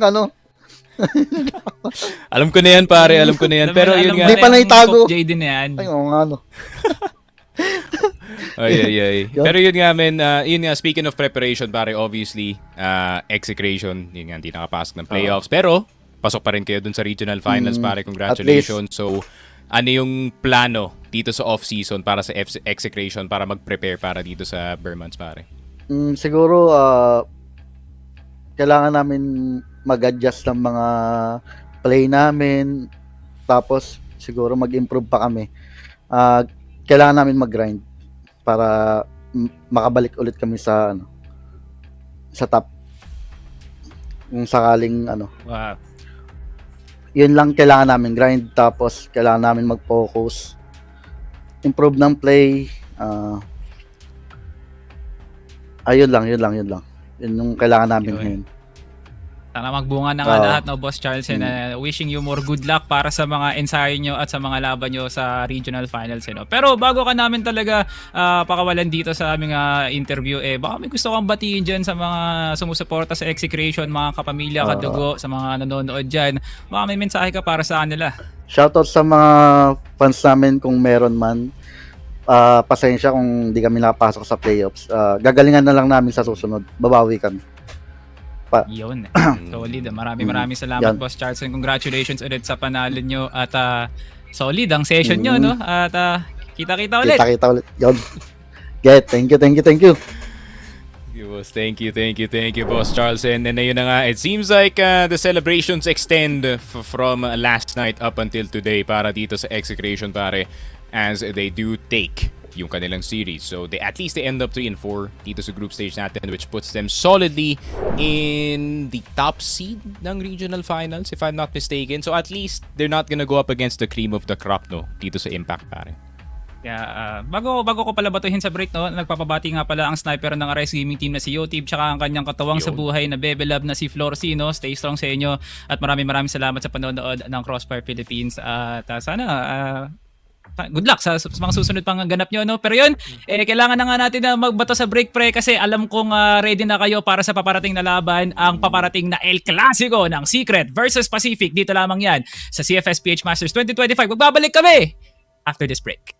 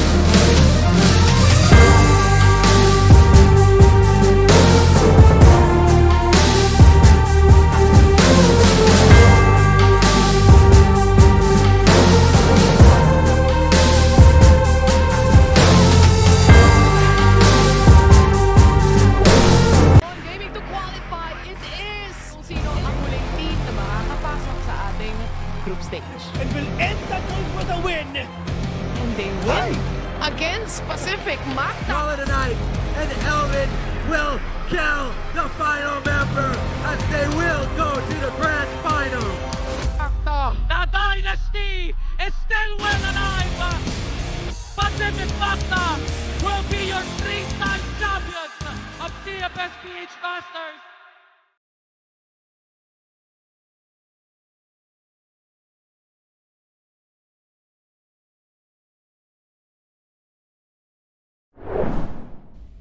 Umaapaw ang mga laban dito at mas lalo pang babaha pag nakipaglaban na nga ang Pacific tsaka ang TS, no? Ito nga pala ang CFS PH Masters 2025 Salvatore Sneaky Frag ang inyong mga kasama pa rin sa panel ngayong araw na to. At sa mga oras na to, pre, dapat naka-super glue kayo sa mga upuan nyo at nakatutok ang mga mata sa screen kasi, pre, ang laban ng Pacific at Team Secret hindi nyo dapat malampasan. Of course, one of the premier matchups natin dito sa week number 7, it is PE versus TS, and then bukas namin we do have the EVOS versus UBEC clash. So parang this is like the, pwede ba sabihin natin, undercard para dito sa ating main event, and it's not a bad undercard, pare. Obviously, PE has had a very amazing season, pare. No one expected them to do this good dito sa standings considering yung rise ng EVOS at ng UM, but still, Aldrin with a new win, everyone having their new roles, pare. Feeling ko komportable na sila dito. Para naman sa Team Secret, you saw their up and down season, pero yung mga ups nila, pare, they look very, very freaking good. Itong malaalak na team, no, Pacific, na habang tumatagal ang mga linggo, mas lalo talaga silang parang swabe sa lalamunan ng mga nanonood sa kanila, no? Kasi sobrang smooth, sobrang seamless, at hindi mo talaga sila nakikitaan na, wait lang, parang kailan ba hihina tong Pacific na to? Kasi from plays ni Justin, yung mga tawag ni Revenge, si Aldrin, na talagang pinapasabog niya talaga yung mga bungo ng mga players, Pacific nga naman talaga ang masasabi mong standard pa rin dito lamang sa tournament na to, no? At sila na nga yun, no? Si Aldrin, hindi ko alam kung nasaan siya. Teka lang, ayan na nga, makakaupo na siya. Feeling ko may sinusukat lang ata si Boss Aldrin. Pero ito pa rin ang ating pinakamamahal na Pacific na dekada na talaga sa larangan ng Crossfire. Kailan ba talaga mga ngalawang to? Feeling ko, medyo matagal-tagal pa, pare. The anti-rust is very strong para dito sa Pacific, pare, especially para kay Aldrin, who has had one of the most amazing seasons he has had in his whole career, pare. Dito sa CFS PH Masters with 1.53 KD, 1 KR, 0.60 headshots per kill. I mean, yun nga, HNK is not that high, pero yung output dito ni Aldrin and the way that he dictates yung game natin really stands out para sa Pacific. Yeah, silang dalawa ni MVA, no, on the front ends of the map talaga, na makikita mo na wala talaga silang takot when it comes to dueling. The chances are 80-20, no, kasi MVA just comes out on top every time. Si Aldrin full mugs everybody, palagi nakakuha ng 2 or 3 kills, no. So a lot of those factors really puts Pacific in a very, very good spot. Na wala pa talagang nakakagalaw sa Pacific, no, when it comes to just dueling prowess. EVOS pa lang, pre, UBEC tried. Yun lang ang mali nila, pre. Nag-try lang sila, hindi talaga nila ginawa ng effort para talaga magampanan yung role nila bilang isang team na kaya talunin ang Pacific. Pero tinan mo naman, pre, EVOS, tanging Pacific pa lang ang nakakagalaw sa EVOS para makarating sila sa map 3, no. Others tried, pero Pacific, man, they just came up short on the Black Widow, no. Dikit din yun, 10-8, no. But the rest, tinan mo naman, pre, 2-0 all over the board para sa Pacific. Ganyan pa rin ba ang kakahinat na ng Team Secret? Well, never know. Yeah, we're gonna have to wait and see, pare. Obviously, ever since that loss dito ng EVOS, they haven't really looked back, and I think yung pinaka-impressive na result dito was probably that get back galing dito sa UBEC, no? Especially knowing Salvatore yung nangyari dun sa group stage last time, and I feel like it's a good sign para sa Pacific na we can perform this well, we can still contest up against the top 2 talent. I mean, naging close din naman yung EVOS na series na yun. So Pacific is a team na hindi mo talaga dapat i-underestimate, especially pagdating sa playoffs, pare, kasi yung pagdating sa playoffs, they become a whole different demon, pare. Kailangan na natin malaman kung ano bang masasabi ng Pacific sa matchup na to. Wala nang iba kundi si Kapitan at ang Filipino sniper ng Pacific. It's going to be Boss Revenge na makakasama natin sa interview ngayon. Boss Bench, maraming salamat sa oras mo, no. At sa paparating na matchup up against Team Secret, knowing na 2-0 mo yung mga nakalaban mo except EVOS, anong tingin mo ang chances ni Pacific sa laban na to? Di ko pwede pangunahan. Ang ano lang, siguro gagawin namin lahat para ganun pa rin yung kalabasan. Grabe min. The sniping goat is humble, pare. Pero, ayun nga, Boss Revenge, obviously, it's been quite the season, no, para dito sa Pacific. Looking back, no, sa na naging run nyo sa group stage, ito ba yung isa sa mas naging mahirap na group stage para sa inyo or mas nadalian ba kayo? Wala namang mahirap, wala namang madali rin. Kasi balance lahat eh. Kasi di naman natin masabi na mahihirapan tayo dyan o madadalian tayo kasi lahat yan magpa-practice na lang. Mga Boss Bench. At talagang wise words palagi ang nakukuha namin mula sa iyo na Boss Bench. Gustong batiin, i-shoutout mensahe para sa kalaban at mensahe sa mga taga-suporta dyan. Shoutout sa laging kalaro ni Jamera ng 8v8. Kasama ko yung mga yan. Shoutout sa laging kalaro ni Jamera sa 8v8. Grabe, no, wala na supporters, binati na lang si Jamero, no. Boss Bench, maraming salamat. Sana umasinta lahat ng mga bala sa kalaban mo and good luck sa Team Secret. Good luck sa mga laban mo against Team Secret. Thank you. Ayun nga. Ka-reveal all sa atin dito, pare. I didn't expect that. Yun nga, vibe was pretty serious up until that curveball, pare. Pero yun nga, looking like PE is pretty locked in dito sa laruan natin. I like the vibe. I like the vibe of yung interview, you know. Wala silang underestimate, wala rin silang overestimate. They see everyone as like an equal, no? Dito sa tournament natin. And they are. Kasi ganoon naman talaga yung Pacific. They have that amount of caliber, that amount of firepower sa kanilang team na they can say exactly that, pare. Parang monghe sa templo no, na nagsasalita si Bench na kailangan makikinig ka nga talaga. Kasi parang mataling haga every time na may tinatanong kami sa kanya. No? Always humble foot on the ground dito si Boss Bench. No? Dito naman tayo, pre, sa ating mga kaibigan mula sa Team Secret, ang ating team, no? Favorite team ba, Sneaky? Sige, favorite team natin dalawa, no? Kasi ito naman talaga masasabi natin na almost last year pa nga, hindi nga almost, talagang last year pa talaga natin sinusubaybayan yung growth ng team na to from impact to regional play-ins and then regionals, tas ngayon PH Masters na sila nakapag-qualify, no? And they definitely delivered in all on the cylinders, no, pre, with that huge win against Execration last week. Malaking bagay yan para ma-boost yung moral nila heading into this huge matchup with Pacific. Yeah, for sure. Para saan, I really clinged on to Team Secret, not because yun nga, no, I have friends on the team. It's because the story behind the team has been one of the most interesting sa lahat na naging CFS PH Masters natin kasi nga, these are all players that have been, you know, played second fiddle nga, kagaya nga ni A7J at ni MZ for the longest time. They have been kind of waiting for their opportunity to kind of crack itong top 2 natin. Same goes for the other 3 players na nasa loob ng roster looking for opportunities to, you know, be at the upper echelon ng crossfire nga natin dito. So, now is the opportunity para sa Team Secret to prove how far they have gotten, and with that last series, I mean, that could be a sign for good times, especially para dito kay MZ at kay Dracifer has had not too good statistical games no dito, pare.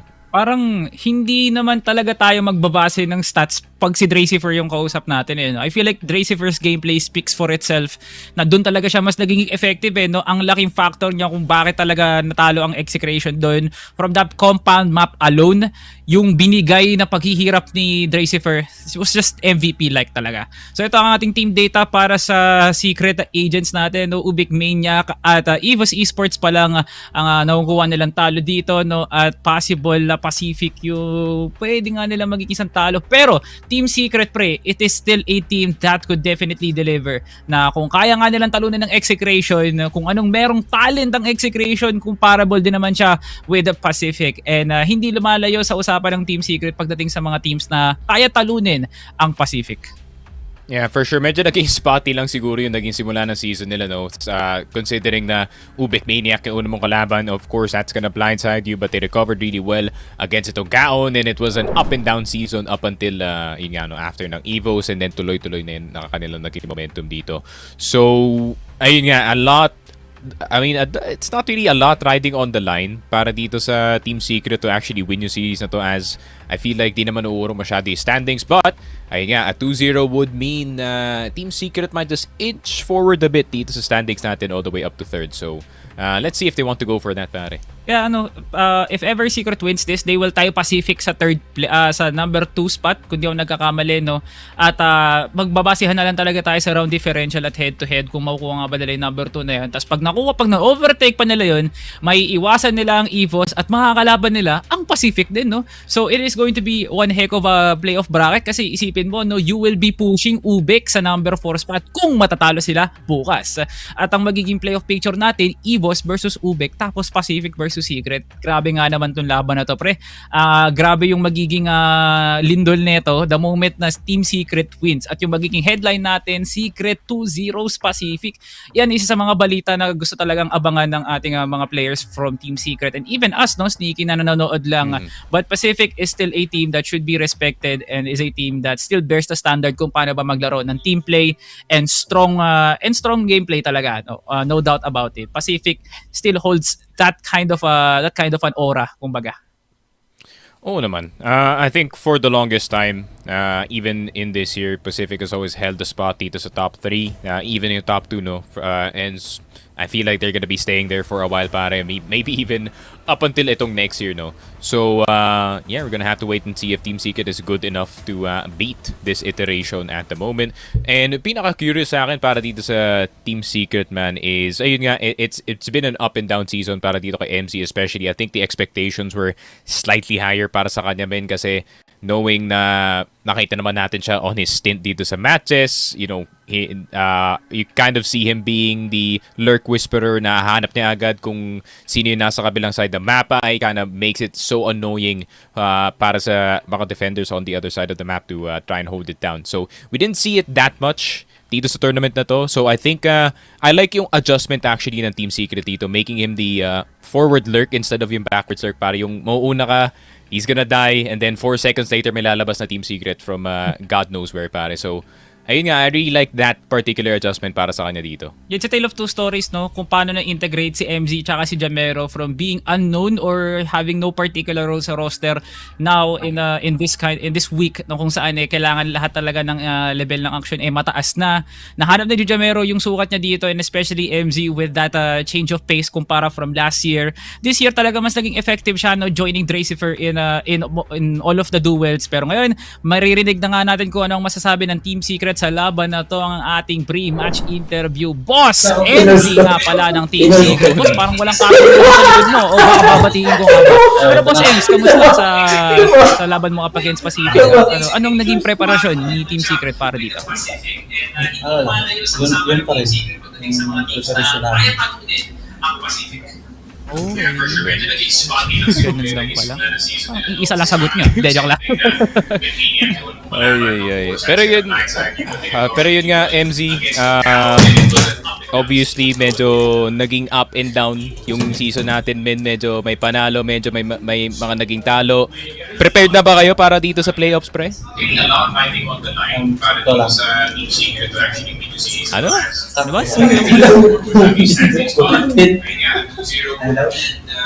Onting paling pa ng mic, boss, kasi hindi ka namin marinig ng onte. Sakto lang, may privilege. Ito boss, last question. Sa mga members ng Pacific, sino ang gusto mong makalaban at bakit? Dito nga muna sa room, kakaibig. Ano po? Sa 5 players na maglalaro ngayon sa Pacific, sino ang gusto mong makalaban? Tsaka bakit? Si Aldrin. Kasi yun nga naman talaga. Yun naman pala. Since when, MC? Wag mo sasagutin.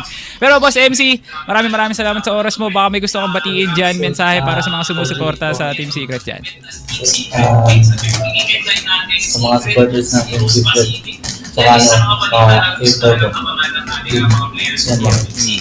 Para sa pamilya ko.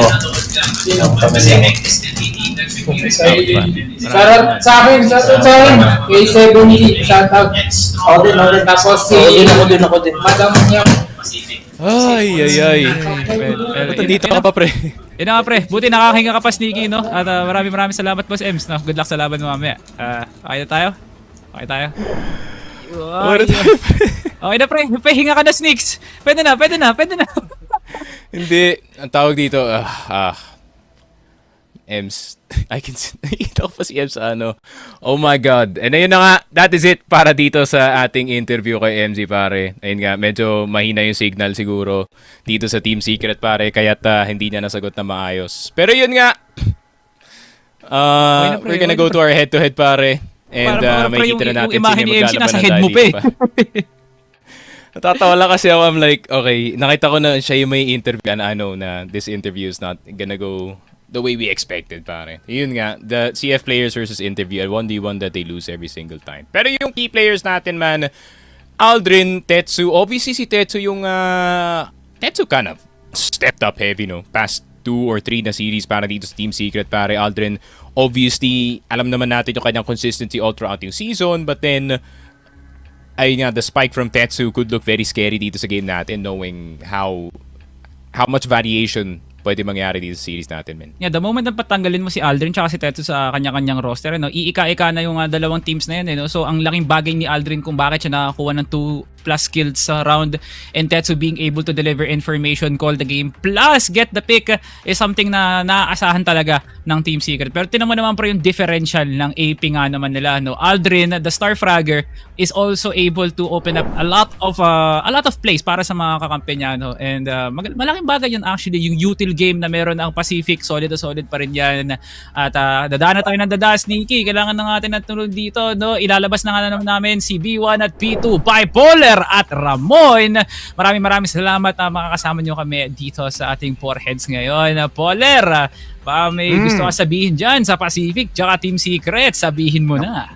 Ako po, Pacific and Team Secret, please lang, ituloy nyo ang streak natin na 2-1. Bigyan nyo kami ng magandang show, and I think, I just want a great show na parang matchup number 1 natin, Team Secret and Pacific. It's a sneak peek basically sa ating playoffs kasi these two teams already secured their spots. Ikaw, Boss Ramon, baka may mensahe ka dyan kay Secret tsaka PE, no? Baka gusto mo na sabihin yan. 6:36 pa lang, parang medyo maaga pa to eh, no? Kung wala pa ata tayong gagawin, I think we're all in for 3 games, lahat golden round, labanan kung sino yung mas malakas talaga dito, at feeling ko ang hirap talaga sabihin kung sino eh, no? Yeah, di kita masisisi dyan, The Rock, no? Kasi grabe naman, no? The moment na makita mo yung pangalan na Pacific tsaka Team Secret, it's really hard to predict sino yung pwedeng manalo dito, no? Knowing na malaki yung binigay na performance ng Pacific and Team Secret all throughout the group stage. Mapito, ano nga bang naging kalagayan ng ating map picks and bans, no? So, eto na nga, sa base prioritized by Pacific, hinahamon kayo ng Pacific, Team Secret, no? So kami na pipili, no? And with Team Secret respecting the Mexico of Pacific, grabe nga naman ang magiging 3 maps natin, no, Sneaky? What do you think? Didn't expect Port, pero knowing TS, they're like, yeah, let's throw a curveball sa series na to, pare, and get them confused. Sub-base, didn't expect it to go this far dito sa veto natin. I think PE, they don't want to greet yung medyo erratic na eagle eye siguro dito ng TS. Mexico, obvious pa naman yan. And compound for map 3, in-expect natin. Pero the first 2 maps, especially map 2, that's sobrang curveball, man, para sa akin. Yeah, very surprising talaga yung map veto natin for today. It's just surprising that Team Secret really respected that Mexico 2 ban right there. Pero sa base being the first map for PE, it's feeling ko talaga abot tayo ng 3 games dito since there's a lot of like surprises for our map veto. Alam mo, I'm looking back towards one of the previous days of PH Masters. This is almost the exact same na map picks na nakuha from Pacific versus UM. So I'm kind of seeing some sort of familiarity. Pero mag-iiba nga ba yung kwento kasi the last time that this pick has happened, yung Pacific yung nanalo. What if TS cooks something different, pare? Yun yung parang sinasabi ko na posible pa para sa series na to. Talagang believer tayo ng action speak louder than words, no? Na masasabi nga natin na malakas si PE, malakas si TS, pero gameplay yun ang gusto naming makita para sa Pacific tsaka TS. Kaya kung meron kayong nakatagong alas, 2 teams na nabanggit ko, ito na yung magandang oras para ipakita nyo, no? And yun na nga, pre. So far, naging maganda naman yung kinalabasan ng ating map veto kasi there's a lot of respects from the Black Widow of PE and as well as the Mexico. Tapos hindi rin naman binigyan din ng Pacific yung kalagayan ng ating map dito for the side of Team Secret. Now let's talk about predictions. Ang isa sa mga bagay na talagang magpapasamon ng mga debate dyan sa ating comments and especially sa ating apat, no? So papangunahan ko na kagad to. Pasensya na po sa mga maririnig nyo po sa akin, no? Crossfire Philippines 2-0 Pacific po. Ikaw po, Oras Sneaky. na ba? Oras na ba, Salvatore? Oras na, boss. Oras na. Sabihin mo Sa na. final day, final game ng TS, pare. Ito na, 2-1 TS. Yo. This time, the believers, man, since the start of the season, I've lost 3 predictions dito sa Team Secret, pare. Pero feeling ko, Ito na yun eh. ito na talaga Fourth yun, time man. is Ito the na charm yun. eh. Ito na yun, man. 4th time is the charm. Let's see if it finally works. Ikaw, Polar, baka boto mo pa Execration dito Ay, kung meron lang man. Kung meron lang. Pero wala I'm gonna ride the same boat as Sneaky dito. The copium is real for me na kaya kong mag 2-1 ang Team Secret. But the stakes are high. Kasi Pacific, with their great matchup last time, medyo andun pa naman yung boost. So, Team Secret, medyo mahirapan sila. But 2-1 pa din. Okay, Ramon. Ikaramay ako. Ang ating darak na yan. Para sa split up no, I think safe to say that Pacific their win streak makes them a very safe pick, so 2-1 Pacific ako para dito but Team Secret, they have the potential and I really do hope na makakuha sila dito ng maayos na game. So ako lang ang may mga makakalaban dito at balance enough yung mga binota dito ni Sneaky, Bipolar at Ramon. Das tsaka Tets, sana tropa pa rin tayo pagkatapos ng series na to at makakalaro Wala pa na kayo yan, ng man. Crossfire pagkatapos. Tropa ko pa yan, onting pilit tsaka begging lang, malakas ako dyan. At ayun na nga ang ating prediction dito lamang sa ating Pacific versus Team Secret. Kayo ba dyan sa comment section? Make sure na mag-comment kayo dyan at sabihin nyo kung sino ang tingin nyo mananalo para sa laban ng Pacific tsaka Team Secret. Malay nyo ma-feature kayo mamaya sa ating community comments. Pero wala na kaming pwedeng sabihin pa ni Sneaky Frog kundi good luck sa ating Pacific and Team Secret matchup. Ibabato na nga namin sa mga ating mga kaibigan si Bipolar at Ramon para sigawan na ang aksyon ng dalawang teams na to. Thank you so much, Salvatore and Sneaky Frog. At para sa Royal Rumble sa Maynila, talaga nga namang ang daming interlining stories para dito, Bipolar Si Coach Buko, kakalabanin niya yung mga teams na nakinoach niya all the way ang Pacific Tapos si Jamero, may konting reunion kasama si Aiden at saka si Tetsu since naging old teammates sila. Ngayon ay rivals na nga ngayon dito sa ating matchup. At kung titingnan mo mabuti, absolute opposites yung storya ng pareho nating organisasyon, whereas yung Pacific sila yung legacy organization, 10 years in the making yung dominance lang ngayon sa Pilipinas kung saan sobrang daming misfits dito on the side of Team Secret na pinagsama-sama para makapag-init sa loob ng PH Masters. Yeah, I think that's the right word to describe basically both of these teams. Misfits battling it all out. It's Pacific versus Team Secret, so medyo we really don't know paano nilalaroin yung matchup na ito, kung makita nga ba tayo ng 2-0 tulad ni Salvi, but for the rest of us, really game number 3 na talagang nakita natin in the limelight, but yeah, it's Pacific being dominating in the scene is really not that surprising. They really are dominating, pero Team Secret clinching their way towards top 4 means that they have what it takes to basically beat up Pacific or even other squads na nasa top ng standings natin. So it's just really a matter of how they'll play it and how they will play out the game basically.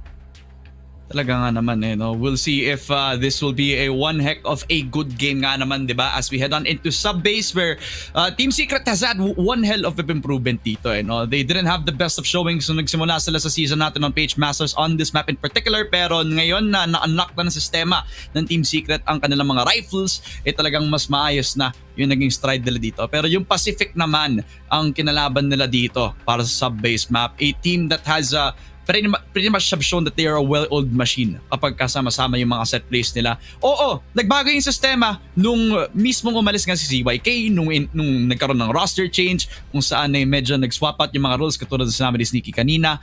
Pero with the constant rise that they've had ever since that EVOS Esports game, there is no doubt talaga that we are showing a very, very strong version, if not the strongest version of Pacific that they have evolved dito sa matchup natin. Pero against the young guns that are Team Secret, this is definitely a do or die situation.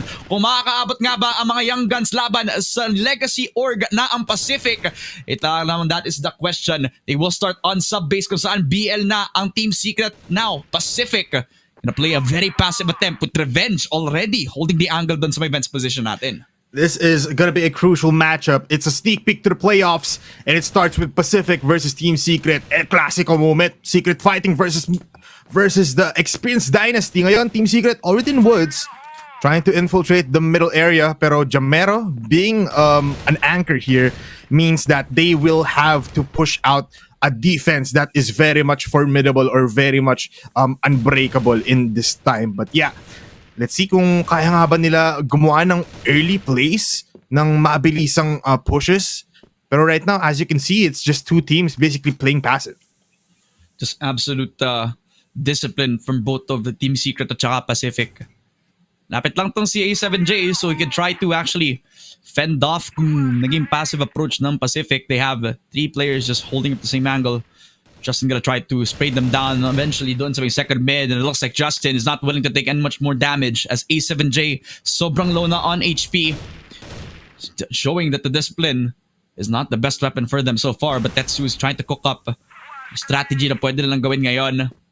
As Pacific are just playing with the time winding down. Team Secret knowing that they have 50 seconds para makapasok dito, kailangan nang gumawa ng sagot. Revenge still holding the same Vents control at mukhang papatayin nga si E7J. Sobrang late ng first blood natin. At ngayon, hinatid ni Revenge on a silver platter. So much damage done and MZ will able to get the spray down. Aiden and Tetsu will get another sa pagpasok ng lockers. 30 seconds and Pacific, they're crumbling. Pero Revenge opens an opportunity para nang magkaroon sila ng depensa. Annihilation in the last 40 seconds of this round. Pero the bomb has been planted. Andito naman saktong-sakto ang pwesto ni Tracy Fur. Tetsu holding down with AWE. Pero si Aiden nasa taas lang. He will get the final kill. Team Secret, first round goes to them.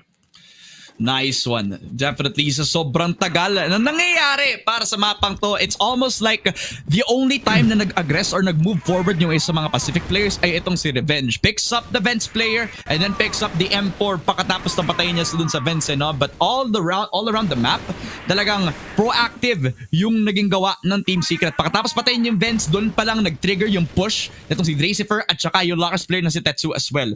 Killing off so much of that space para magkaroon sila ng advantage into a 1-0 sa magandang entry ng Team Secret despite the lurker already dead. Nung tinatry na lang i-attempt yon. So, now Pacific putting all the resources dito kay Justin, trying to hold down that second mid and through the smoke as well. You can tell that MZ is still hungry to take a lot more damage dito sa side na mapang yun. Oh, it looks like an entry coming in from MZ will be unsuccessful as Justin and Aldrin gets 2 players coming in from Team Secret. Pero si Aiden naman will kill off Jamero. So isang point yun para sa kanila, but it looks like for ang ganda ng defense ngayon ng PE. They put out a lot of players for a lot of angles na kailangan tignan ngayon ng Team Secret. Tetsu patiently waiting, looking at that spot coming in from Revenge. Nakita niya nga yung pa, pero matatamaan pa rin naman. Low in HP, pero kaya pa naman pumatay. And it looks like si Aldrin makakita naman, pero look at A7J with the shots! Papunta doon kay MVA, kay Aldrin, and naiisa na lang ngayon si Justin to maybe stop the onslaught na binibigay ng Team Secret. Pero never mind, it's Team Secret. Good vibes all around. Second round goes to them. Cool, calm, and collected na hindi kailangan maging atat sa lahat ng desisyon. Yun yung naging game plan now for Team Secret. They start with how they meant dun sa ating first round kung saan hayaan na lang nila yung dalawang players nila na umarangkada on both duwag at saka yung papunta dun sa may second mid.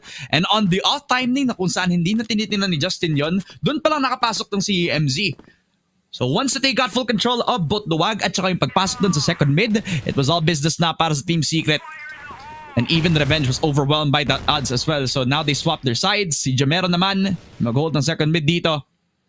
And to put a lot of his responsibility, leaving Justin to also be that second man para lang maayos yung defense nila on that side of the map, pare.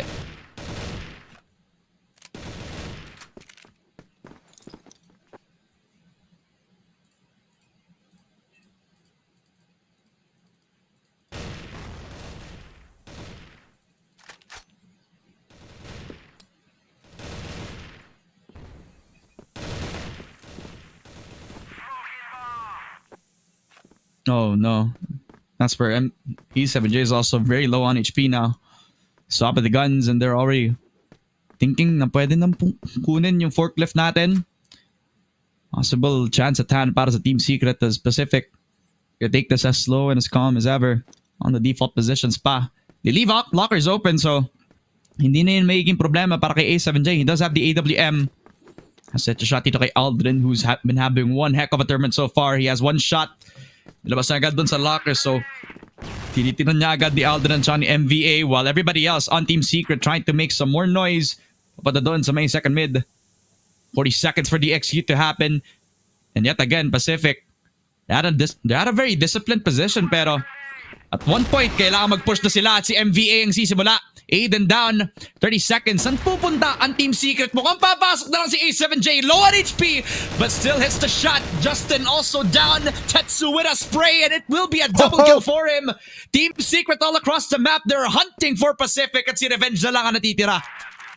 Revenge lang ang kaya pang gumawa ng milagro dito. A lot of players coming from Team Secret. Very much so, but right now, ito ang kailangan niyang harapin. Harapin lahat. He will still fall down. It's Revenge to eat up the bullets at Team Secret. With 3 rounds up ahead, Pacific ngayon kailangan mag-reconsider on how they're gonna be playing out this GR side. Look, 3 straight rounds. Team Secret, they're not playing yung kung paano natin sila na-expect no? Yung fast play from the early stages, ngayon sobrang slow na kung saan medyo naatat na yung Pacific na gumawa ng decision sila. No? So, the only time that they've had a first blood so far is Revenge with that kill. Tetsu down just means that the IGL has to play a bit more of the leadership role so far habang yung mga Team Secret players ay tamang balik lamang under default positions. Pwede na mag-rotate pabalik tong si Justin on the way towards second mid, but it's Revenge! The second shot from the AWM rings true kay A7J. And it looks like Pacific, slowly they're creeping up online sa laban natin against Team Secret. Revenge dominating the GR side with the AWM is becoming a problem for Team Secret. Nakikita na natin na the Revenge effect is finally happening. And Team Secret still, even though they're outnumbered, they're not moving an inch, still holding these angles outside of sub-base. So, nakikita natin ngayon, the composure is there, and as you can see, everybody, PE is the one that's active all around throughout this map. Aiden, still holding those angle. Kanina nakita natin sila mag-execute on that 30-second mark. Will it be the next step for Team Secret to secure a round number 4? But realistically, nakita natin Pacific with a 2-man advantage na they have this in the bag. They just need to hold this out, maybe pick off players from one another and hit these shots. Ngayon, oras na ata para gumala ang Team Secret. Flashes and smokes being thrown out. Kanya-kanya sila kumukuha ng mga angulo and entryways para to basically just pinpoint the players of Pacific, because right now wala pa sila nakita. MZ, again, unsuccessful with the pick-off, pero trade-off coming from Aiden is just dwindling down or nag-aantay na lang ng onting movement. But Revenge being flashed up, never mind, he gets a kill. Aiden, ako po, na-infiltrate na nga yung likuran. It's Javier to Revenge, fall down, ako. Oh my goodness. It's a trade-off coming from Aiden. So he gets 3 kills, pero dito si Dracifer.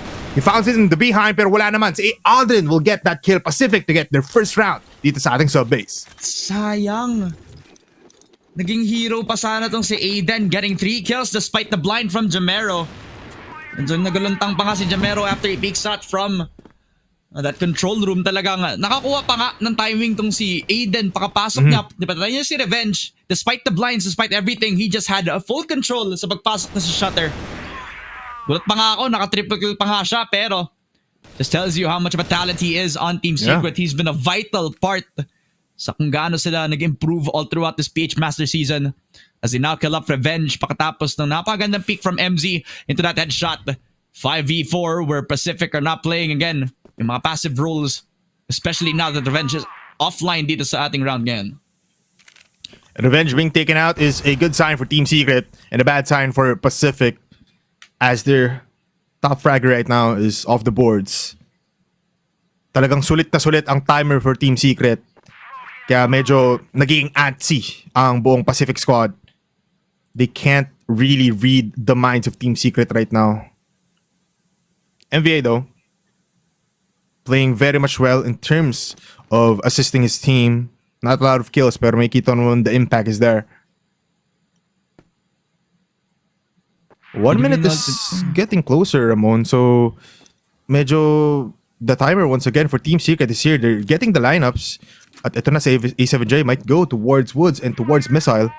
I think I think narinig ni Jamero yung pagbaba sa luwag eh, no? So it's either they're gonna hunker down doon sa may A site or it's gonna be a split up. But MVA prepared for this. Spots one. Balik agad. So the discipline is real for Pacific. They know that they're coming through sa passage natin. Pero Aiden, he still wants to go for it. Pero he's gonna get shut down immediately. Double kill for MVA. Jamero coming up online where they need him. And MVA gets a triple kill as well. So Pacific, they're back, baby. It's a 2-round lead para sa kanila. And yes, Team Secret, they still have one more round to go. Pero Pacific, when you know that they're this confident, talagang mahirap din silang i-shutdown pare. So it's a good sign for them moving forward.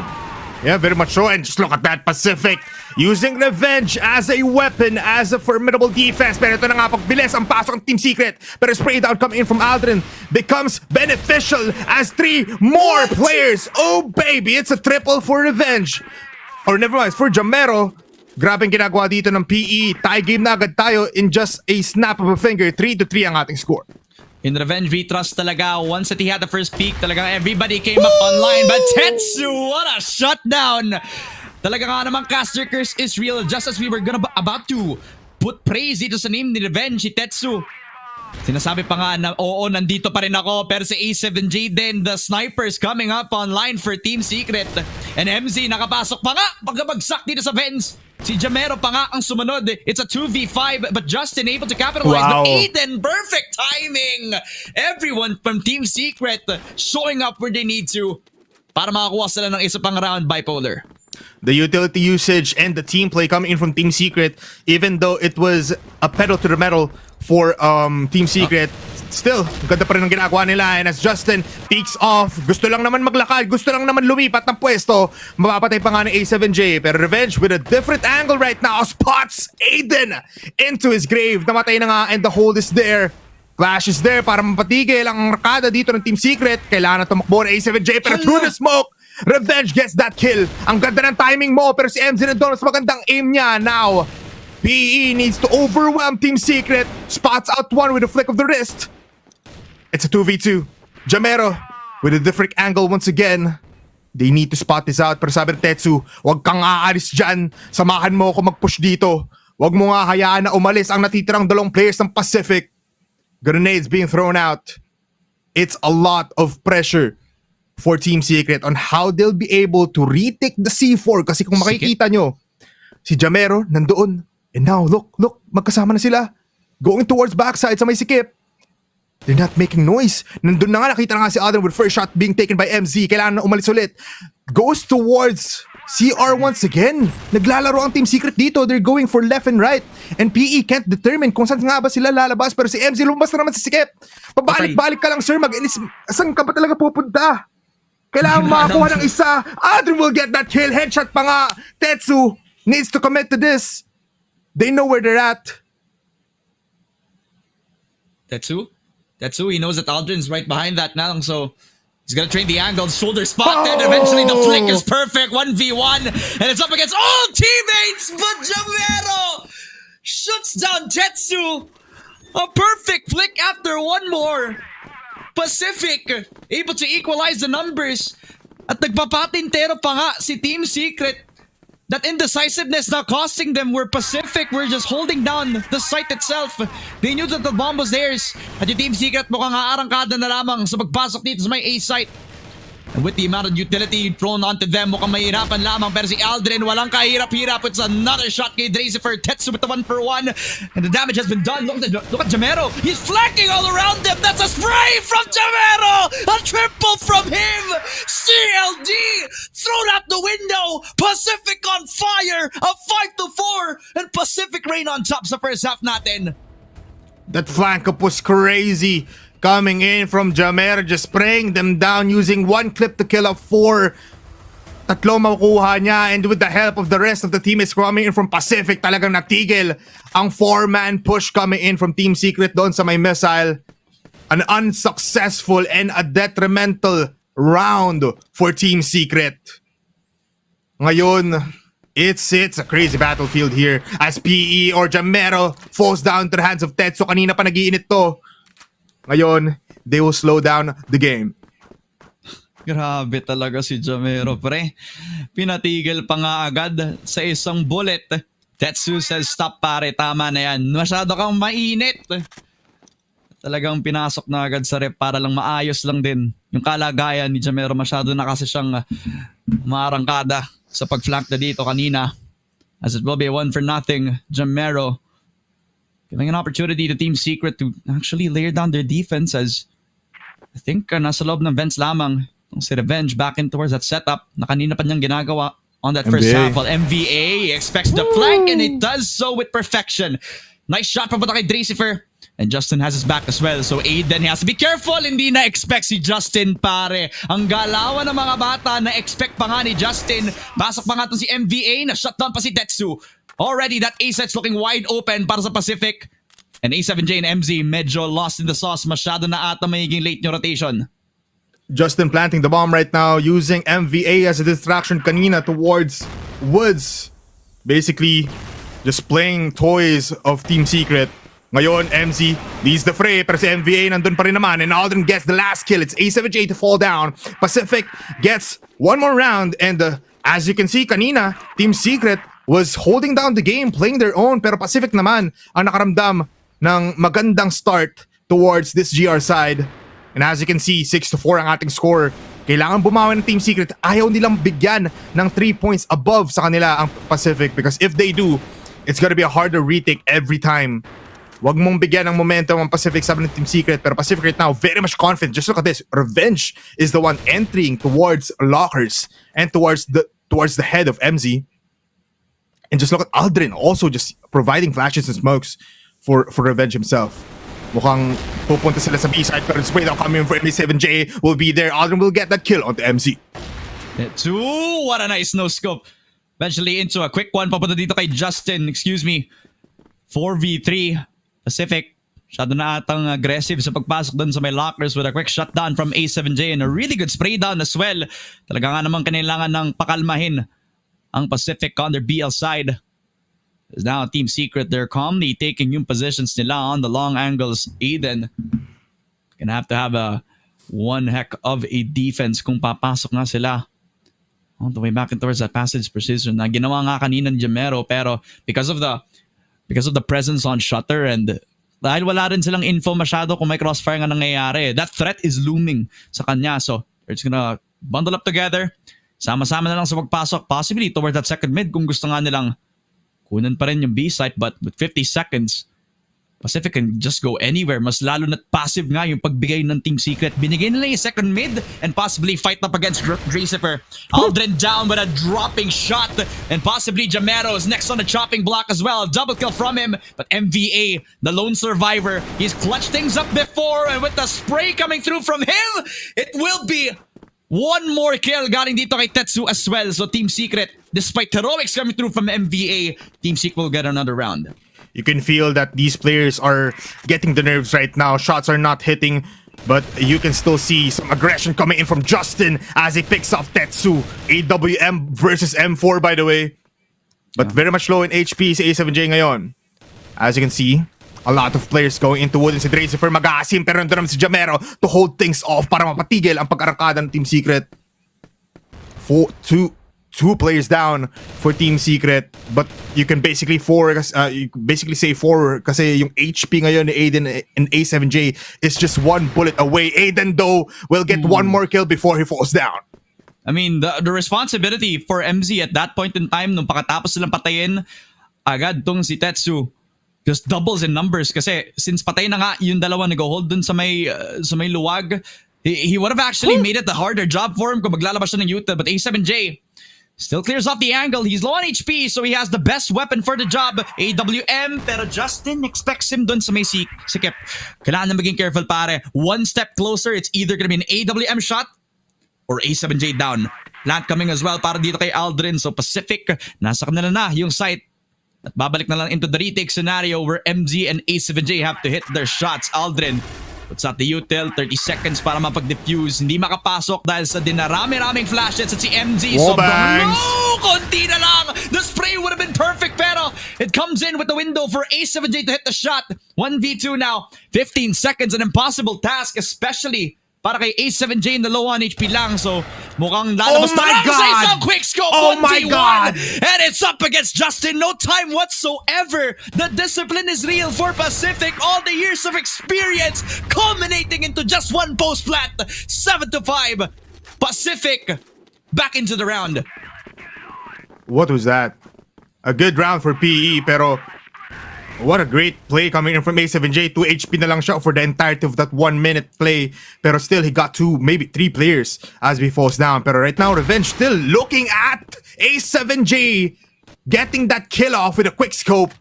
At ngayon, medyo confident na ang PE that they can just infiltrate any area na hinahold on ng TS because the aggression is there, and Aldrin killing off MZ, and as well as Tetsu falls down to the hands of Justin. It's a fast play coming in from PE, just picking them one by one. They can't do this every time, pare. They can't expect an aggressive push actually bubbling their way. Pero sa pag-anchor, doon pa lang sila nagsashine. Dracifer with the elevation, yun nga lang. Justin was there, doon pa lang sa may CR. So it will be Aiden in a 1 versus 4. Mr. Consistency has to shine. Laban sa Pacific with the bomb plant also down.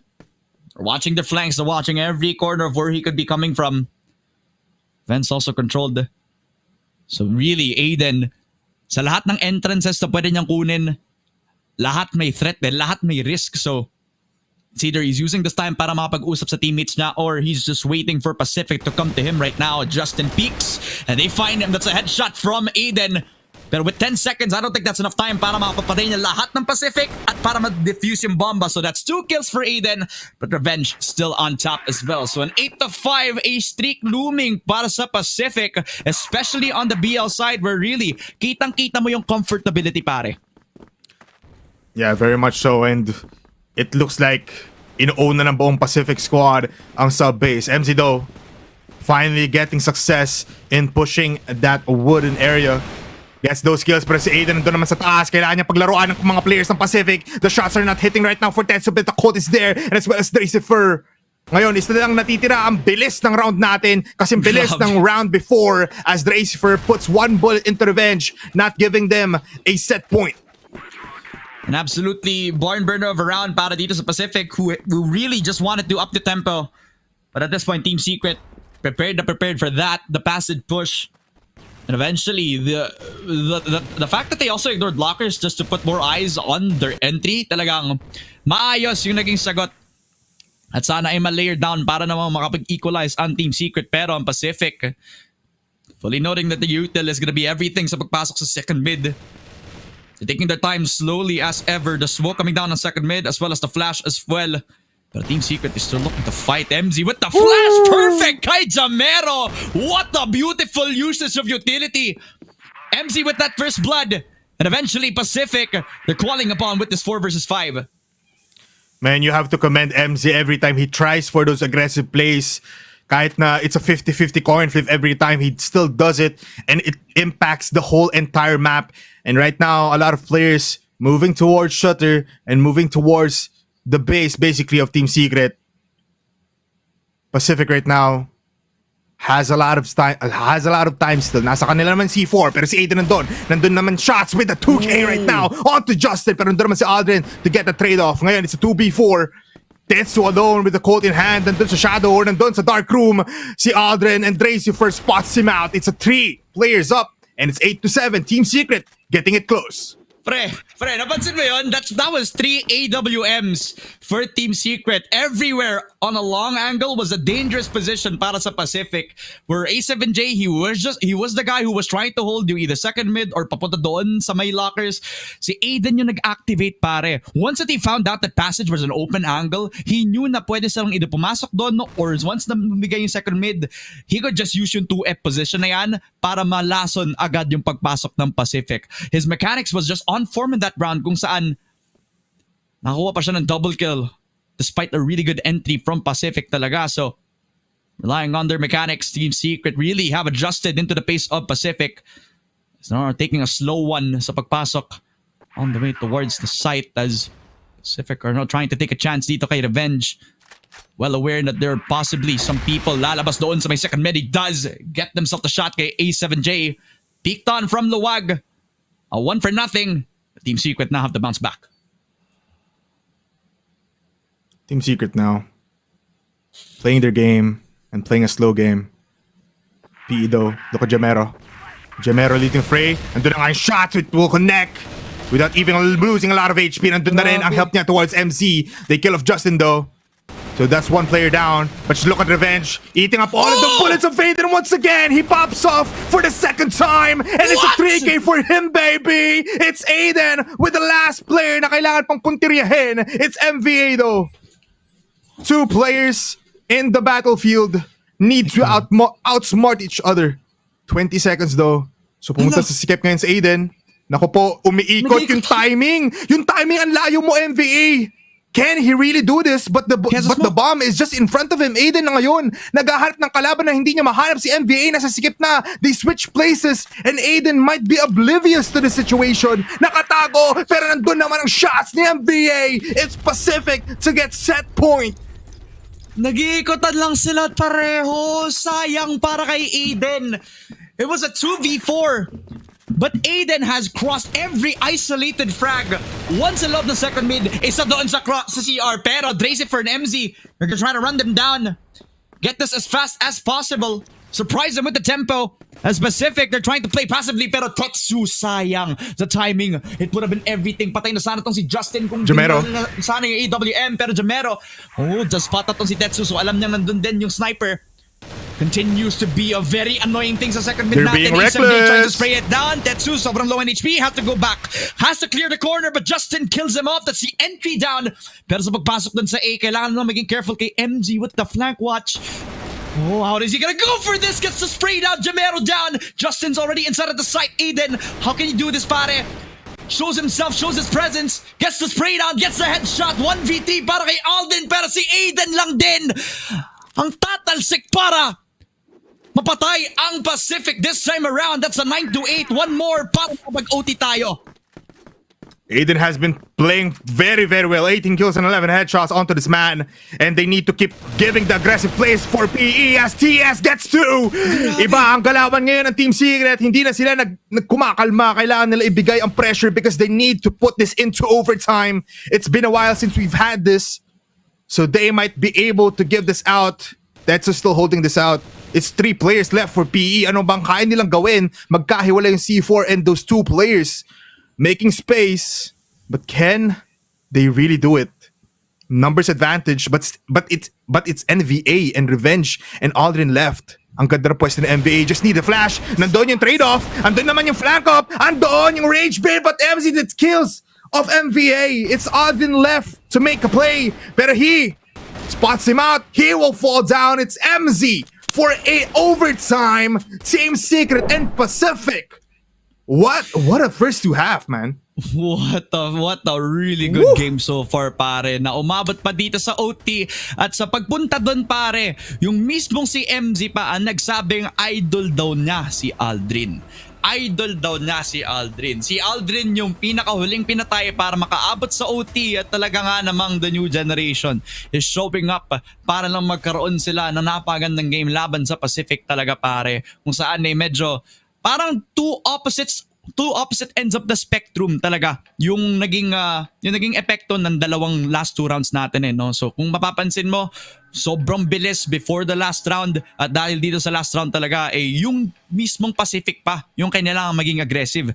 That's where the players on Team Secret now adapted. That's where you could see na hindi na natatakot na lumaban tong si MZ at saka tong si A7J, pare. These two have definitely cultivated a very good game plan, lalo na under GR where Pacific, kahit anong pace at tempo ang nilabas nila dito, laging may sagot talaga ang Team Secret Tama ka dyan, Ramon, and talagang hindi sila natatakot towards the Pacific squad or to the team of Pacific. Talagang kahit anong iba to talaga sa kanila, they were ready for it, and the answer for that was just aggressive plays, just push them out ng basic play like BL in the GR side, and Team Secret basically just dominated that last 3 rounds against Pacific. And as you can see, it's not a sub-base anymore. It's overtime in sub-base. So, it's a different ball game. Kailangan na maglaro ng players very methodically pagdating sa ating mapa. They need to play this out. And they for Pacific, they don't need to push this out even more. Kailangan lang nila mag-play very much passive.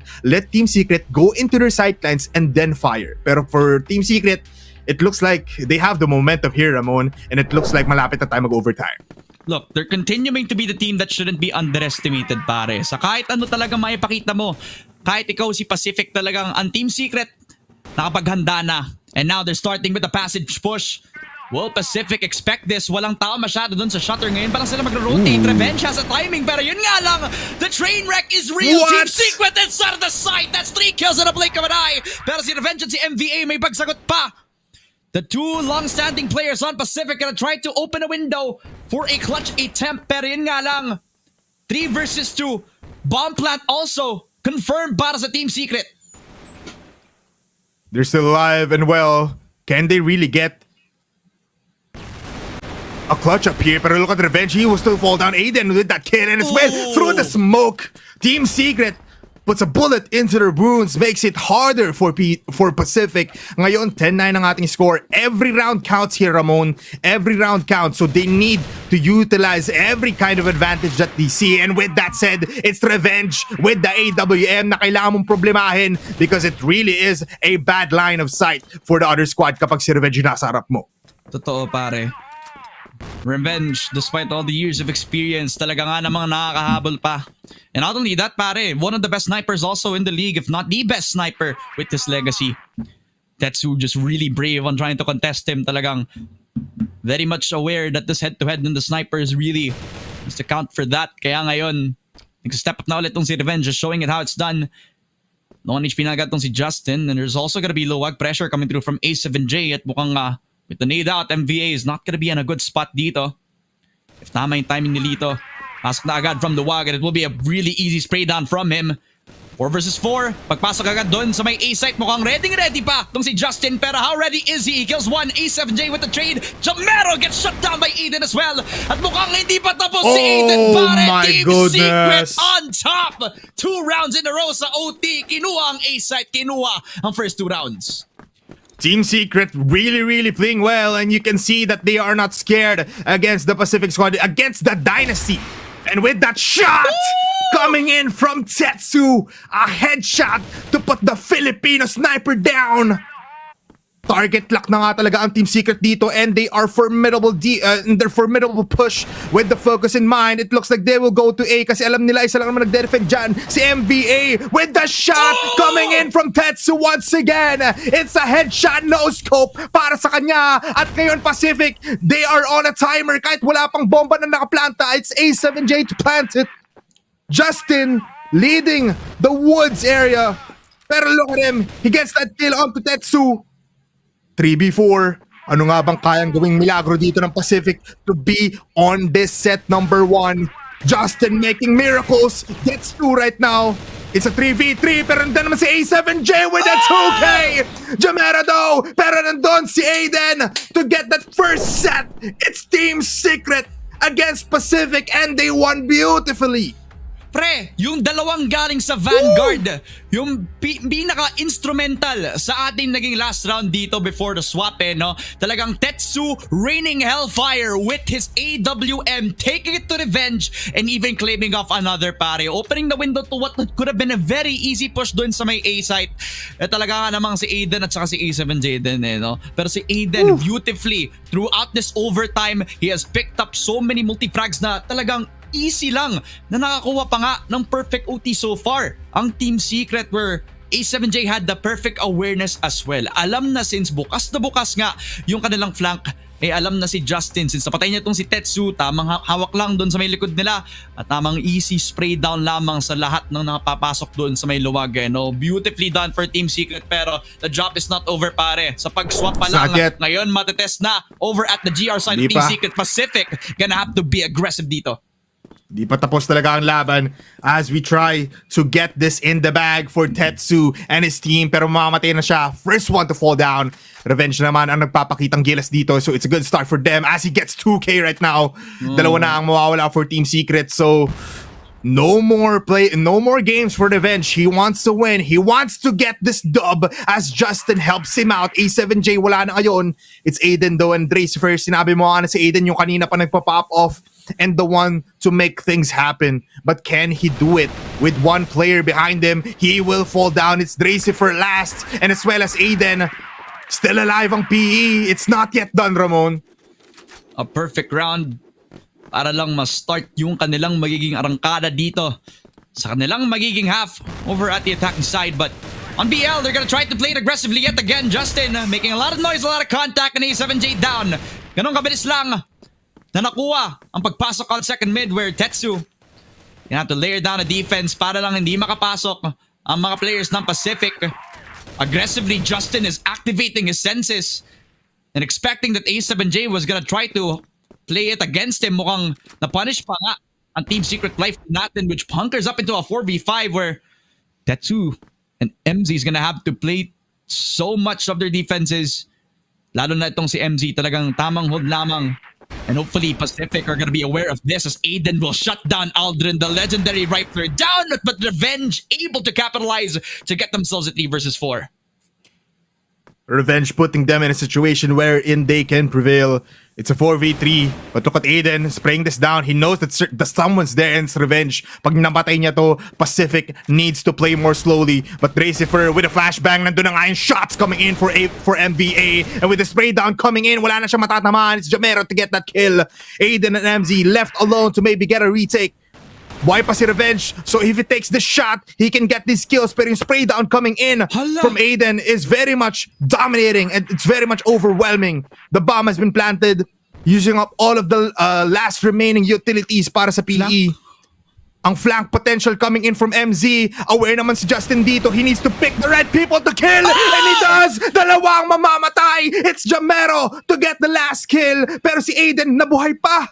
Marami pa siyang oras, 20 seconds. Jamero has 22 HP. Can he get this? No! Aiden falls down. It's Pacific still alive.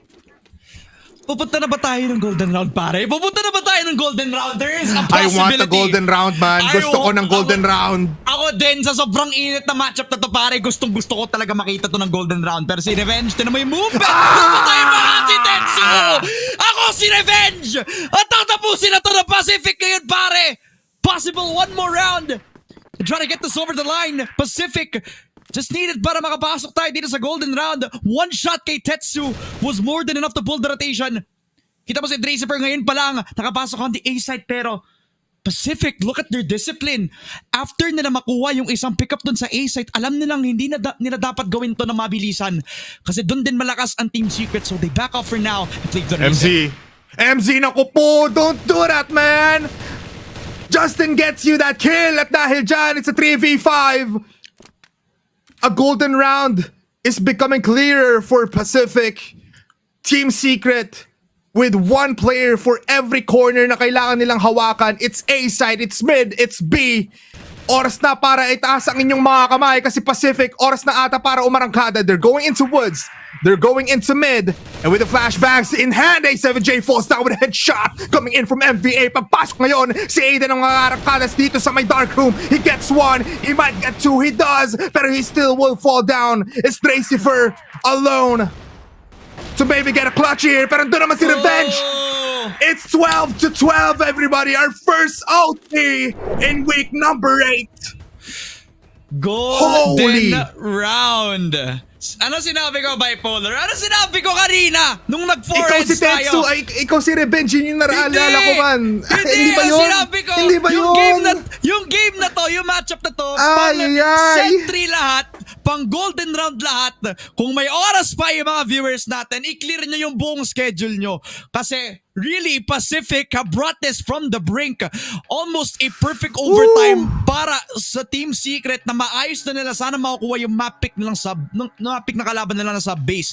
Pero yung Pacific, round for round, nakabawi pa nga pagkatapos ng beautiful runs coming through from Justin and great calling as well. Talagang alam mong disiplinado na at locked in ang Pacific. They wanted to give us a good show.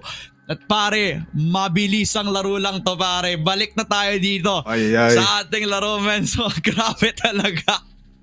Alam mo, Revenge leading his team towards a perfect overtime just like Team Secret is one for the books para sa buong CFS PH Masters. And just to tell you, again, sneak peek pa lang to sa playoffs natin. So this is looking pretty good that Pacific is able to tie it off once again to force it into a golden round. Everybody, the stakes are not just high, it's even higher. Parang Mount Everest yung taas ng ating mga stakes because Pacific able to do this from a squad na talagang sobrang aggressive and talagang almost having that whole game para sa kanila means that everything is off the windows na Ramon, parang it's everyone's game right now. Totoo pare.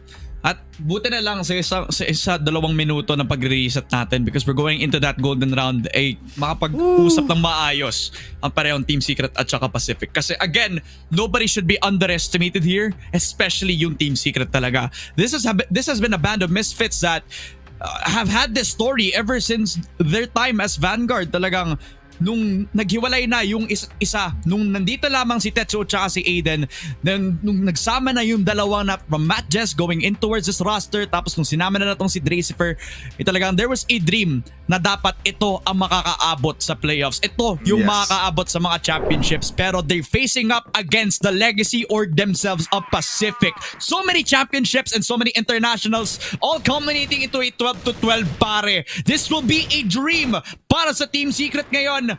And it only takes 1 round win para lang makakuha sila ng set 1 sa sub-base na so far has been all Pacific sa buong PH Masters. The dream is to win and they are chasing it, Ramon. Everybody, once again, hold out your arms into the air as Revenge might get a pick-off here to maybe start things off. 20 seconds have already went down from the timer. Shots being taken, Aiden to maybe claim some bullets coming in from the PE way. But look at this, very much an even more passive playstyle from Team Secret. Si MZ wala na sa woods, hindi mo na siya makikita sa second mid, nandun na siya sa kakampi niya towards B. And it looks like kailangan ng mag-iba ng plano dito ng Pacific. I mean, it's a different game style. Usually, 2, 3 yung makikita mo from that second mid error kung saan may tao sa CR, may tao na golden bends, may tao dun sa second mid, pero hindi. Talagang double layer lamang dun sa may B site itself. Investing into what could have been a locker's push for Aldridge. Honestly, the read is not that bad. Nandito pa nga si Aiden. Possibly to become first contact, pero with 1 minute on the clock, nagfe-fake out pa nga sila. Ang 2 players ng Pacific, they're trying to call the rotation doon sa loob ng A site. At mukhang hindi kakagat ang Team Secret. Tamang balik lamang doon sa may B. 48 seconds. Oh my God! J with the quick scope. 1 more clutch shot could be enough para kay Justin, and it is 2 for kills. And Team Secret, they're hungry for the A site. Yun nga lang, Jamero and Aldrin. Tamang balik lamang dito kay MZ at Aiden, and with another clutch shot, Revenge It's bloody! It's another bloody! one para kay Revenge. A 1v3. The Dynasty.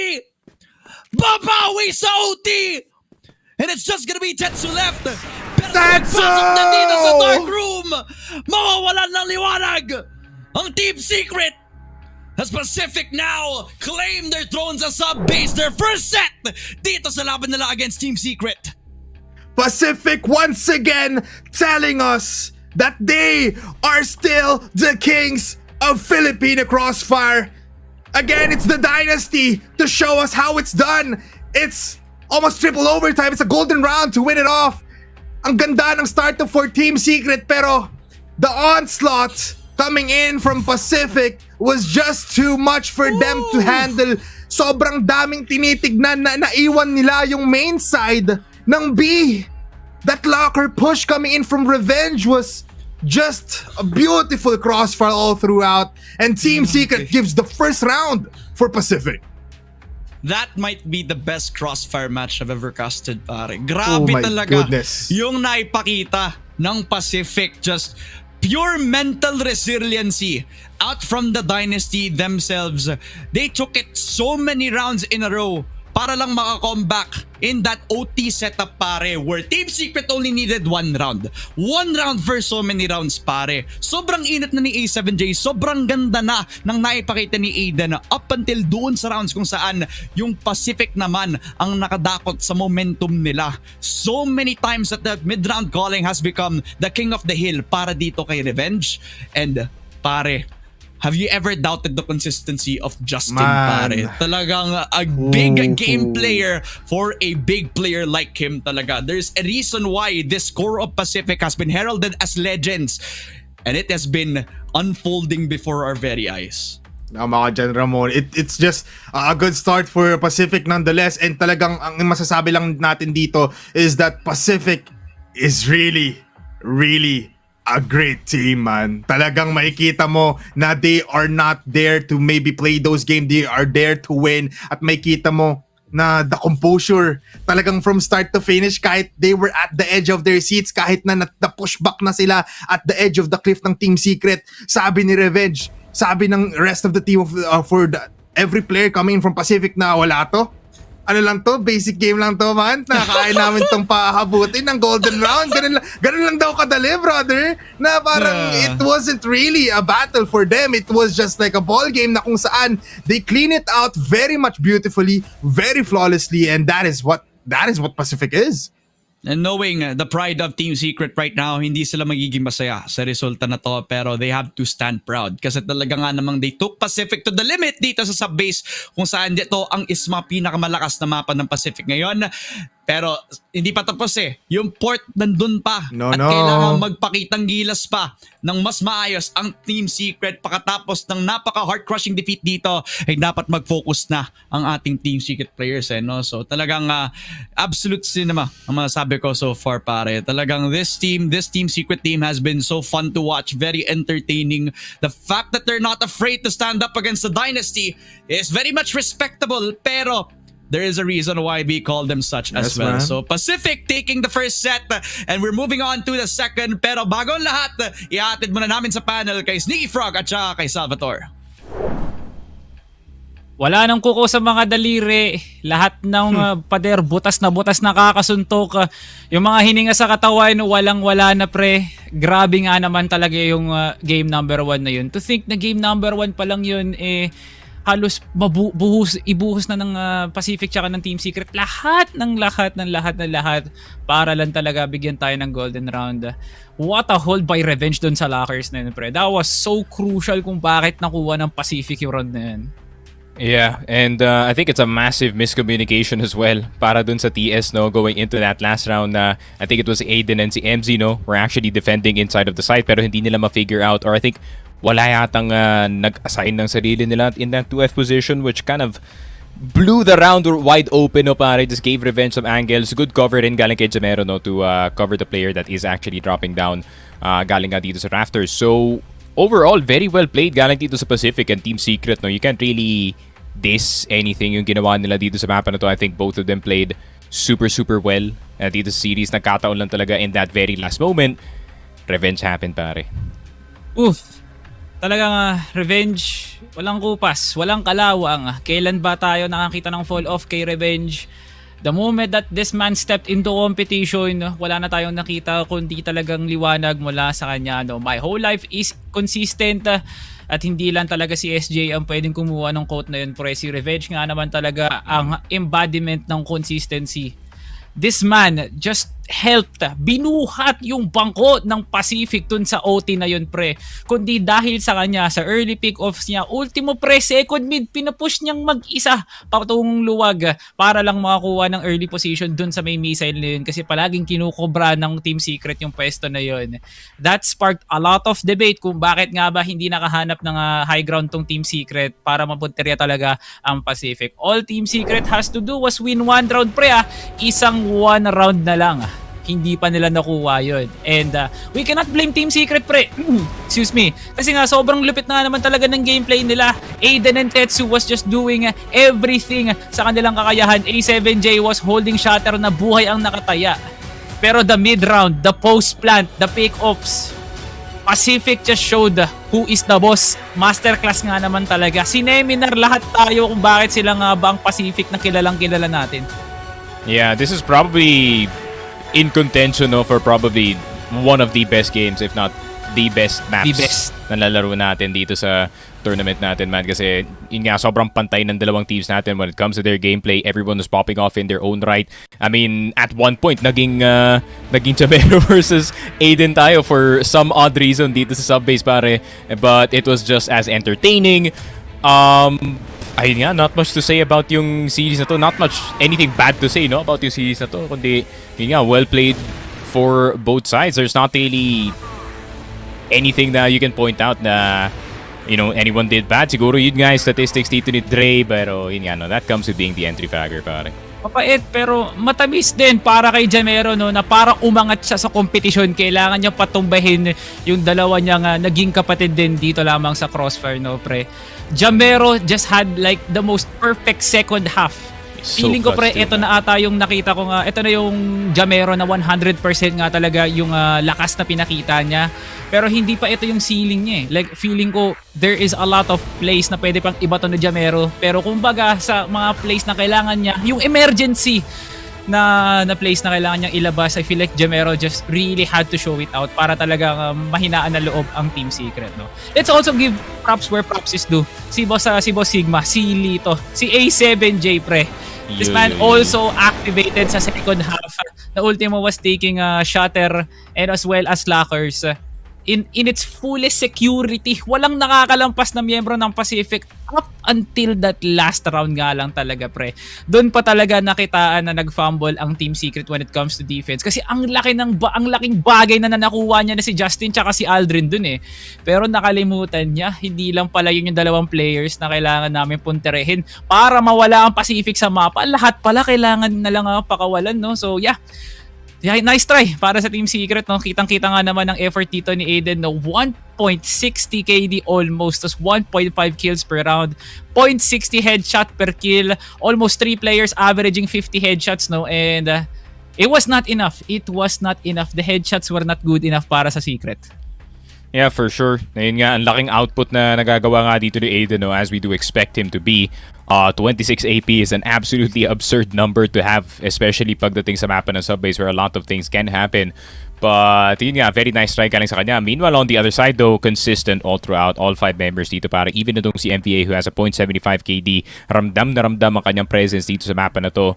And yeah, this is what Pacific looks like, no? If all 5 members are activated, same goes para dito sa kabila. I really just would have hoped na Dre would have found more opportunities sa mapa na to, pare, pero you get what you get as an entry fragger. Pero yung set MVP natin, of course, is gonna be etong si Revenge. I mean, very well deserved, man. He made the sniper work in a map where it is very, very tiny, medyo masikip, pare, pwede nga natin tawagin dito, pero napagana niya yung sniper sa subbase, Kaya nga, pre, like Revenge was entering the sniper, no? Parang kanina lang, parang nag-uusap lang tayo kanina kung what if nag-entry sniper si Kano para sa UM. At binigyan tayo ni Revenge ng isang magandang halimbawa kung paano nga naman nangyari yan. Si Revenge, inalay niya yung palad niya para talaga tignan nyo lang at hindi kagatin. Pero it was just really, really special for Revenge to have a pop of performance like this. Para malaman ng Secret kung sino nga ba talaga ang kinakalaban nila. Nakalimutan natin ng Secret kung ano yung kinatatayuan nila dito sa PH Masters, after very aggressive plays during the first and second half. And also the OT, pre. Ang pinakamahalagang aspeto talaga ng laro to is paano mo tatapusin. Pero speaking of tatapusin, hindi pa tapos ang series natin, no? Meron pa tayong second set or a possible third set as long as Team Secret keeps afloat dito sa bahang binato ng Pacific. Ito pa rin ang CFS PH Masters 2025. Magbabalik kami after this break.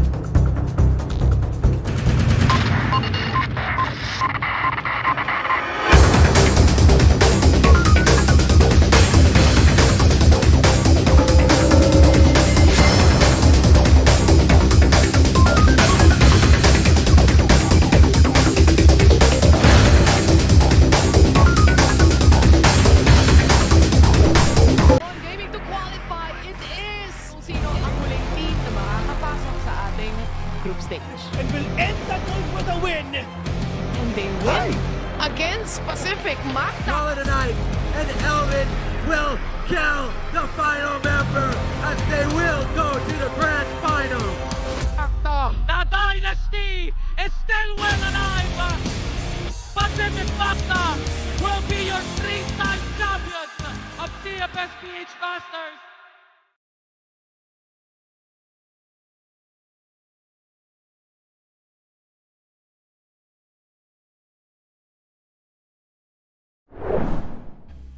Wala kayong binayaran ticket at di rin kayo nanonood ng palabas, pero itong pelikula na to pre, hatid namin sa inyo dito lamang sa CFS PH Masters. Ako pala si Salvatore, siya nga pala si Sneaky Frog, at nakakita tayo ng, if not, I think this is the best.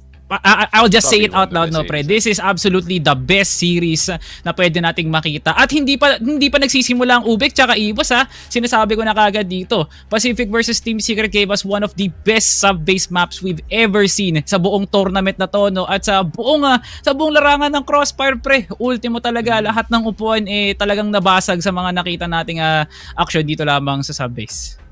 Yeah, the entertainment value was off the charts, pare. Sub-base was a nice back and forth, a roller coaster of a ride para sa fans ng dalawang teams natin dito, no? But Pacific did come out on top. Obviously, kung kayo yung TS dito, I would not be coming out of this sub-base map tilted, pare. I'd be like, yeah, we tried our best, no? Revenge really, he just popped off dun sa very tail end. But then, kung kayo yung TS dito, I'd feel very confident na kaya pa namin yung series, honestly. But it is port, no? Okay, so port. This is different. Para sa Team Secret, di ko alam kung testing nila to or talagang pinaghandaan nila to up against Pacific, pero let's just see kung paano nila lalaroin to. No, ibatan na natin kay Bipolar at Ramon para talaga sigawan na nga nila ang dalawang teams na to. Bipolar and Ramon, give us some action. Thank you so much, Sneaky Frog and Salvatore. At kami nga pala inyong casters, talaga nga naman nag-enjoy kami. Simot na simot ang first game natin kanina on sub-base, kung saan ang Pacific talaga nga namang nag-set nga ng bar standard para lang mapakita sa lahat ng Filipino teams kung paano laruin ang isang game kung saan down sila ng multiple rounds to end it in a comeback. Ngayon sa port medyo iba na yung ball game, pare, no? Kasi recently, this has been a very comfortable map nga naman para sa Pacific. Despite this not being their map pick, it's been a very, very good pick against them. A very good pick with them, excuse me. They played this up against UBEC. They had really good results from it. Pero Team Secret, a team that you can't underestimate talaga as well. Man, you can't underestimate them after that performance in sub-base. Yes, they did lose, but they lost in the most fashionable way ever against a squad like Pacific. Talagang mapapansin mo na talagang anything can happen, and Team Secret can also prevail in those moments. It was just unfortunate talagang Revenge was popping off. The rest of the squad like Jamero, Justin also was good, but for Team Secret talagang may kita mo to a point na they had it in the bag. It was just a series of simultaneous bad circumstances kung saan overpushed.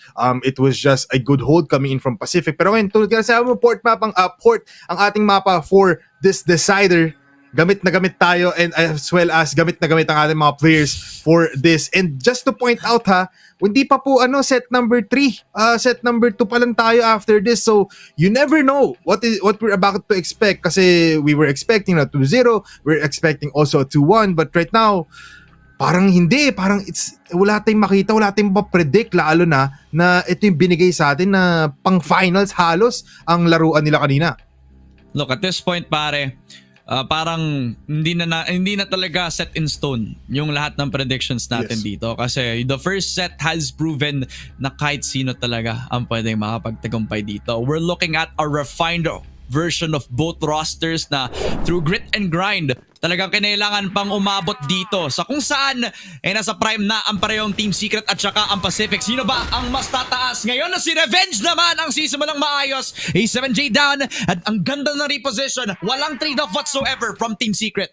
And it's MZ as well as to kill off Aldrin makes it a 4v4 in just a split of a second. Pero dyan naman si Tetsu with at AWM to kill off Jamero. Alam natin to. Sa mapang port, it's all about easy pickoffs, and once you get that, you are free to go. What a flick coming in from Revenge to kill off MZ. Pero doon naman si Aiden to infiltrate yung gitna ng ating mapa. It's Aiden to kill off Revenge with a heady, with a trippy. It's a triple kill para sa Team Secret. First round goes to them. Nilabas ang boxing gloves at isa-isang sinuntok sa muka ni Aiden. Pagka ninja niya papunta doon sa may bridge, talaga nga namang ubos ang bawat miyembro ng Pacific. And now they're gonna start things strong yet again, but Aiden eventually, immediately gets taken his head off. MVA nakalabas ng main, pero si A7J maayos yung trade 4v4. And eventually, Justin hesitates dahil doon sa spray na ginagawa ni A7J. So they back up for now. Pero still, dahil dito, maayos ang simula ng Team Secret. Team Secret now still in a 4v4 just like the first round. With them being on the BL side in this first round sa ating port, medyo they need to play a little bit differently. Pero Ramon, everybody in our live stream, alam natin na nakita nyo na hindi pagod ang ating mga players after that very long first set. Ngayon may kita natin who will be able to keep the pressure up and keep the composure for these teams. Still playing it very long. Nakita natin, sub-base, they played it until like the last 30 seconds ang Team Secret sa pagpasok ng mga sites na ito. And it looks like it's the same game plan. They just need to basically distract most of the players from PE. Pero PE very much not really buying that strategy coming in from Team Secret. Alam mo, parang may listahan lang yung Team Secret sa kailangan nilang push. Para lang sa split na ginagawa nila, meron silang Z-control kanina. Yun yung position na ngayon ni A7J nasa loob ng house. Para lang mas maayos yung may control nila on the mid side as well. So their all eyes are on Dracifer. Kung paano niya aantraduhin yung pag-push nila kapunta kay Justin, who is able to get himself tong si Dracifer. 4v3. Back towards that house position. They're calling upon tong si A7J para lang mapatay yung isang anchor. Possibly to get the entry, pero si Aldrin to. On the brains on him para malaman yung rotation, pero Tetsu gets spotted by Revenge, has to go back in towards safety. Hindi niya siya mag-peek and eventually he does.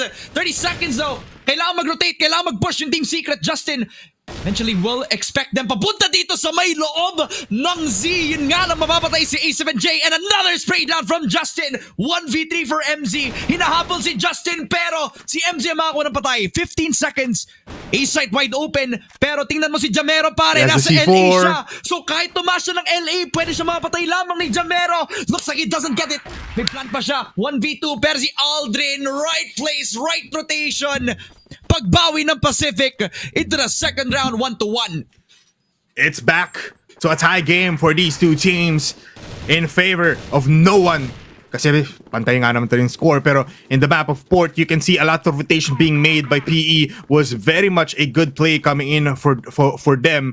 Kasi Team Secret had that time pressure onto their hands. Yung timer natin nag-dwindle down, but look at the flashes coming in mula sa Team Secret. Perfectly placed para mapatigil ang pag-push dito ni Revenge and as well as ni Jamero. And with it said, still playing very much safe. It's not a lot of there's not a lot of things to say, but they're just using the utilities para mapag-react ang PE and they're waiting for that right moment para makakuha ng easy pickoffs, waiting for the mistakes, just like Aiden right now, holding down that mid area towards passage. And right now, Team Secret using A7J to maybe create some space. Alam mo, if it was any other player, magro-rotate siya papunta doon sa LA pare. Pero si Aldrin kasi yung pinag-uusapan natin. Mataas yung kumpiyansa niya na baka mag-push sila on the way towards the mid-side. And because there's the threat coming through from Team Secret, they have both sides on both CA at saka yung house natin. Now that they have control over Z, may rotation sila all the way towards the B side safely. And it also calls upon the activation of Jamero. Na kanina pa nga nasa bodega, but what a shot from Aldrin! From downtown, he hits the head papunta kay MZ. First blood found, no trade whatsoever. At mukhang sa pagsagot nila, it's all the way towards the B site pero nandito si MVA, nandito din si Justin. Both anchors on the B site na medyo potent pare. So it's either they're calling upon that mid-side push or try na lang i-push yung papunta dun sa may curve. Mukhang yun na nga, RS being taken in control. A7J down, Aldrin keeps going on the spray. It's a crossfire for Pacific. And it's all but up to Dracifer pero yun nga lang, ang layo niya pare. It's another round for Pacific. It's a quick cleanup for Pacific as they just spray down their bullets towards Team Secret's face. And as you can see ngayon, Team Secret medyo playing it differently with a quick pickoff coming in from Tetsu as well as Aiden. It's Jamero and Revenge. The two anchors of A-site has fallen down and it's timer running out. Ako po hindi ko makalam si Dracifer. The C4 is still in their base. Yun, they're just making their time for him to maybe move out. At yun na nga ang timer at Justin though will kill off Tetsu as he leads. the army of Team Secret to maybe get into the sites. Buhay pa naman ang tatlong players ng PE, so they can still play it out. Kaso, iniisip nila na it's a diversion play just like the first 2 rounds. Pero look at this. All of the players from Team Secret nandito lang. Pero si Adrian makakapatay pa ng isa. Still picking it out. He will still fall down. It's the last 2 players and it's MVA to eat up the bullets of Aiden. Justin still trying to find hope, trying to find light, but he finds black in his eyes. It's Justin falling down from the headshot of MV. It's 2 for 2. Parang isang pagpala sa pagtakpan talaga, parang isang blessing in disguise kumbaga pare, na nakalimutan nila yung C4 sa RS, where kung nag-rush nga nila, nakasama yung C4, prepared yung Pacific, pero dahil kailangan nila mag-slow down, hindi alam ng Pacific kung mag-rush pa rin sila on A or nag-rotate na pala. That's why you see yung dalawang rotators on the B site still try to clear off yung B pa rin. Hindi nila alam kung magbabalik pa lang yung Team Secret. So now MZ spots out Aldrin, has a lot of damage done, and finally he does so. Kills off Aldrin. Headshot found. A 5 versus 4. The spray comes forward. Papunta kay A7J. Jamero finds him, pero it's not gonna be enough damage para mapatay parang siya. Sobrang close. Low on HP na si A7J and MZ. They have to be careful, but House B looks to be the call for Team Secret. Tetsudo, still picking it out, pero doon naman si Revenge. Kahit isang pixel lang inakita niya, kaya niya tamaan niya na tatlong players ngayon sa Team Secret will go outside of B. Isa lang ang tatangke ng bullets nila. It's MVA, but Revenge to get that kill on the other side of the map. It's Justin to spray them down from the box. It's Aiden and Dracy for eating up everything that they are being thrown at. At look at this, si MZ nandadaga na lang. Sabi niya, wait lang guys, nawala silang lahat. Bakit niyo ako iniwan? It's Justin to clean up the house with a 3K and 1 more point for Pacific.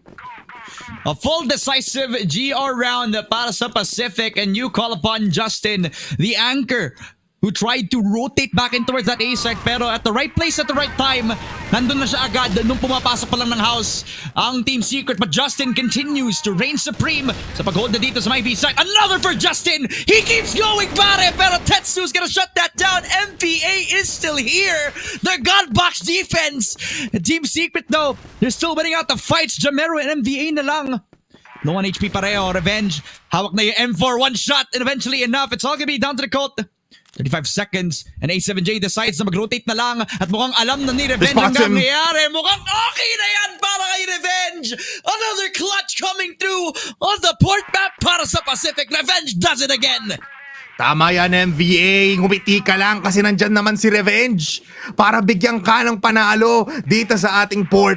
Nakikita mo that they were just waiting for Revenge to just make miracles, and he did. Switches from the AWM to the M4 to the AK-47, and as you can see, it's just a masterclass coming in from Revenge. At ngayon, PE trying to be aggressive here. It's just Tetsu here, pero yung timing nandoon, pero Tetsu will still fall down. It's MVA to claim that kill. Reactions right now from Team Secret are being drawn by Pacific.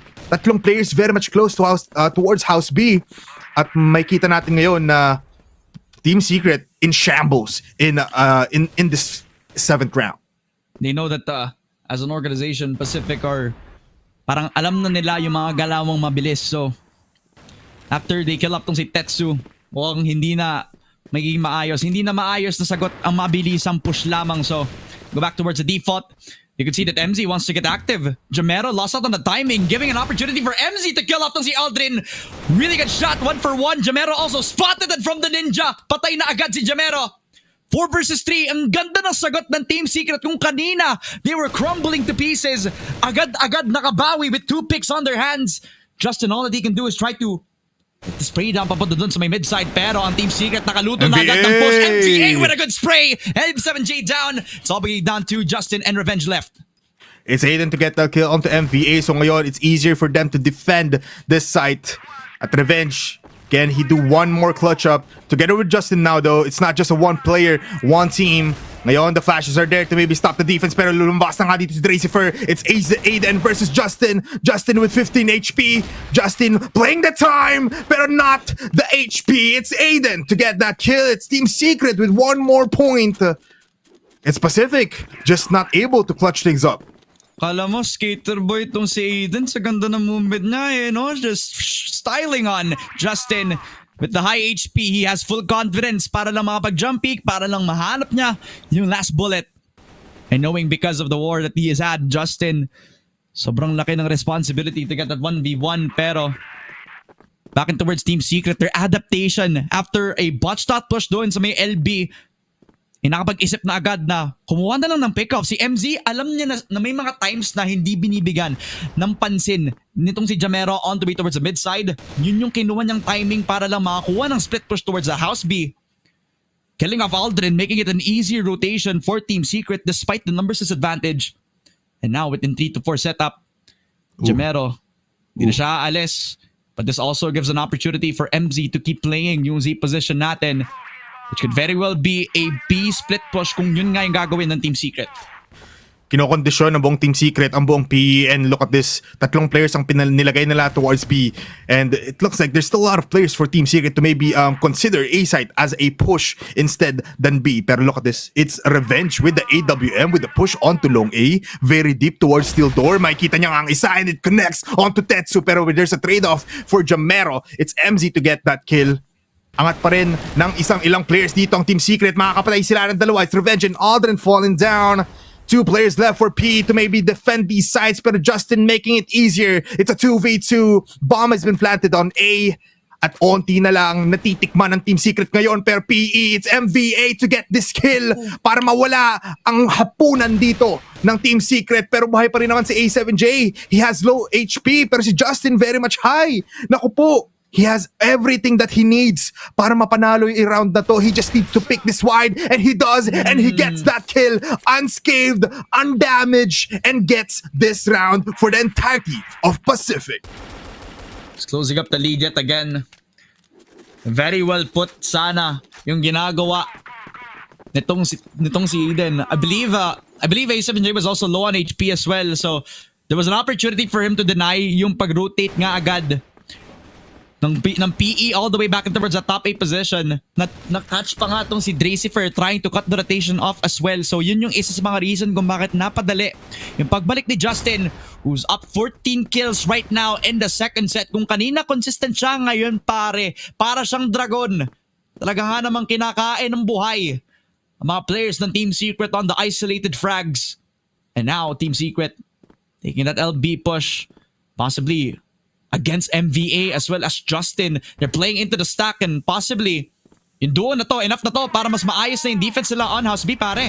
Ito na ang pagpasok ng Team Secret. Wala na sila magagawa kasi lahat sila na flash na galing sa Pacific Squad. It's MV8 first falling down, pero nandun naman trade-off coming in from Jamero. Ang pagpasok ng Team Secret na hold out nila. Kailangan muna nila pumatay bago magplanta ng bomba. Justin is still alive. The Grim Reaper is there. Pero naplapla na nga dito ni Aiden si Justin. Jamero falling down at si Revenge na lang ang natitira. Binigay ang buhay. Team Secret with a successful execution. A fast one on B. Wala! Ang kapal na mukha ni Eden, pare. Tingnan mo ba naman? Sobra! Walang takot at all. Backside na nga yun at patay na yung ibang mga miyembro ng Team Secret. Siya yung lalapit. Triple kill pa nga sa kanya. Ang daming damage, but MZ nagpakitang gilas din, pare. 12 kills from him. And that's a double coming through towards the mid-push as well as Tetsu. Pero yun nga lang, na-meet niya si MVA. And it makes it a 3v4. Laban sa Team Secret, alam na alam mong locked in ang pareho nating kubunan dahil sa sobrang aggressive nila sa GR. Talaga ang Team Secret hindi nagpapatalo, pare. And di sila papatibag man. Ayaw nila magpalamang sa atin. Mas magaling na kami sa inyo eh. Ba't namin ba gagawin yan? Di ba? Bakit naman? Pero P is still above by 1 point against Team Secret. You can definitely see nerves are really showing, but the composure again, the discipline coming in from these teams are unscathed, or hindi mo matimbang eh kasi sobrang ganda ng ginagawa nila even though they are losing rounds, they are winning rounds. Right now MVA very much low in HP, still holding down that LB spot, nag-aantay if mag-aasim ang Team Secret. P on the BL side might be a different taste for Team Secret, and they're doing it pretty well. They're just defending these sides 2 for 2 basically. MZ still spotting it out. So triple kill for him dito sa ating round na ito as he kills off Jamero. It's just MVA and Aldrin left alone, and now they go towards B. Nako. MVA has to continue to hit the shot, pero si Aiden very much disciplined. The AWM shot that eventually connects kay MVA. Si Aldrin na lang At sa pagpasok niya si A7J, ang lalapit with the AWM yet again. Another round para sa Team Secret. And on the GR side, the very favorable side nga when you're starting on port. And considering how close this has been, parang ito na ata yung best points na meron ang Team Secret bago sila lumipat dito sa second half kung saan talaga nga namang aggressive lamang. Pero si Justin, tamang harap ng push, nakakuha ng opportunity kay MZ, mainit na masyado, pinalamig na agad with the one shot. Dracifer kills him off with a 1-for-1, and eventually, the reset comes in, and I think TS are happy to take this. Yeah, very much so. They are happy with the trade-off, not letting them get out with just a one-man advantage. Pero look at this, A7J picks his head out! Nilabas ang ulo doon sa may bridge, and Jamero takes advantage of that. Nakakuha pa nga si Revenge dito onto Dracifer. Dracifer not being able to put some bullets into the bodies of PE. At ngayon, ang pagpasok ni Tetsu ay matitigil ni Aldrin. Ready sa pag-flank up ni Tetsu. And it looks like the last player, it's Revenge to get this kill onto Aiden with just the Colt. Hindi man lang napapagod ang Pacific dito. It's just like a ballpark wherein they went in and they won the game. Pero right now, 6-5 ang ating score. Ramon, it looks like may maganda ang momentum dito ng PE. Pre, wag mong titingnan yung scoreboard para sa PE, ano? Kasi even though si Justin yung mataas yung kills, everybody's putting their best work talaga. Revenge just calling so much dito sa round natin, expecting the TS are playing the aggressive approach. He calls Justin to come forward dun sa may mid-side, and then eventually they knew the TS want to get info dahil ang PE nagpe-play lang ng passive pagkatapos ng first blood nila. Di nila alam kung ano yung mangyayari, kaya nafa-force yung TS na sila yung mag-pick, at dahil dyan, madali lang yung mga first blood nila. Revenge with another shot with the AWM. Pero look at MZ pare, lumalapit lang, tinatry na labanan itong si MVA na wala yung timing. Pero yun nga lang, si MZ naisip na lang na i-hold yung corner. Pwedeng ipanglason laban dito sa dalawang players ng Pacific. Pero MZ, gaano katagal ba nila tong hindi i-check? MZ has a timing, narinig niya yung isa, si Revenge to. Walang nakatingin sa kanya, so walang trade-off whatsoever if mangyayari nga to. With 1 minute on the clock, they can consider every possible option, pero Revenge has to be careful, nag-reload pa nga. Magpipeak ba tong si MZ? Hindi, he's still taking his time. Oh my God, no way. The discipline! 1, 2, The discipline! 3, possible triple kill. The discipline is real! 1, 2, para kay MZ. Okay na yan. 3v3. Pwedeng-pwede na yan kasi the hopes are high right now for Team Secret as MZ makes a miracle play. The sneaky beaky player coming in from Team Secret prevails, at ngayon sabi nila alam natin na wala na dito yung dalawang player ng PE, so gamitin na natin yung way na binuksan ni MZ going in from behind. Aiden spots one! At nakita niya ba ang dalawa, pero they reconsider onto long A, at dahil dyan a lot of players from PE are low, pero si Tetsu ay mamamatay as Aldrin and Jamero infiltrate here at the A site, pero diversion play once again. Sila naman ang gagamit ng gantong strategy. Jamero nakakita ng isa.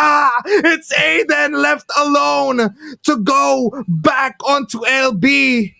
Ready nga ba dito ang PE? He can defuse the bomb kung kaya niya nga. Pero he's looking very much overthinking. Bakit ka nagtitingin pa? Pero he will get that kill on Jamero. Smokes are there, flashes are there. Aldrin, kailangan mong i-pick, pero nandyan si Aiden to fall down. Pacific still prevails. The experience seeping through sa matchup natin, they knew that they needed to take down yung lurker muna before i-focus agad tong si Aiden. Eventually, he will take his vengeance now. Justin down for that first blood. Team Secret, they know that they don't want to give this away to Pacific, kaya ngayon sila yung lumalaban, sila yung lumalapit. MZ with another one, pero Aldrin may pagsagot pa. Si A7J nag-peak na din. Pacific, despite them getting a very good round on that first round, pero yun nga lang yung Team Secret, bumabawi pa, lumalapit sa mid, pinapatay from that Z position. And Pacific now in the 2 versus 4. Para it's Jamero, para it's Revenge.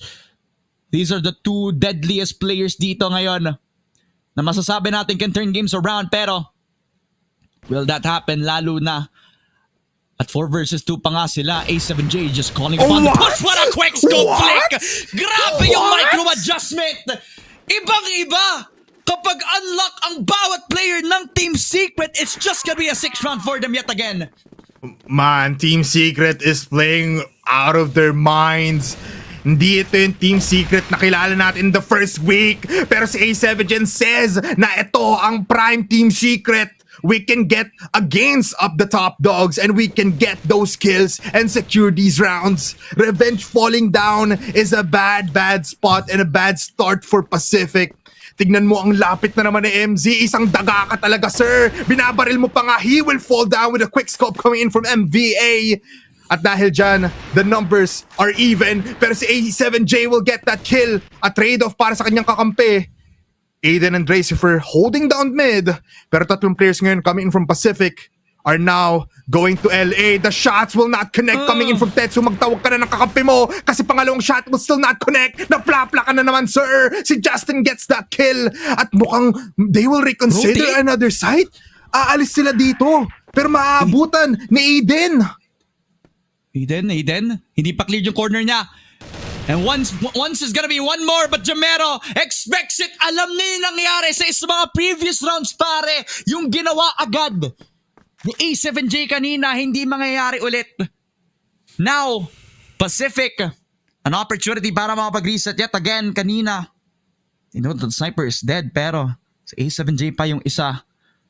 Pwede pa makapaglason ang Team Secret with this. But Pacific, they're playing this as cool and as calm as ever. They know that because of the numbers advantage, pwede nilang invest tong si Aldrin to lurk around the mid side. 45 seconds din eh. Medyo tensionado yung parehong Team Secret at Pacific.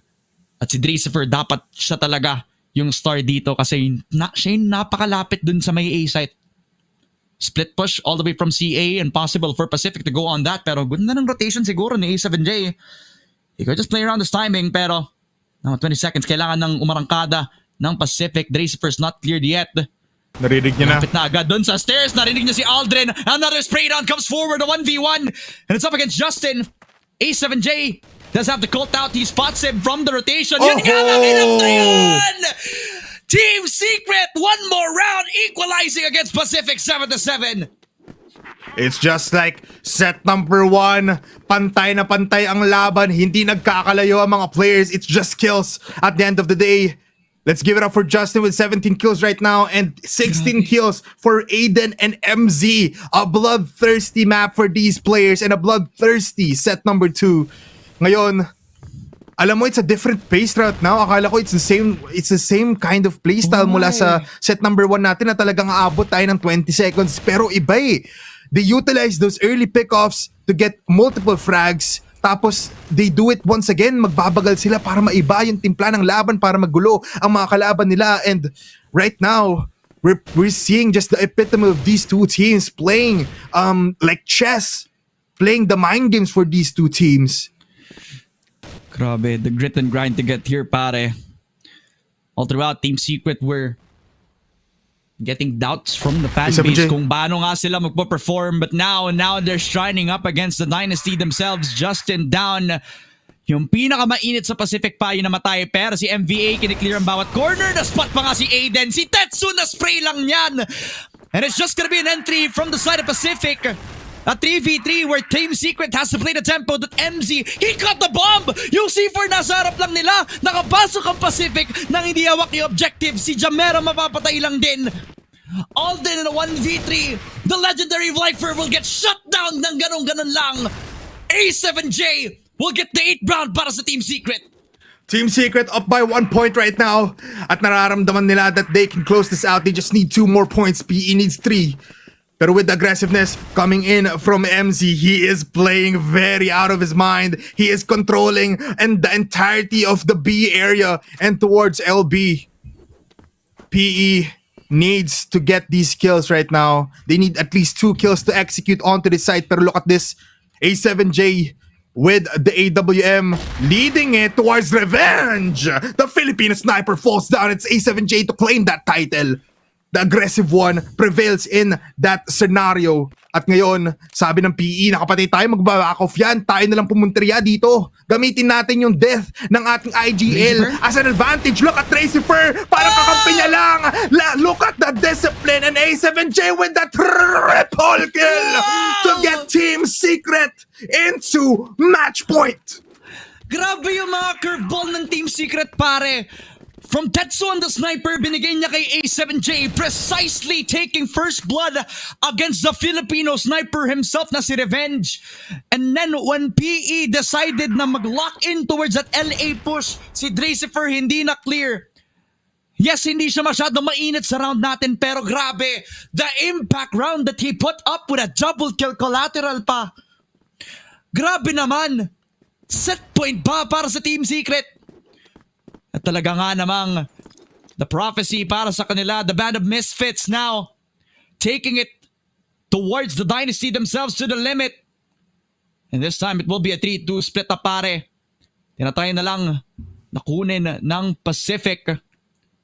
Last time it was at the back of Aiden where nag-slow down na yung tempo para sa kanila, pero this time they're conditioned to take it slow. Pacific, they're walking into the tri-stack of Team Secret, prepared for what is to come, pero knowing the discipline, knowing the knowledge of what has been the past few rounds, they know that they want to take this. Pero ang ganda na nade damage bipolar. Ito na, papasok na sila. Papasok na sila, pare.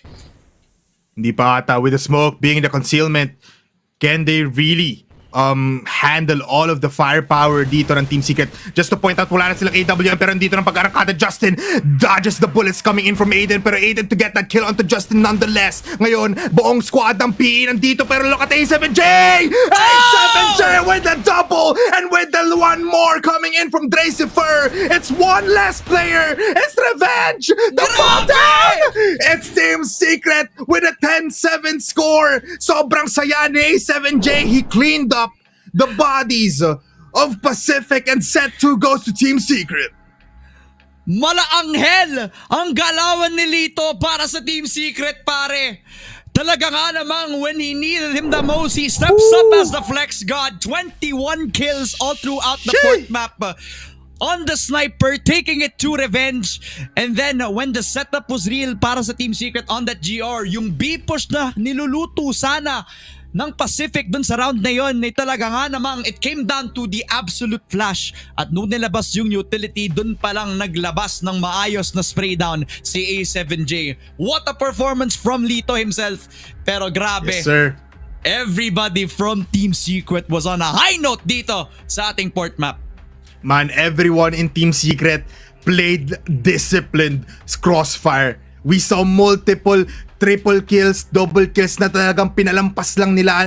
Pacific not clearing all of the corners. Minsan ginagawa nila, pero when the time was right, when the time mattered, hindi nila clear, and it was just easy fries for Dracifer, for MZ, for A7J. The composure, just the sheer patience of Team Secret. This is not the Team Secret that we've seen in week number 1. This is the Team Secret that they've been hiding. The secrets are out, and Team Secret is the one to beat. Man, oh man. And look at where we at right now. Ay. Set number 3. Team Secret. They were at the bottom, pare. They were one of the teams that had all the doubts in the world. Pero they have come up at this point, taking it to one of the best organizations, if not the best team performing on CFS PH history talaga, pare. And it's just a big testament of just trusting the system. Kasi kung gaano pa kahirap yung naging journey nila papunta dito, eh talagang mas worth it pa na nakaabot sila dito sa set number 3. Pero alam natin hindi sila kontento sa pagkapanalo lang ng isang set. Alam nilang gusto nila makapanalo laban sa Pacific ngayon. Fully knowing, fully verifying that this is the Team Secret that we were watching out for nung nakapasok na sila dito sa PH Masters, pale. It's just a beautiful wrap-up of the story na mukhang hindi pa matatapos kasi may chapter 3 pa. Set number 3 sa compound mat, pero bago tayo dumaloy doon, eh, pamustahin muna natin ang ating panel na si Salvatore at saka si Sneaky Frog. Hindi naman Gabriel pangalan mo, A7J, pero isa kang anghel na pinadala ng Diyos, pre, dun sa last play na yun. My goodness, Team Secret. First time picking port, tapos makta pa nakalaban nyo, pre. Oh my God. Meron talaga kayong dalang-dala na gawa sa bakal, pre, na hindi ko alam anong iniisip nyo nung una. Pero ngayon, nakita ko na kung bakit nagbunga to't lahat-lahat. Sneaky. Did you expect that this would happen? Obviously not, pare. Kasi yun nga, port hasn't been shown by Team Secret at all, pero knowing kasi yung team na to, men, lagi silang may niluluto behind the scenes. Granted, it does come out burnt or more than well done from time to time, pare, pero feeling ko ngayon tamang-tama ang recipe ng Team Secret pagdating dito sa mapa ng port. And ayun nga, it's a great performance galing dito kay MZ at kay Aiden especially.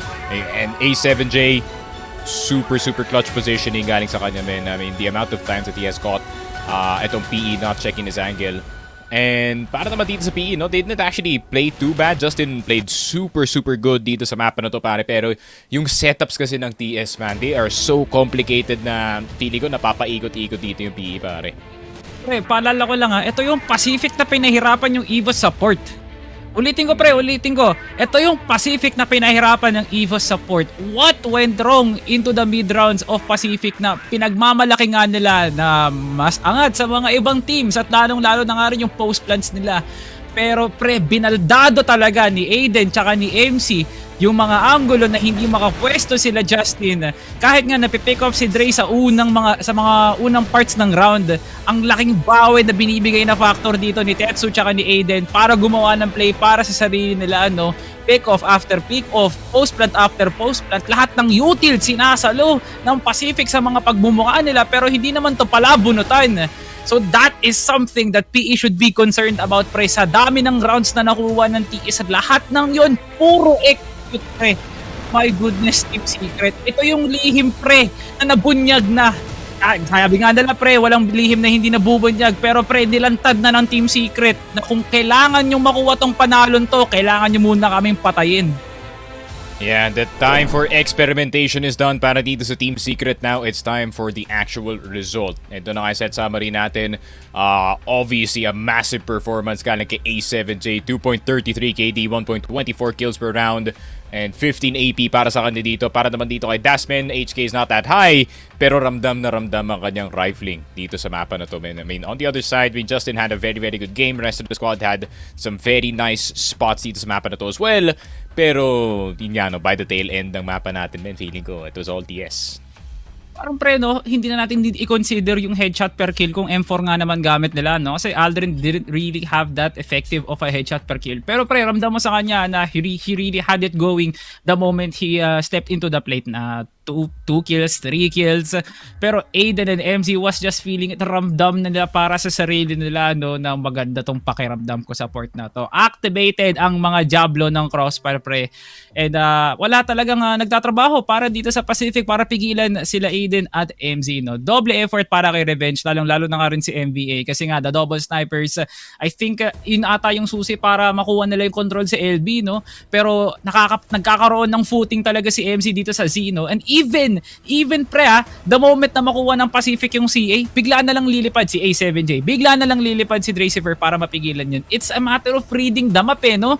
Bukas na libro ang Pacific dun sa kabuuan ng second half na yun, and I cannot blame Pacific kung bakit wala silang na-execute. Kasi pre, grabe nga naman yung pagluto ng mga director natin sa likod ng mga kortina. Para matapos tong seryeng to, kailangan natin umabot ng set 3. A7J, grabe ka nga naman talaga, Dabewaba. You are indeed na Sigma. 2.33 KD. Grabe naman. I mean, A7J for the longest time has been known as kind of the Swiss Army knife, even back in matches. Para he can rifle, he can snipe, he can do anything para sa Demo. Entry, lurk, anchor, he can do everything para sa kanyang team. Bagay na bagay, no? Kagaya, sa team kagaya ng Team Secret, where they kind of pride themselves on yung kanilang fluidity as a team, no? Na granted may mga rules nga yung laro na to, but they can kind of switch and swap around and move around pieces, no? Kung ano yung pinakatamang timpla para dito sa roster na to. And it seems like they got the right mix dito sa mapa ng port. And para naman kay A7J, man, I mean, what can you say, bro? Like sniping, pati rifling, lahat namin ginawa na dito sa mapa na to.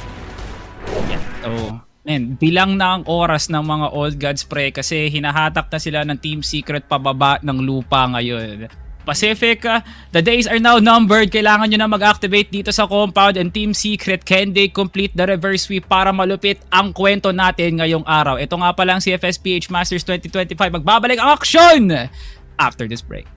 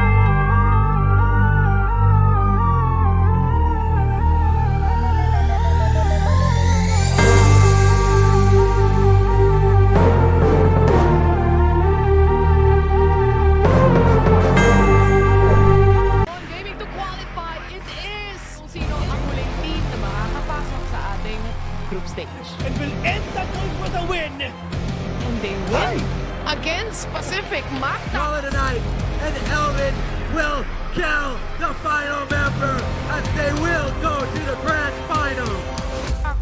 The dynasty is still well alive. Pacific Magna will be your 3-time champions of CFS PH Masters.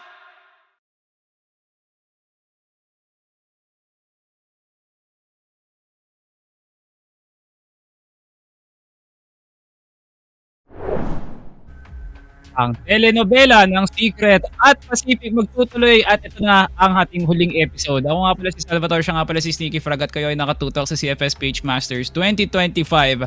Ang huling match ngayong araw ay magkakaroon muna ng panandaliang commercial kasi hindi pa rin tayo tapos, Sneaky Frog. Ang ating mga direktor ay gumagawa ng kwento na dapat daw sa compound tayo matatapos. Ayun nga, compound where almost every game 3 has led to, no? Dito sa ating CFS PH Masters. Ayun, it's a good 50-50 map. Obviously, Pacific very experienced sa map na yun with the amount of times they played it against yung Chinese teams natin. And para naman sa Team Secret, I think it really matches yung kanilang style, being more aggressive, very assertive, no, pagdating sa pagkuha nila ng map control, which is perfect for the BL side of this map. So, Team Secret, hey, I mean, if it's any time to beat itong PE, now is the time to do so. Para naman sa PE, ayun nga, no, kind of wanna win this one as well. Malay mo, makasungkit sila na second dito, pare. Lahat ng series deciders, no, pre, kailangan talaga sa compound matatapos and rightfully so. Parehong homeland to ng Secret tsaka ng Pacific, pero sino magpipirma ng titulo kung sino makakuha ng mapa na to? It's now time for Pacific and Team Secret's last dance kasi Bipolar and Ramon, sila na ang magbibigay ng action. Kaya guys, kayo na.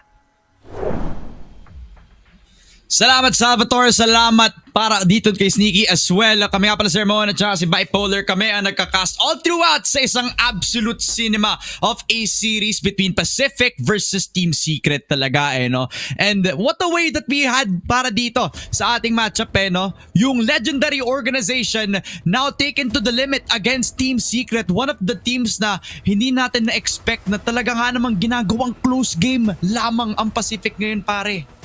Yeah, sobrang para I don't know, man. From start to finish naging speechless tayo kasi Team Secret getting it onto overtime, Pacific winning that. Tapos ngayon set 2, Team Secret didn't even let Pacific get into overtime, clearing it out, closing it out with 7-10 in favor of Team Secret. Ngayon, tulad nga sinabi ni Sneaky and as well as ni Salvatore na compound is just the right map pagdating sa ating decider maps. We're in 50-50 coin flip. You don't know what these players are gonna be doing here, but what we always know is that these players are now on their A game. Nakapagbanat na ng katawan in those first 2 sets and now it's just a matter of how they're gonna be finishing this out itong best of 3 series natin. See, honestly, ito sinasabi ko na yung sekreto natin dito sa broadcast. Kasi ito talaga, yung first 2 games, pare, warm-up lang talaga yan. Warm-up lang para sa pareho nating teams. Ito talaga yun. Ito yung must-watch natin. Yung compound kung saan nga no, dito na madedisplay yung aggression ng Team Secret kung haabot nga tayo doon or yung discipline ng Pacific as well. No? Parang we're seeing the peak out of both of these teams after the amount of experimentation na ginagawa nila para lang makaabot sila sa puntong to. Granted, yung Pacific mas una nga nang-activate pagkatapos ng naging napaka mala-cinematic na laro nila against EVOS Esports. No? Talagang they put a lot of lessons into that and applied it right now. But Team Secret has a chance to topple the dynasty, becoming one of their best victories so far, and revenge starts it strong kay A7J to set MVP down, and now it will be a 1-0 as Tetsu's also low on HP, pare. Simulan natin to ng isang banger coming in from Revenge, putting his name into the stone, into this map, killing off A7J, the popping off king. The Swiss Army knife nga sabi ni Sneaky kanina in this matchup. Ngayon, PE, low si Aldrin. Pero nandun naman, ang ganda ng pwesto ni Tetsu, very much close. He has that AK-47 right now. Wala mo ng AWM ang Team Secret. Gusto nila makapagbakbakan, gusto nila makipagbarilan, and it looks like PE might consider a push. Wow. Talagang Bogdan slow nga ulit tong si Aldrin. No? Low on HP, pero dahil may AWM siya, okay lang, makakapatay pa rin siya with 1 shot. But Tetsu has to expect this. Aldrin down, that's a really good spray. Justin also expected. And I don't think may need si Tetsu para lang magkaroon siya ng damage dito sa CB player natin. So Pacific are just gonna be playing this as passively as ever. Hayaan na lang namamatay itong si Aldrin. Since low on HP lang naman siya, pero again, with Team Secret actually giving you mid-side, that's an open window for Revenge to take control of that MZ down because of the AWM. Pero that's also activating itong si Tetsu to push a little bit too far kay Justin. That's an open push papunta sa STB and possibly sa Bats kung saan si Aiden matetesting lang. Testing lang nga lang ba? Pero bakit ganyan, Justin? Tinubuhan ka sa gilid ni Aiden! With a headshot to pop it off. Ngayon si Revenge nasa likuran with a quote. Ako po nagbabani hap, hindi siya naririnig. Tracy first spots him out. Pero nandun naman si Revenge on the other side. It's Aiden to kill him off. It's a trade-off, but it's a 2v1 situation. As Aiden with a 2k might be a good one. Pero look at this. It's a wide swing coming in from MVE and Jamero. Wala mo nang kakalma kasi tignan mo. Ibang pinupuntahan ni Aiden. Yung dalawa nating players coming in from PE nasa A site na. The bomb will be planted in just mere 10 seconds. Pero nakaramdam na si Aiden dito. Sabi niya, ba't wala dito ang PE? Dapat nandun sila pero may oras pa. Nandun ang bomba. At Aiden ngayon, kailangan niyang pitasin ang dalawang players. He has 2 HP and no more life. Can he do it? Pinipili niya si Jamero. Goes to the left side. Pag tumalon ka, matatalo ka with a Colt in hand. The discipline from PE. Can it prevail? 17 seconds para kay Aiden. Flashes is there. MVA. Still high in HP pero expect nga ba na ganito kaasim si Aiden? Aiden will fall down with MVA to claim his life. Pacific with the first round win. Sayang pre. Si Aiden ginawa na niya 1v1. He was so low on HP. Na headshot pa nga niya agad si Jamero. And with a perfect swing sana, it would have been another 1v1 win for Aiden pero buti na lang na hit pa nga ni MVA and he's not done, man. Another shot kay Tetsu. Another round where they dominate. A sniper dito to Team Secret. And it's not looking good, pare. Talagang Pacific are locked in. Communication on point. Maayos ang decision. At gusto pa nga na mapanalo yung game na to. Talagang alam mong hindi masaya si Revenge na naibigay pa nga yung port map sa Team Secret. Yeah, very much so. You can see it in their eyes na talagang it's fiery red na medyo may tina-target na talaga sila and that is to win. Ngayon, Justin leading the fray towards tower, clearing off curve and it looks like it's clear but they'll go towards pillar instead. Nakapatay na nga sila. It's Tetsu by the way na nawala dito sa mapa natin. First one to fall down in the first round. Ngayon, first one as well in the second round to go away in this map. Pero it's a 3-2 setup coming in from PE. Ngayon, they converge towards mid, might go towards curve. They have the smoke in the front of the eyes of A7J. And with the AWM, it's going to be a hard time for him to hit the shots. Pero with the curve infiltration coming in from Justin, and look at Revenge. Naku po, ang tama, ang ganda ng pwesto niya, pero he will still finally get that kill onto A7J. With the Colt in hand, ngayon pagpasok na lang siya. Pero si Aiden makakapatay kay Justin. Yung lurker dito ng PE wala na. Pero si Revenge with a quick scope onto Aiden puts him into his grave. MC, the last player, the B defender. Can he do it? Can he go for the clutch? MVA, he gets that spot out. MZ gets that kill. It's a 3v1 now. Pero lahat na ng players ng PE ngayon, sama-sama silang nagkakadikitan para mapatigil ang push and potential clutch dito na MZ. A quick scope coming in from Revenge. And with the info coming in from Pacific, they go for a 2-0 in the first 2 rounds. Mala masterclass ang naipapakita ni Revenge as an aggressive sniper. No hesitancy. Pakatapos ng smoke dun sa EA, alam niyang napakalapit lang siya para lang magkaroon ng angle. Dito kay A7J, even commits towards the Colt and now he also tries to bounce back into it. But MZ, the spray down only gets 2. Pero more than enough para sa kanya. Good damage on the Pacific. That's a lot of damage done to the pillars push. And I think that's gonna make them hesitate. Hindi na sila papasok ng STB, pare. Masyado na atang nagulantangan yung nangyayari dito sa players on Pacific. As you can also see that Tetsu's also not hesitating. He already has control over that mid-con. And Dracifer, napakalapit lamang na spot pa nga si Revenge. What a beautiful vengeance papunta dito sa Pacific as all Aiden will get one and another one para kay Aiden. The first round on the board and it comes with brute force from Team Secret. You can't really say na Team Secret is out of this game. It's just a 3rd round and they got it for their own. Ngayon, it's El Clasico for Team Secret. Dalawang pinadala nila. It's gonna be Aiden and as well as Tetsu. So an aggressive play from their AWM sniper. Can they really meet dito and can they get a little bit of an advantage? Justin, with the perfect timing, spots him out. Hindi siya mamamatay with the headshots coming in from Aiden. And now they control pillars. They got the site that they wanted to control, and process of elimination, onti na lang mapupuntahan dito ng PE. It's just mid and ST. Parang napapatagal ata yung read ng Pacific na lagi na lang binibigay yung mid-side no? Team Secret are always playing as a bundle. If may gagawing play yung isa, talagang sama-sama lang. But that also opens up a window for Pacific to take it. And at this point, yung mid yun, pare. Once the Team Secret are not benefiting from that, they can just go back towards the default positions. Let itong si A7J na laruin lamang yung STB natin. And now, because of this setup, they all have a balanced defense sa kung saan man pumasok yung Pacific. Granted, hindi nga na-watch yung possible crossfire on EA and Curve, pero that's okay kasi that's gonna be a full setup on both A and the B site where now Pacific are gonna have to choose their numbers. 50-50 chance up parehong side the map natin. An aggressive setup for A7J though. That will be a window opening na paningkunin nga ng Pacific. Ang sakit sa puso ng dalawang teams na to. Parang yung 2-hour sleep ko hindi sapat para sa a banger show na binibigay nila. Pero look at this, finally seeing some movement coming in from Revenge. Again, once again, leading his team with the AWM, just to point out, together with MVA, pero it looks like a pillar push nila, and doon naman si Aiden to get that 1 kill onto Revenge. A7J, can he handle the pressure? Can he handle 3 players? It's a 3-man push towards this pillar side, pero Javera will get that kill onto Aiden, and Aldrin will get that kill onto A7J. Nakapasok na kasi sa B-side. It's a 3v3 MVA with a long shot for Tetsu. MZ falls down. Dracifer as well. It's a quick cleanup from Blacklist. From the Blacklist side from PE. Kung Synergy yung biggest weapon ng Team Secret, the team that has been built up on Synergy has shown you how it's done.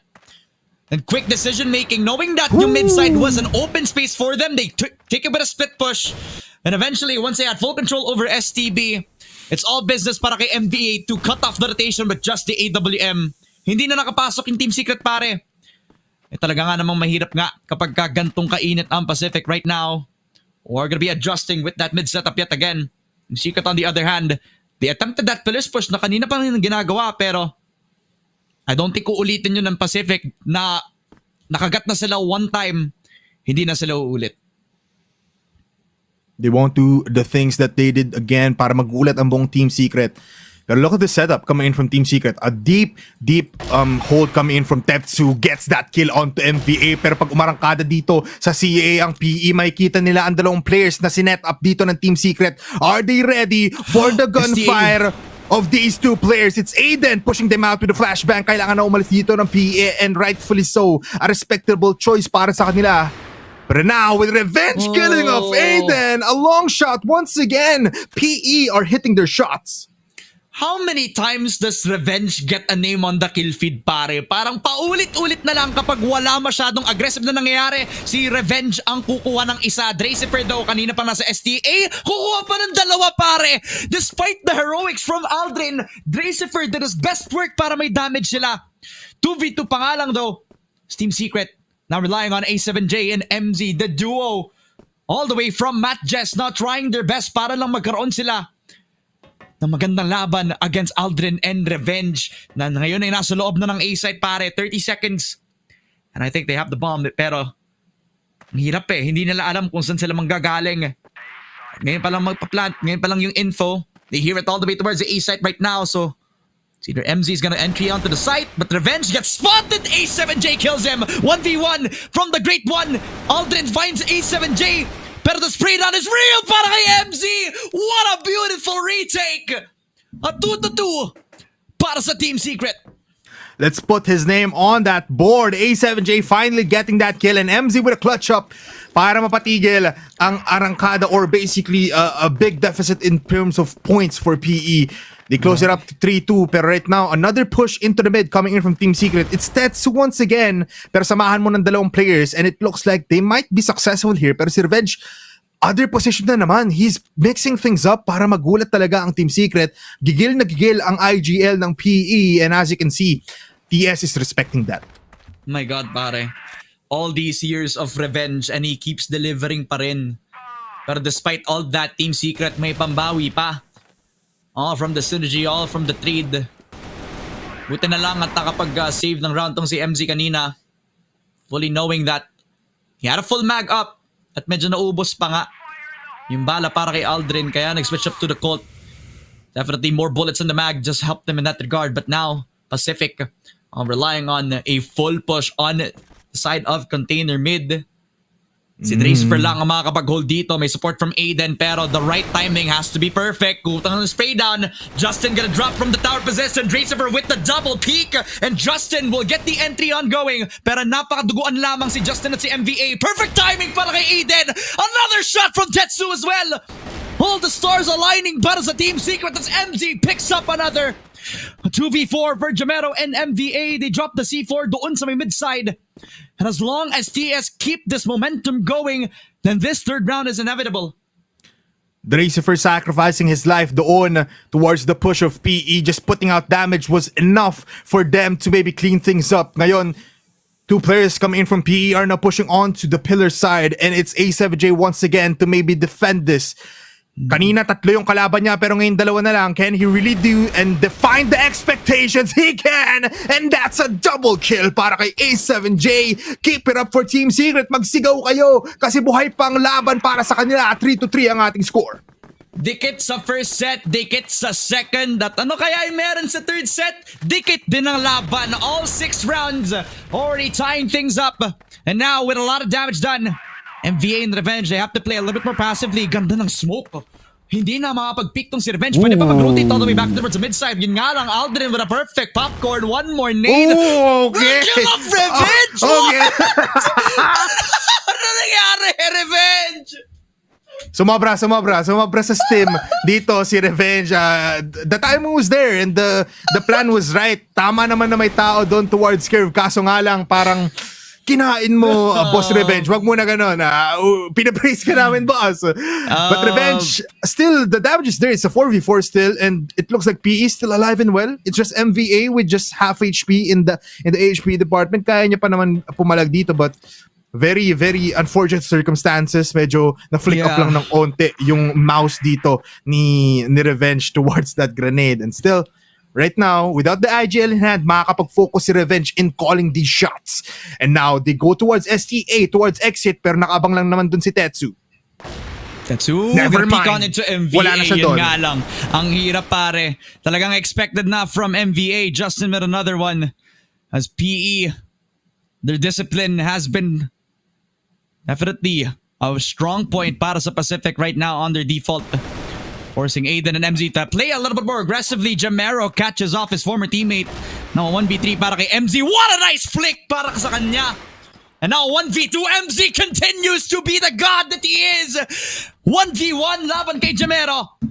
30 seconds. Hindi niya makuha yung C4 pare. Hindi niya alam kung nasan si MZ ngayon. Perfect util. Talagang napabalik nga over towards that B site. All the info given to Jamero, so an open A site is the call. Pero yun nga lang, hindi alam kasi ni Jamero kung saan manggagaling si MZ. So there's options to be made. Pwedeng bumalik ng A, pero alam na agad ni MZ yun eh. So yung B site na pwedeng open, pero malapit lang din si MZ pare eh. 15 seconds. Yeah, they're just toe-to-toe right now. Magkatabi lang sila if you think about it. Pero he has a lot of time para ma-planta itong bomba na to. Now, MZ will definitely see that there is no more people at A. So ngayon, it's very much easier for him. He still has a lot of HP. May util pa naman si Jamero dito to maybe play things out. But in terms of statistically wise, kaya pa naman to ni Jamero. Spots him out with a flashbang right now to maybe delay things out. Pero pros don't break. MZ, naku po, bakit hindi mo ginalaw yung mouse mo? He will still get that kill. And Pacific, despite the HP advantage of Team Secret, still prevails. They lead up by 1 point. One fumble after another pare. Sayang kasi that would have been an opportunity para kay MZ. Health advantage up pero mukhang hindi na nag-matter yun. 1-for-1 from the snipers. Tetsu and Dracifer. Give up each other lang dito. And MZ, he pushes a little bit too far. Jamero, no peek, nothing. Walang mangyayari dito. Yun nga lang, MZ gets another spray down. Aldrin will get that trade. Team Secret hindi na natatakot. Sila na mismo yung lumalapit pare at mismong sinaksak lamang ang Pacific. Sila na ang gumagalaw ng mga pieces dito sa chessboards. Team Secret playing the minds of PE. Aiden as well, just toying against Justin right now. It's a 2v3. So kailangan lang nila makakuha pa ng isa and there it goes. Aldrin will fall down pero si Aiden very much low. Justin pumapalag naman. with a 90-degree flick, going into tower, gets him that kill. Headshot yun na, by the way, just one tap onto the head. Ngayon, Justin, once again, can he clutch this up? Nagawa niya na to kanina, pero he did have the C4, now he does it. Nasa teritoryo ng TS ang bomba, and the timing might be right for him as he spots out A7J. Beside him, at dahil dyan, kailangan gumalaw. Gumagalaw ngayon si Aiden, they are both low in HP. 1 minute on the clock. All the time in the world para lang magkabilang bansa agad tong si Justin. He has to pick up yung C4 pero hindi din alam ni Aiden kung saan siya manggagaling. So talagang naghahabulan lang sila pareho. It's either wait for Justin to come up from one of the sites or find him yourself, Aiden. All eyes on you para sa Team Secret. Habang si Justin naman, sobrang daming oras para laruin to. Pick up the C4, maybe rotate into CB. Possible na makapag-bomb plat on the same side kung saan nanalo kanina tong si Jamero. Does he read the play? A-site gonna be the call para sa kanya. Papunta dito kay Aiden. Hindi niya naririnig. Pero ready kung magpa-plat nga siya dito. 15 seconds. Cleared na agad yung C1. And we'll take the open plant. Mukhang si Aiden perfectly timing his peak. Forgiving the mistake from the previous round. That will be another para dito sa Team Secret. Mapapa-overthink ka talaga kasi na-spot out mo na yung mid kung saan nandun kanina yung both of the Team Secret players. Pero still the pressure was on. The timer was there. He needed to plant that bomb and just basically Team Secret with that win basically putting up into a tie game once again. Ngayon, makikita natin MVA still doesn't have a kill. Is that right? Tama ba? MVA then nag-reconnect lang siya. Yeah. Okay. Yeah. MVA still looking formidable in this defense pero dalawang players coming in from Team Secret are holding down this pillar. Tatlong may kita nila. MVA very much basically methodically taking out these angles, getting those kills pero may trade-off coming in from Ted so he needs to fall back. He feels the presence that there are a lot of players coming in from PE na mag-push out ng pillars. Pero ngayon, numbers advantage, not there. It's a trade-off once again so they go for other angles. That's only one of the few rounds na meet nila yung double stack ng Team Secret dun sa Pillars B, pare. Yeah. And that's it's honestly not too bad for the PE side. Okay na napatay na itong si Aiden. As PE are gonna rush in towards that SDA position. Si A7J lang yun nandito at tamang flick lang para kay Aldin to. That will be another push in towards exit. At si Dracifer, tamang timing lang din. He activates papunta kay Revenge. 3v3. Na-clear pa nga yung corner. Si MZ mapapatay lang. That's a double for Aldrin. Open A site. Si Dracifer, malapit na siya. Only back in towards that C3 position. Lots of time para ma-reconsider. Buti na lang ang ganda ng naging call ng Pacific dahil ang dami na nilang binigay na info papunta sa Team Secret na nasa A sila. Nirotate na yung dalawang players ng Team Secret sa A pero babalik na lang sila sa mid side. If they cross this mid and the timing is right for Tetsu, they can get one kill. Kaso nga lang, he considers A site once again. Sabi nila kanina pa dapat sila nag-push. They got the advantage. Why are they not pushing on exit? Well, flash news, Team Secret. Nandun na sila sa pillars. Tumatakbo na sila papunta sa bats on B. And the decisions coming in from Team Secret are very crucial right now. They are still contemplating kung nandun pa nga ba sila sa exit pero nakakatunog na sila. The time is dwindling down at tutunog na ang C4. Ito na ang pagpasok ng PE. The flashes are there still. May smoke pa din sila. Util-wise, kayang-kaya ito i-hold ng PE. They just need for the last two players ng Team Secret na pumasok. Pero can they really do this? 25 seconds, flashes, smokes are there, or grenades as well. Justin holding the fray at andun na nga. It's just easy pickups through the smokes. Once they see the foot of the players of Team Secret, spray down na lang at Pacific ngayon, up by 1 point. Just another display of absolute cinema para sa first naging half natin kung saan parehong papyawan lamang. Parehong kupunan natin. We're Pacific now with their mid-round calling.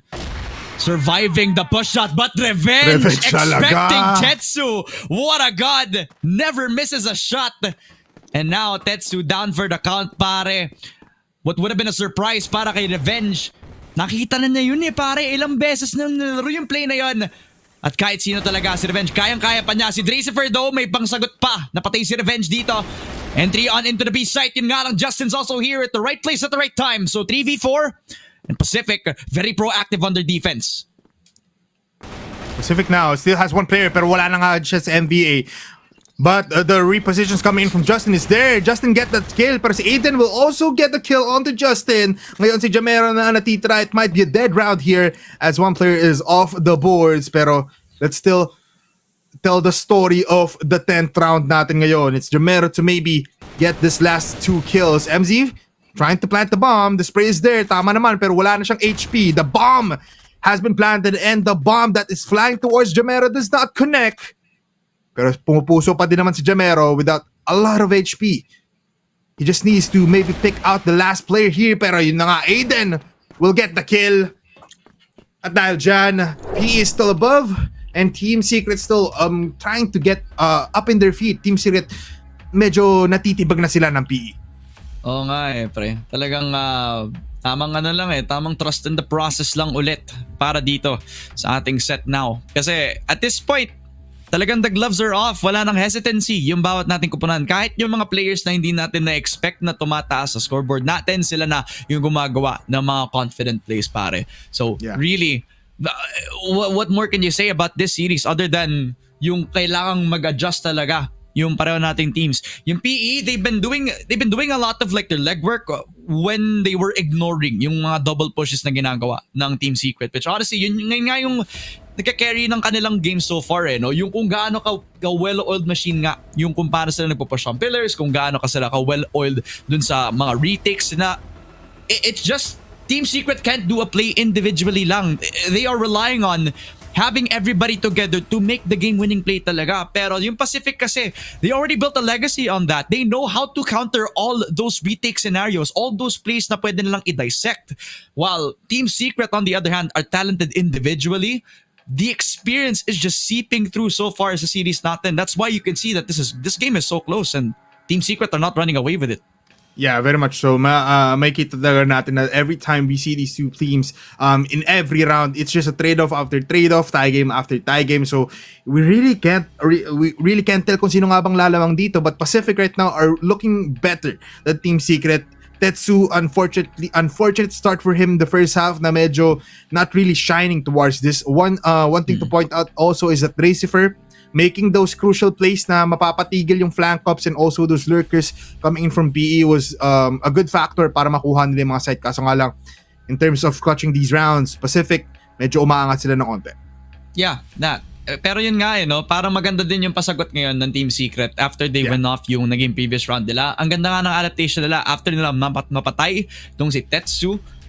Pacific just decided na i-keep pa rin yung STB position nila, which honestly was a very big cost kung paano nila nabigay yung B-site natin. No? So now, I think tapos na muna yung usapan, Bipolar. Tuloy-tuloy lang ang bagsakan dito sa loob na mid-side. As the combat map continues for Team Secret and Pacific, it's a long push all the way towards the side of Team Secret ngayon. Walang tao dun sa may EA, walang tao dun sa curve. Balik na lang agad si Revenge to hit the shot kay Aiden. That is number 9 para sa kanya. Racifer still holds his back turn. Yung Aldrin, mapapalay ng isa pa. Everybody from Pacific. A dominating defense for Tetsu. May panglaban pa. 1v2, C4 down, pero Aldrin with a double kill. A triple for Aldrin. It's a 6th round para sa Pacific. Pacific still saying that they are a force to be reckoned with. Nakikita natin yon. Binigay nila entirety of mid, EA, and curve. Pero sabi ni Revenge, kaya ko naman hold yan mula sa A-site mismo. And ngayon si Dracifer with an easy pick-off coming in from a very fast push coming in from Revenge. Gusto niya sana makapasok sa tower para ma-defend yun. Kaso nga lang, Dracifer fast on his feet, able to spot him out before he can get on top of the tower. Ngayon, you can definitely see a same kind of playstyle coming in from Team Secret na ginawa rin ng PE na just try to take pillars and try to also get the other side of the map simultaneously. Pero nakita nga dito si MVA, 7J, sinabihan na nga dito si Dracifer, but he will still fall down. May trade-off naman, so that's 1 for 1. Pero PE is still down by 2 players. Now they need to look at other angles kung paano nga ba nila i-defend ang dalawang site na ito.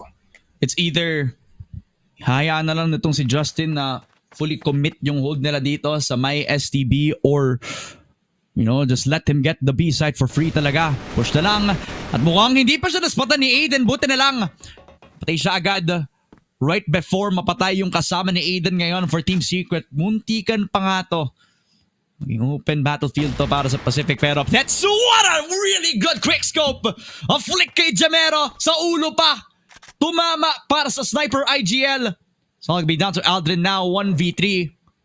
Ang layo nakapag-plant na siguro dito ang Team Secret on the B site. And they also have their eyes on that mid site from MZ as well. The entry is real, nakapag-plant na yung C4, pero Aiden, a perfect headshot. Papunta sa Pacific right now to equalize. Right now, equalizing play for these two teams. Hindi na talaga tayo nasusurprise, Ramon, na it's a tie game every time that these players are in this matchup. Pero two players from each side are now being pushed up. STA and STB being claimed by teams by PE. At Team Secret ngayon, they need to play their cards right. Kailangan nila mag-decide very much well. Binigay na naman ni Revenge ang middle area natin. Throws down the smoke para madali ang push. Because they do have information that there are no players on pillars and there are no players on STA. So maganda ang plano dito ng PE. But with Team Secret having to win that previous round, they can basically have a little boost pagdating sa ating 13th round. Two players now, connecting, maybe three, for Team Secret towards STA. Libreng-libre na at walang nakatingin dito sa exit. Daming risk talaga sa ginagawa ng Team Secret ngayon. Just, slow to, pero kapag na-pick up yung isa sa kanila, mas lalong babagal yung laro. Revenge has a perfect timing. What a quick scope again. Dracer down. Perfect nade as well. So hindi makakapag-trade tong si Aiden. Self-sufficient sniper. A masterclass at his work. Talagang isang artista talaga si Revenge, pare. At alam ng sambayanan yon, it's a 4 versus 5. Team Secret playing the slow tempo yet again. Tetsu trying to replicate the same angle that Revenge has been holding for so long now.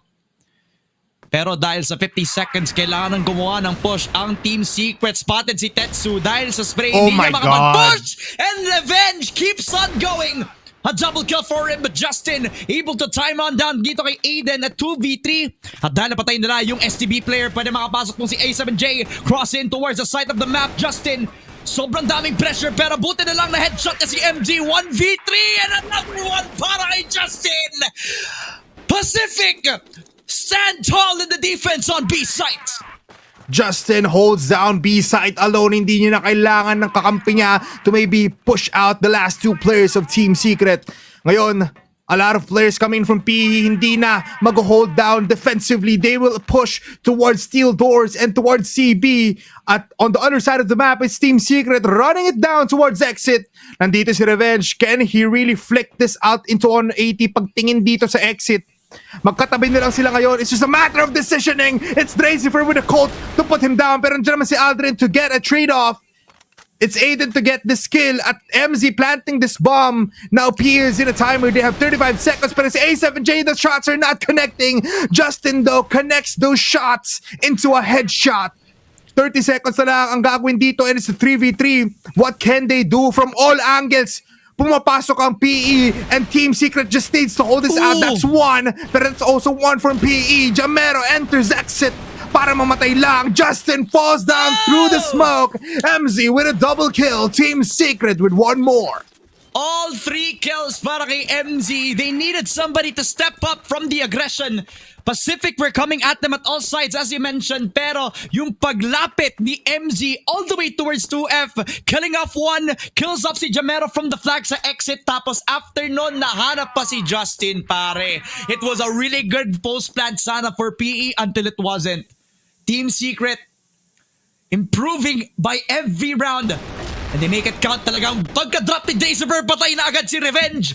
Bagsak ng IGL sniper, pero tingnan mo ba naman si MVA, pare? He's been in this situation before. So many rounds now where he has to clutch up so many multi-frags, pero tamang disiplina yung Team Secret. After patayin si Revenge, tamang balik lang.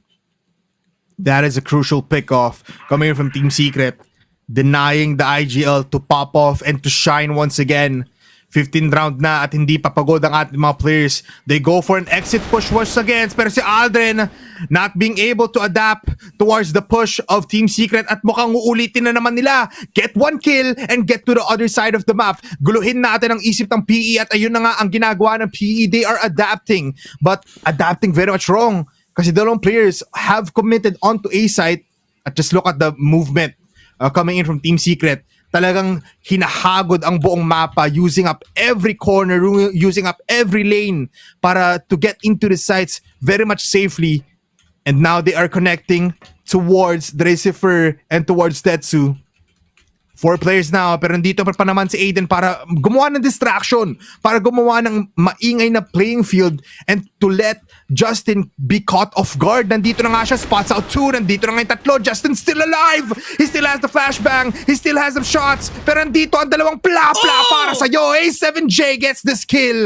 At dahil dyan, balilikuran pa ata ni Aiden dito with the flank up of the century. Matagal nga, pero kaya naman ata mag-prosper. Aiden will fall down into MVA's hands. The flash is there. Dresifer, naku po, tinatamaan yung ulo mo. MVA with the 4K! 4 kills to tie it once again. Pacific still alive. That has to be play of the series, pare. MVA, cool, calm, and collected. Ang daming Team Secret players sa labas ng B, pero yung isa sa pinakaunang naisip niya is nasaan si Aiden, nasaan yung lurker. Narinig niya yung pag-push na all the way back towards RS. Nasayang, pre. Ang ganda sana ng timing ni Aiden. Napatay siya with the headshot, and then MVA full focus, laser shots papunta doon sa lumalabas ng STB, pare. Talaga nga namang dinadaan sa edad ng Pacific ngayon. And now all that experience is culminating into absolute cinema. 8-7 for Pacific. 1-3-1 setup. C4 already back in towards that RS position. So talagang alam mo nagde-default lang sila. Calling upon the flash. Moving forward for the rifles. Aiden 1. But MVA keeps spraying them down. 1-2 punch. Got it kay MVA. Pacific on top with a 4 versus 3. He just keeps on giving, man. Hindi siya titigil. Once he gets popped off, he keeps on going. Ngayon, it's a 3v4 MVA, very much low, but he can feel it in his hands. He wants more kills. He wants more blood. He wants more bodies. Team Secret, what can they do? Pero doon na nga with the beautiful grenade from mid. Coming in from Tetsu, kills up MVA, makes it easier for them. Pero look at this. Mukhang si MZ sabi dito, guys. Why not try STB? Nandito naman na ako, malalim na ako sa mapa. Alam natin, isa lang dito, si Justin. He is very much undefeatable, pero we can see some mistakes. Yung paa dito ni Tetsu, nakita nga ni Aden with a flick up of the wrist pataas. Mapapatay niya pa nga, pero doon naman si A7J and MZ catches Justin off guard. At ngayon, si Revenge na lang natitira. He has an AWM. Can he hit the shots? 2 shots in a dream. 2 shots and 1 flick of the wrist. It's Revenge falling down. Another tie game. What the heck is going on? Set 1 to set 3. Dikit na dikit yung laban. MZ becoming the difference maker. Lurking around the shadows of that Pillars B pagkatapos ng napaka-aggressive push ng PE. And now MVA finds himself dito sa may CB. A beautiful timing. A nice shot from MVA. Talaga nga namang tuloy-tuloy lang si Idol. Pero yun lang. Tetsu will shut him down.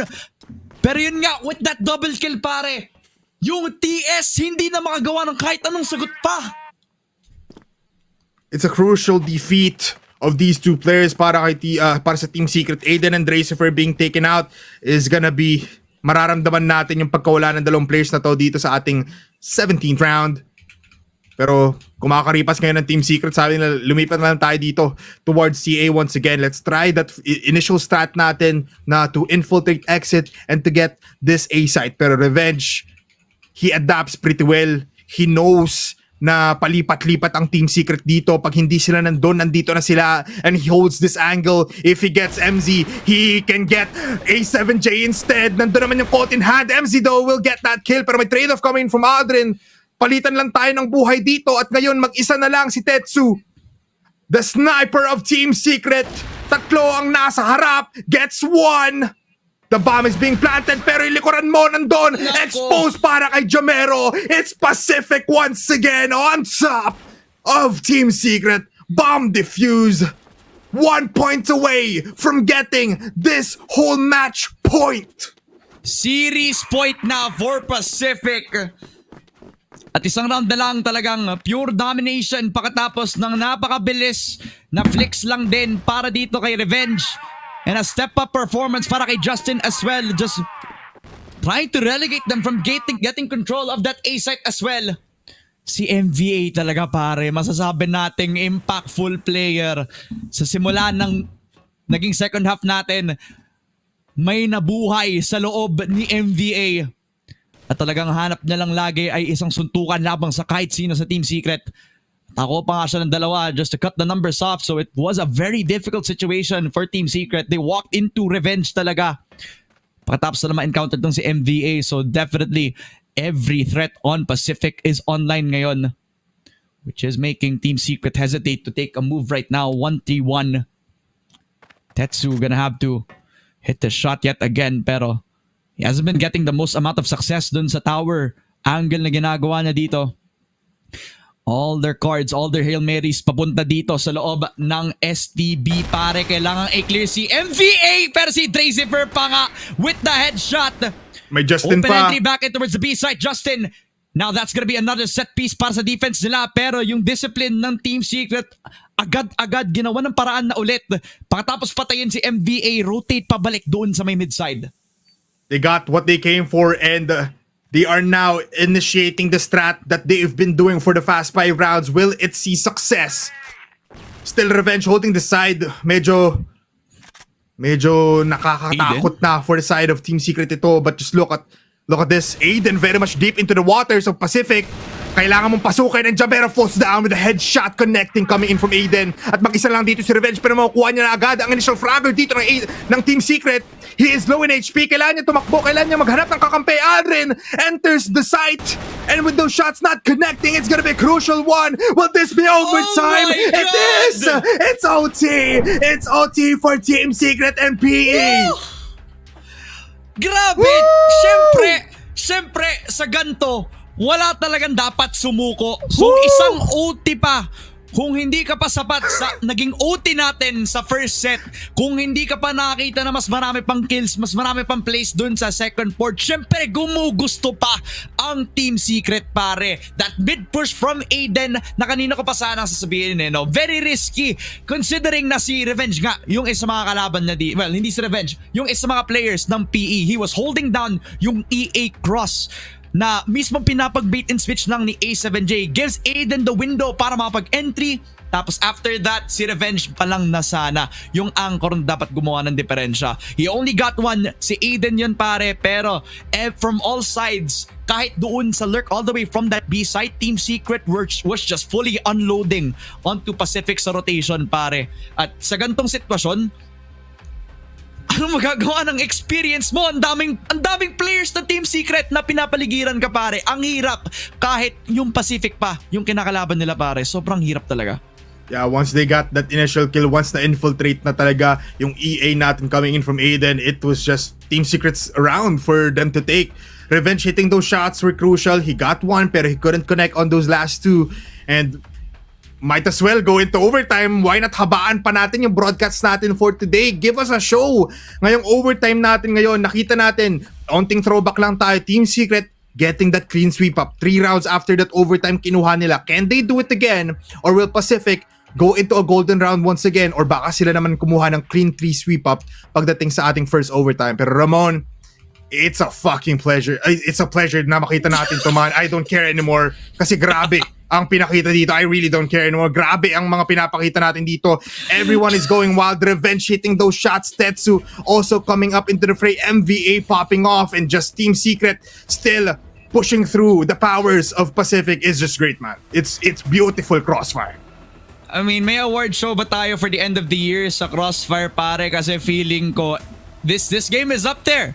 This whole match is up there. All the storylines just interloping with each other. And I mean, it all culminates into how this started para sa lahat ng mga duos natin from Team Secret. Pero tama na ang kwentuhan pare. Balik na tayo sa bakbakan. Ang Pacific now fighting up against a fired up Team Secret pagkatapos ng pag-force ng OT. The swap of sides is gonna be effective. And you can see that they're also investing 3 people sa my pillars. Pero it looks like wala sila makikita. Controlled by Team Secret etong CB natin at mukhang ang Pacific naman ang papasok dun sa may EA. Si A7J hindi makakuha ng isa. The damage is done for Tetsu as A7J gets a double kill. That's 3 in a blink of an eye and Pacific pinutumba lang ng Team Secret. Oh my god.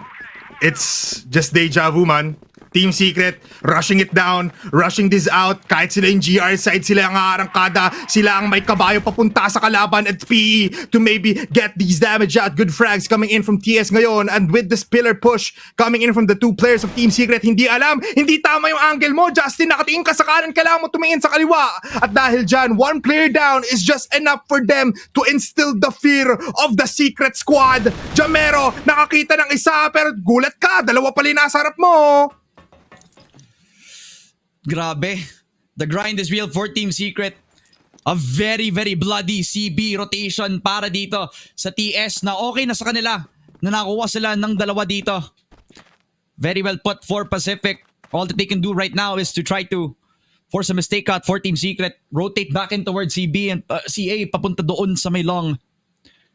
And now this all falls upon Tetsu.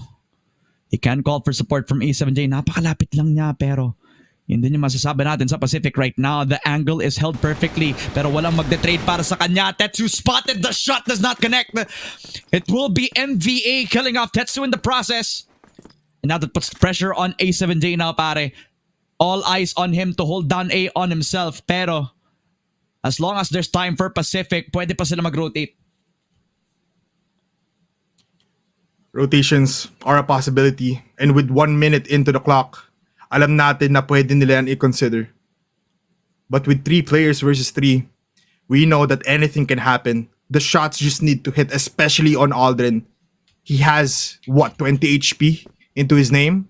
So it's very crazy. But he can basically just push out these lanes, go for the trade.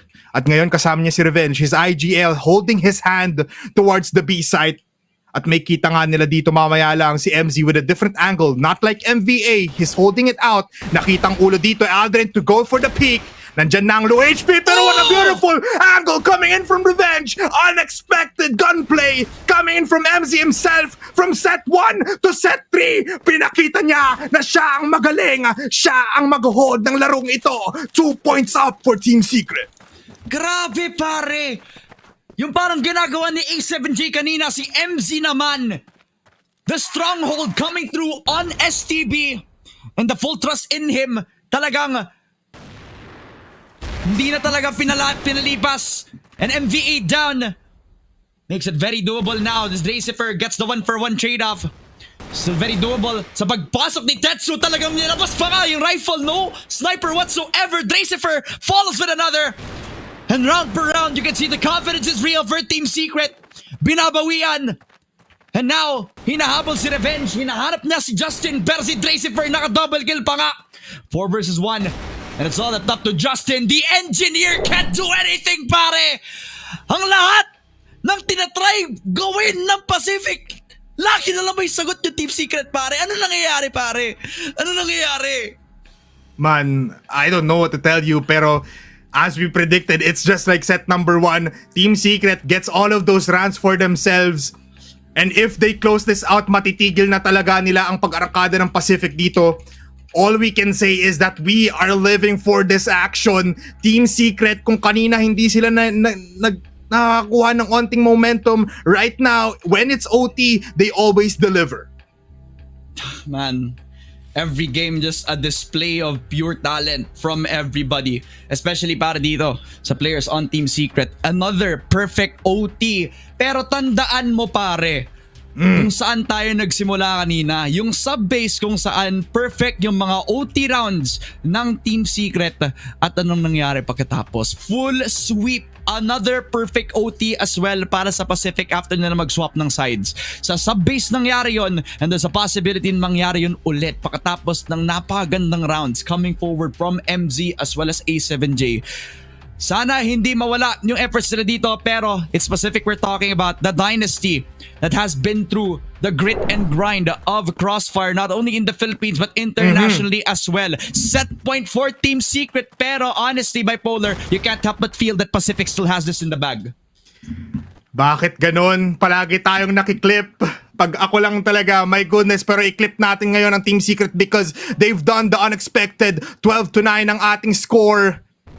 With 2 minutes, it's already a fast push coming in from Team Secret onto pillars. May kita nga dito ni Revenge na ko po, you just have 1 AWM, you need a collateral for 3 players para lang makakuha dito. Pero Team Secret, ano nangyari? They decide otherwise. Lumipat sila ngayon towards mid. Oh my.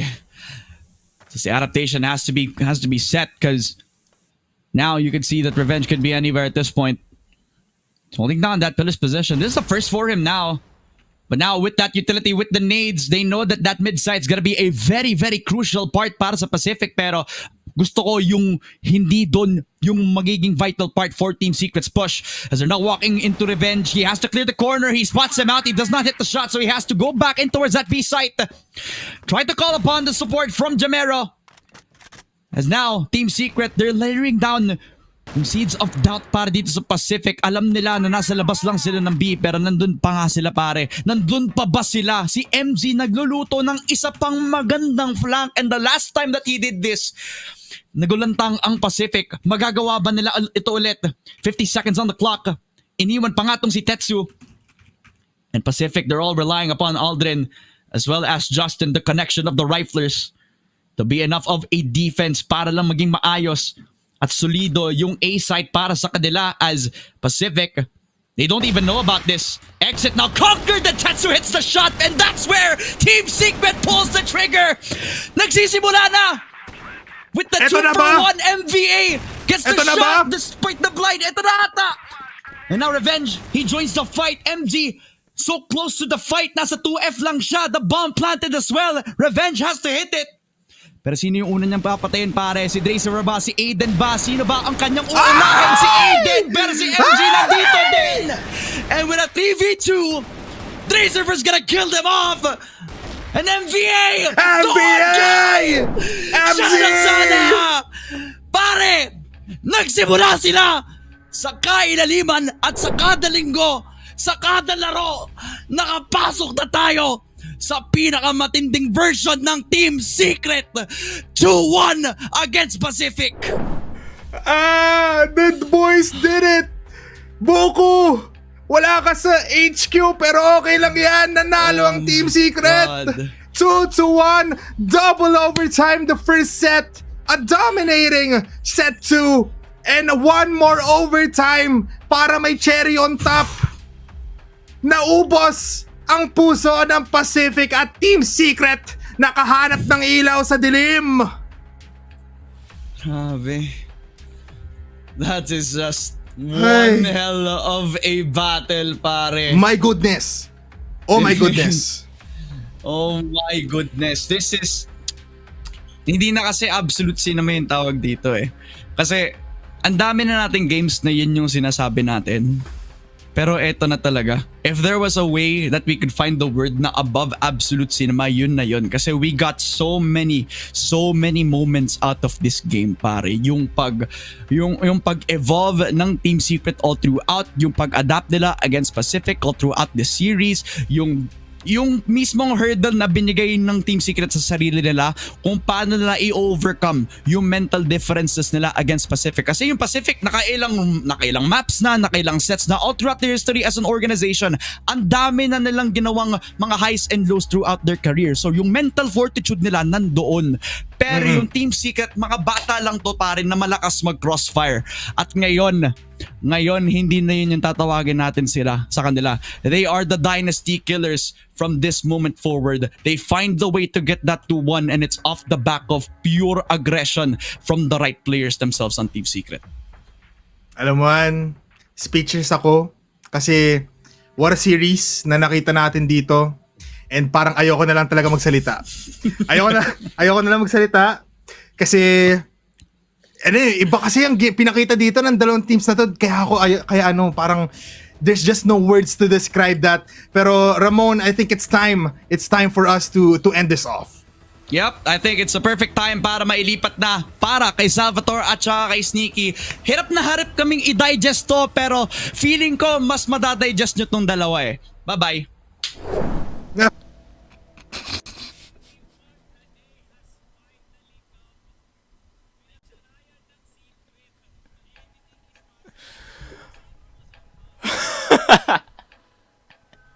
Wait lang, nakamute pala ako. Nakalimutan ko kasi na nagsasalita pala ako. Pero pre, repeating what I said, the day has finally come for Team Secret. Pinatunayan nila na walang mas nakakaangat dito sa competition na to. Balanse as all things should be. You believed and never doubted, and the faithful shall be rewarded, Sneaky Frog. 2-1 finish by Team Secret. Grabe. And the way that the game ended as well, no, was absolutely insane. Pare, wait lang. Let me Sige, tol. Sige, tol. Ayan na, way back in the day. Yun nga, way back in the day, day 1 pare. Kumbaga, pwede mong tawagin sa akin dito. Pero yun nga, man. I mean, this is exactly what I expected galing dito sa TS. Look at the amount of rotations, the bait plays, the setups, especially dito sa compound, pare. I was just speechless, no? The entire time na nagagawa nila yung finally what they were doing in practice, and finally it's showing out all that experimentation na ginawa ng Team Secret from that prior season, pare. Or from this entire group stage rather.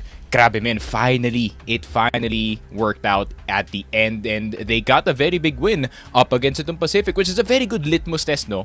Para malaman natin ano ba talaga yung level ng TS? Are they top 3, top 4? Labas ba sila sa top 5? Are they the new matches? And yun nga, no, this kind of tosses a wrench dito sa conversation na yun, pare. To explain kung ano yung ginawa ng Team Secret, Team Secret possibly forced a 3-way tie for second place. Ganun talaga yung ginawa nila dito sa team standings natin, pre.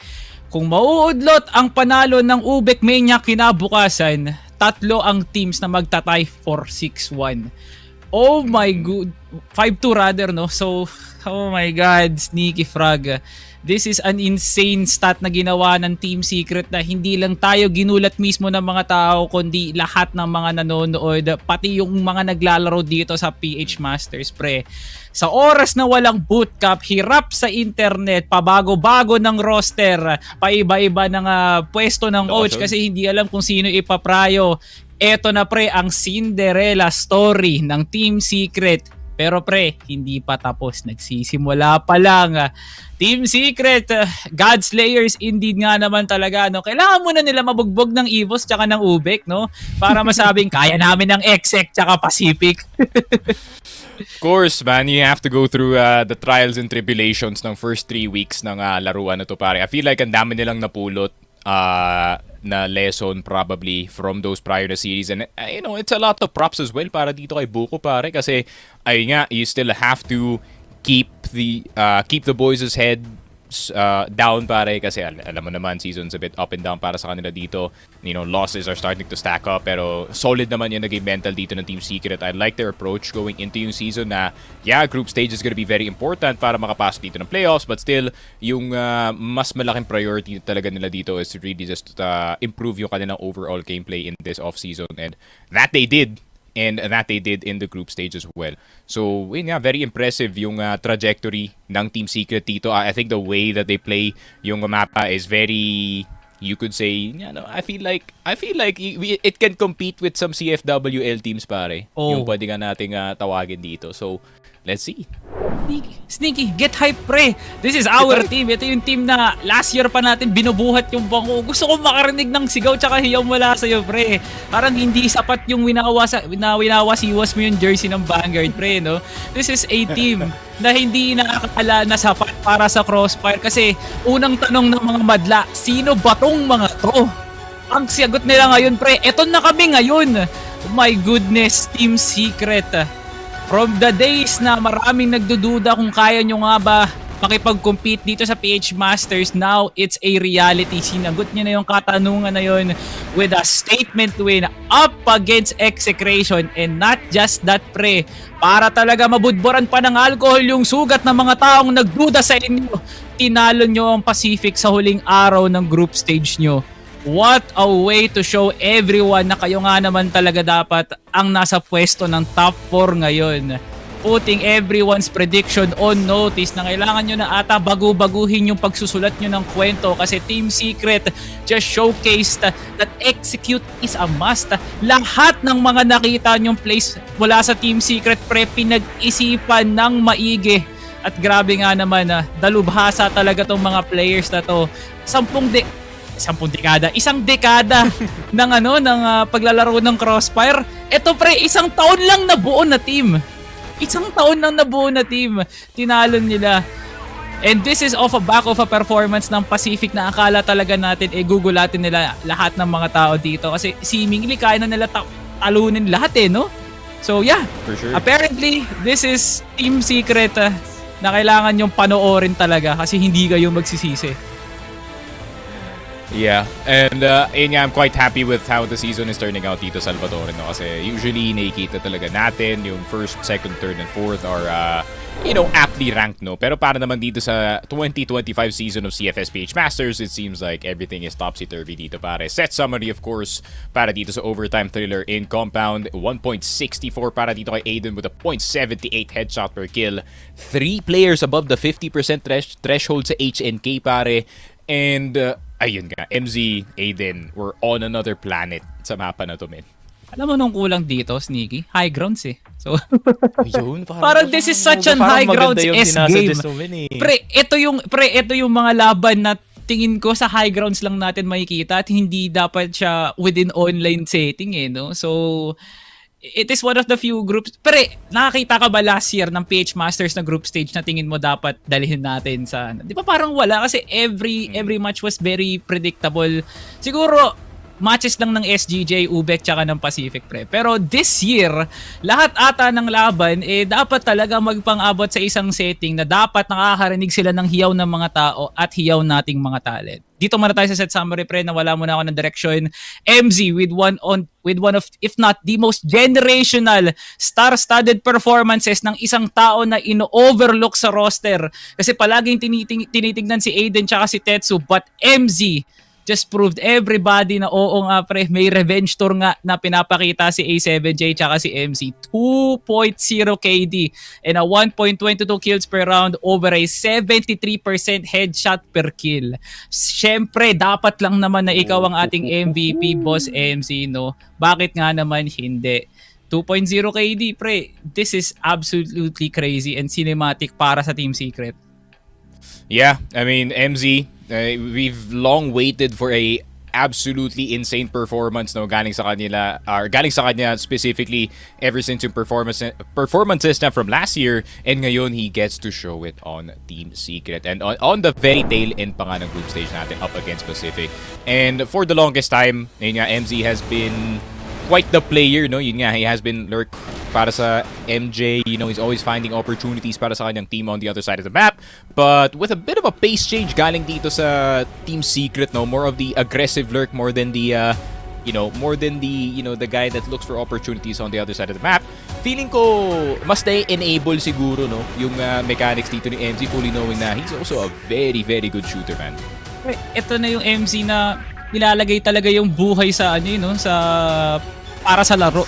This is MZ that is risking everything just to gather info. Tapos yung info gathering na yun, pre, sige, pinipilit niya para talaga mag-force ng 1v1. The script is written as it is. Tapos hindi na siya talagang tinatamper ng kung sino-sino. Ito ang tinadhana, ito ang nakatakda. Team Secret, what a hard-fought 2-1. Hindi naging madali para sa Pacific and same goes for Team Secret, pre. So, 2 of the most riskiest map picks na pwedeng mangyari para sa Team Secret kasi talagang historical ang Pacific sa port tsaka compound. Una sa lahat, Team Secret pick port out of sheer what the hell. Literal na walang clue kung bakit nila pinili yung port. Sige, bato na lang natin sa ere. Tapos they got 10-7 out of that. Paano pa kaya sa compound na halos Pacific talaga ang nakasulat sa mga pader? So this is something absolutely breathtaking sa Team Secret na kailangan talaga nating intindihin kung bakit natin kailangan pumunta sa port tsaka compound. Kasi hindi lang ito basta 2 maps na nakuha ng Secret. Ito yung 2 maps na mapapasabi ka talaga na Team Secret parang pwede sila mag-champion, pre. So match MVP, none other than Das Aiden, pre. Napaka-poetic naman talaga nito. Shoutout Jais Nepomuceno. Wala nang iba. Dapat talaga ikaw ang ating MVP kasi dahil sa'yo, meron pang hinga ang Team Secret sa playoffs, pre. Paano pa kaya pag umabot kayo sa grand final? So, ikaw talaga ang titignan namin, boss, 1.6 KD all over. Yun nga, and sub-base pa lang, no? Si Das, grabe talaga yung kanyang output as a player and as a rifler in general, pare. I mean, the amount of shots he absolutely hits. Di ko talaga nagigets how he hits half of them. Pero he hits them anyways, and yung TS, no, for the longest time, or not really for the longest time, they've looked for a player with insane mechanics, no, kagaya nga ni Fall X dati, but I feel like they kind of found it on the same team in the name of Aiden, no, and I feel like he is really flourishing on this heavy attacker / slayer role dito sa team namin. So, what more pa pwede naming explain dito ni Sneaky? Let the highlights speak for itself. Kailangan nakakita ng isang player na basic lang para sa kanya ang mga triple kill, yung util throw at pag-e-entry. Kung gusto mo talaga makahanap ng perfect player na lahat ng angulo at lahat ng checkmark, dapat meron ng isa. Ito yun, pre. Wala nang iba kundi si absolutely MVP.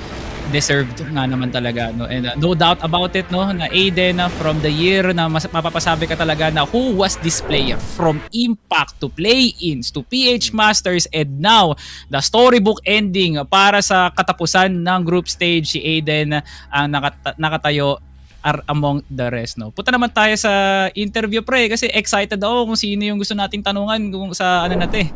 Favorite ko si Dabewan, si Lito, si Angelito.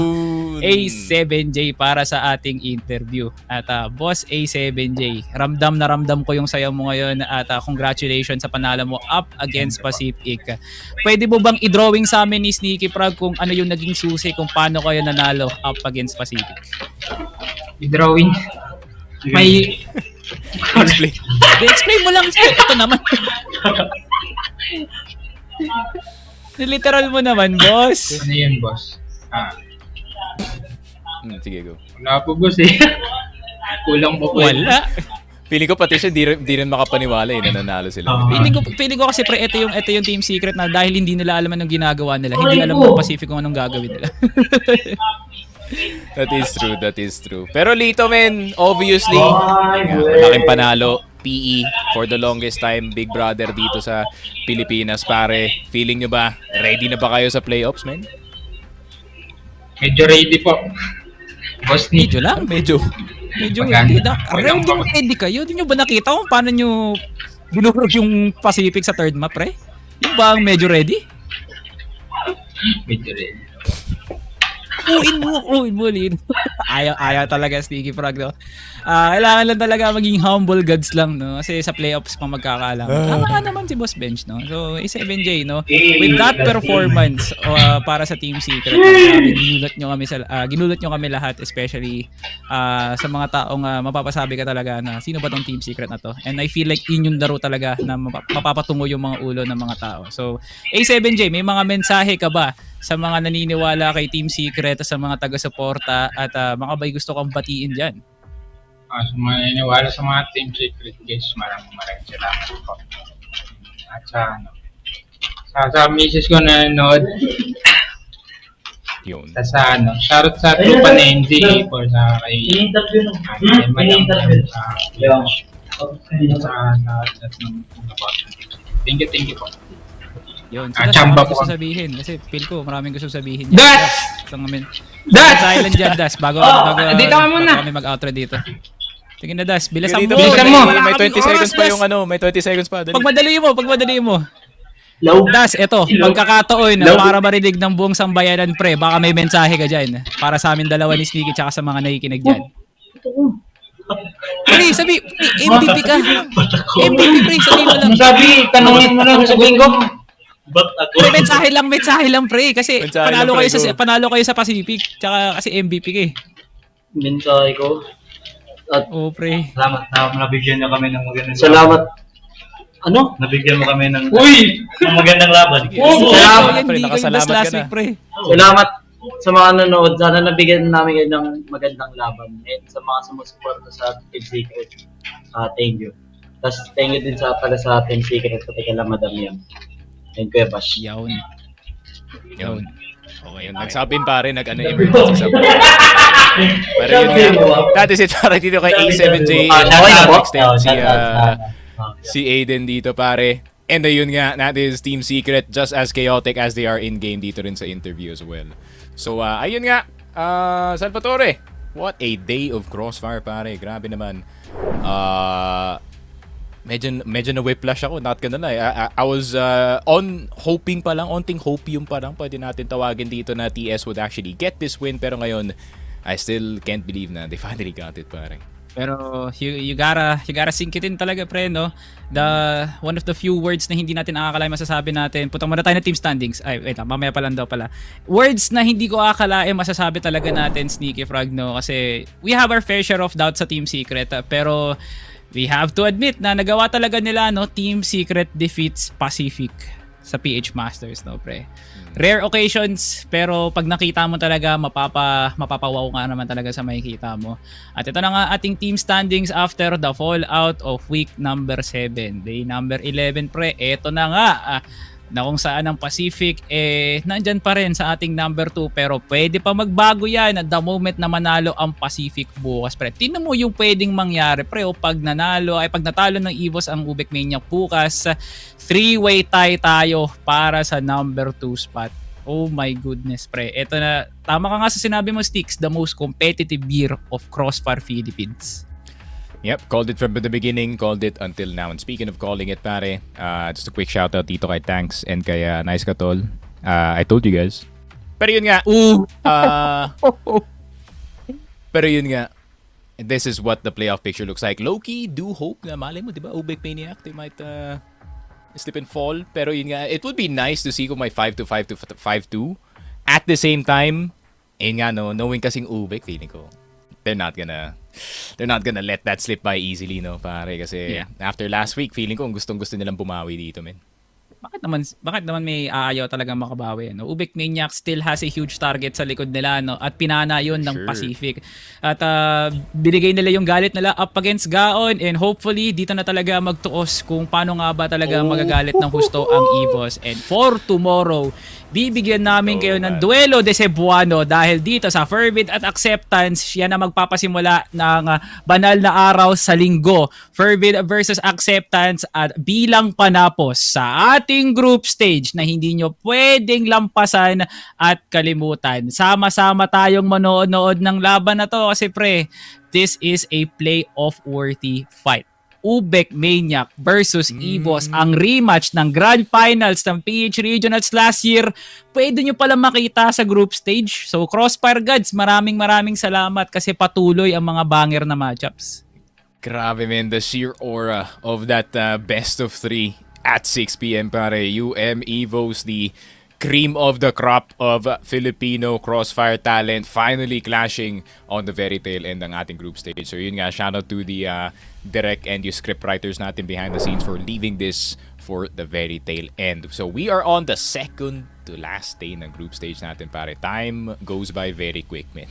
Well, time goes by very quick kung alam mo nag-e-enjoy ka, no? At yan ang din ang masasabi talaga ng ating mga ninuno. At hindi naman ito mangyayari kung di tayo nag-e-enjoy sa Crossfire Philippines. Dahil sa inyong mga taga-suporta dyan, dahil sa mga naniniwala pa na kaya nilang mag-grind ng Crossfire, buhay na buhay ang eksena ng Crossfire Philippines dito sa Pilipinas at nagsisimula pa lang tayo, pre. Nagsisimula pa lang tayo, hindi pa tayo nagtatapos at matagal nyo pa kaming makikita nga. Nagsisigawan, naghihiyawan, binibigyan kayo ng magandang entertainment dahil sa inyong mga suporta, pre. So, grabe nga, pre. Ang pwede kong masum up ngayong araw sa kung ano ang nangyari sa mga laban ngayon, pre, is I told you so. Yun lang talaga. Yun lang ang masasabi ko, pre. No context whatsoever. Kayo nang bahala kung paano nyo talaga iti-take in. Sneaky Frog, huling mensahe bago tayo magbabay. Once again, shout out to the whole Crossfire community, no? I think we had hella viewers dito sa ating TS versus Pacific na game. Hopefully tomorrow, no? Tomorrow talaga, guys. It's Sunday prime time, 6 p.m. Manood kayo bukas kasi the best of the best is about to come. Kung tingin nyo Secret versus Pacific ang pinakamalapit na laban, hindi pa dumadaan ang Sunday. Maraming salamat, Smilegate, Crossfire Philippines, sa ating community dyan sa patuloy nyong suporta kasi may kita nyo pa ang CFS PH Masters 2025 tomorrow. Kaya nga stick around kasi ito pa rin ang CFS PH Masters 2025. We'll see you guys tomorrow. Salvatore Sticky Frog says goodbye and good night. Gaon Gaming to qualify, it is kung sino ang huling team na makakapasok sa ating group stage. And will end the game with a win. And they will against Pacific Magda. Call it a night, and Elvin will kill the final member as they will go to the grand final. The dynasty is still well alive. Pacific Magda will be your 3-time champions of CFS PH Masters.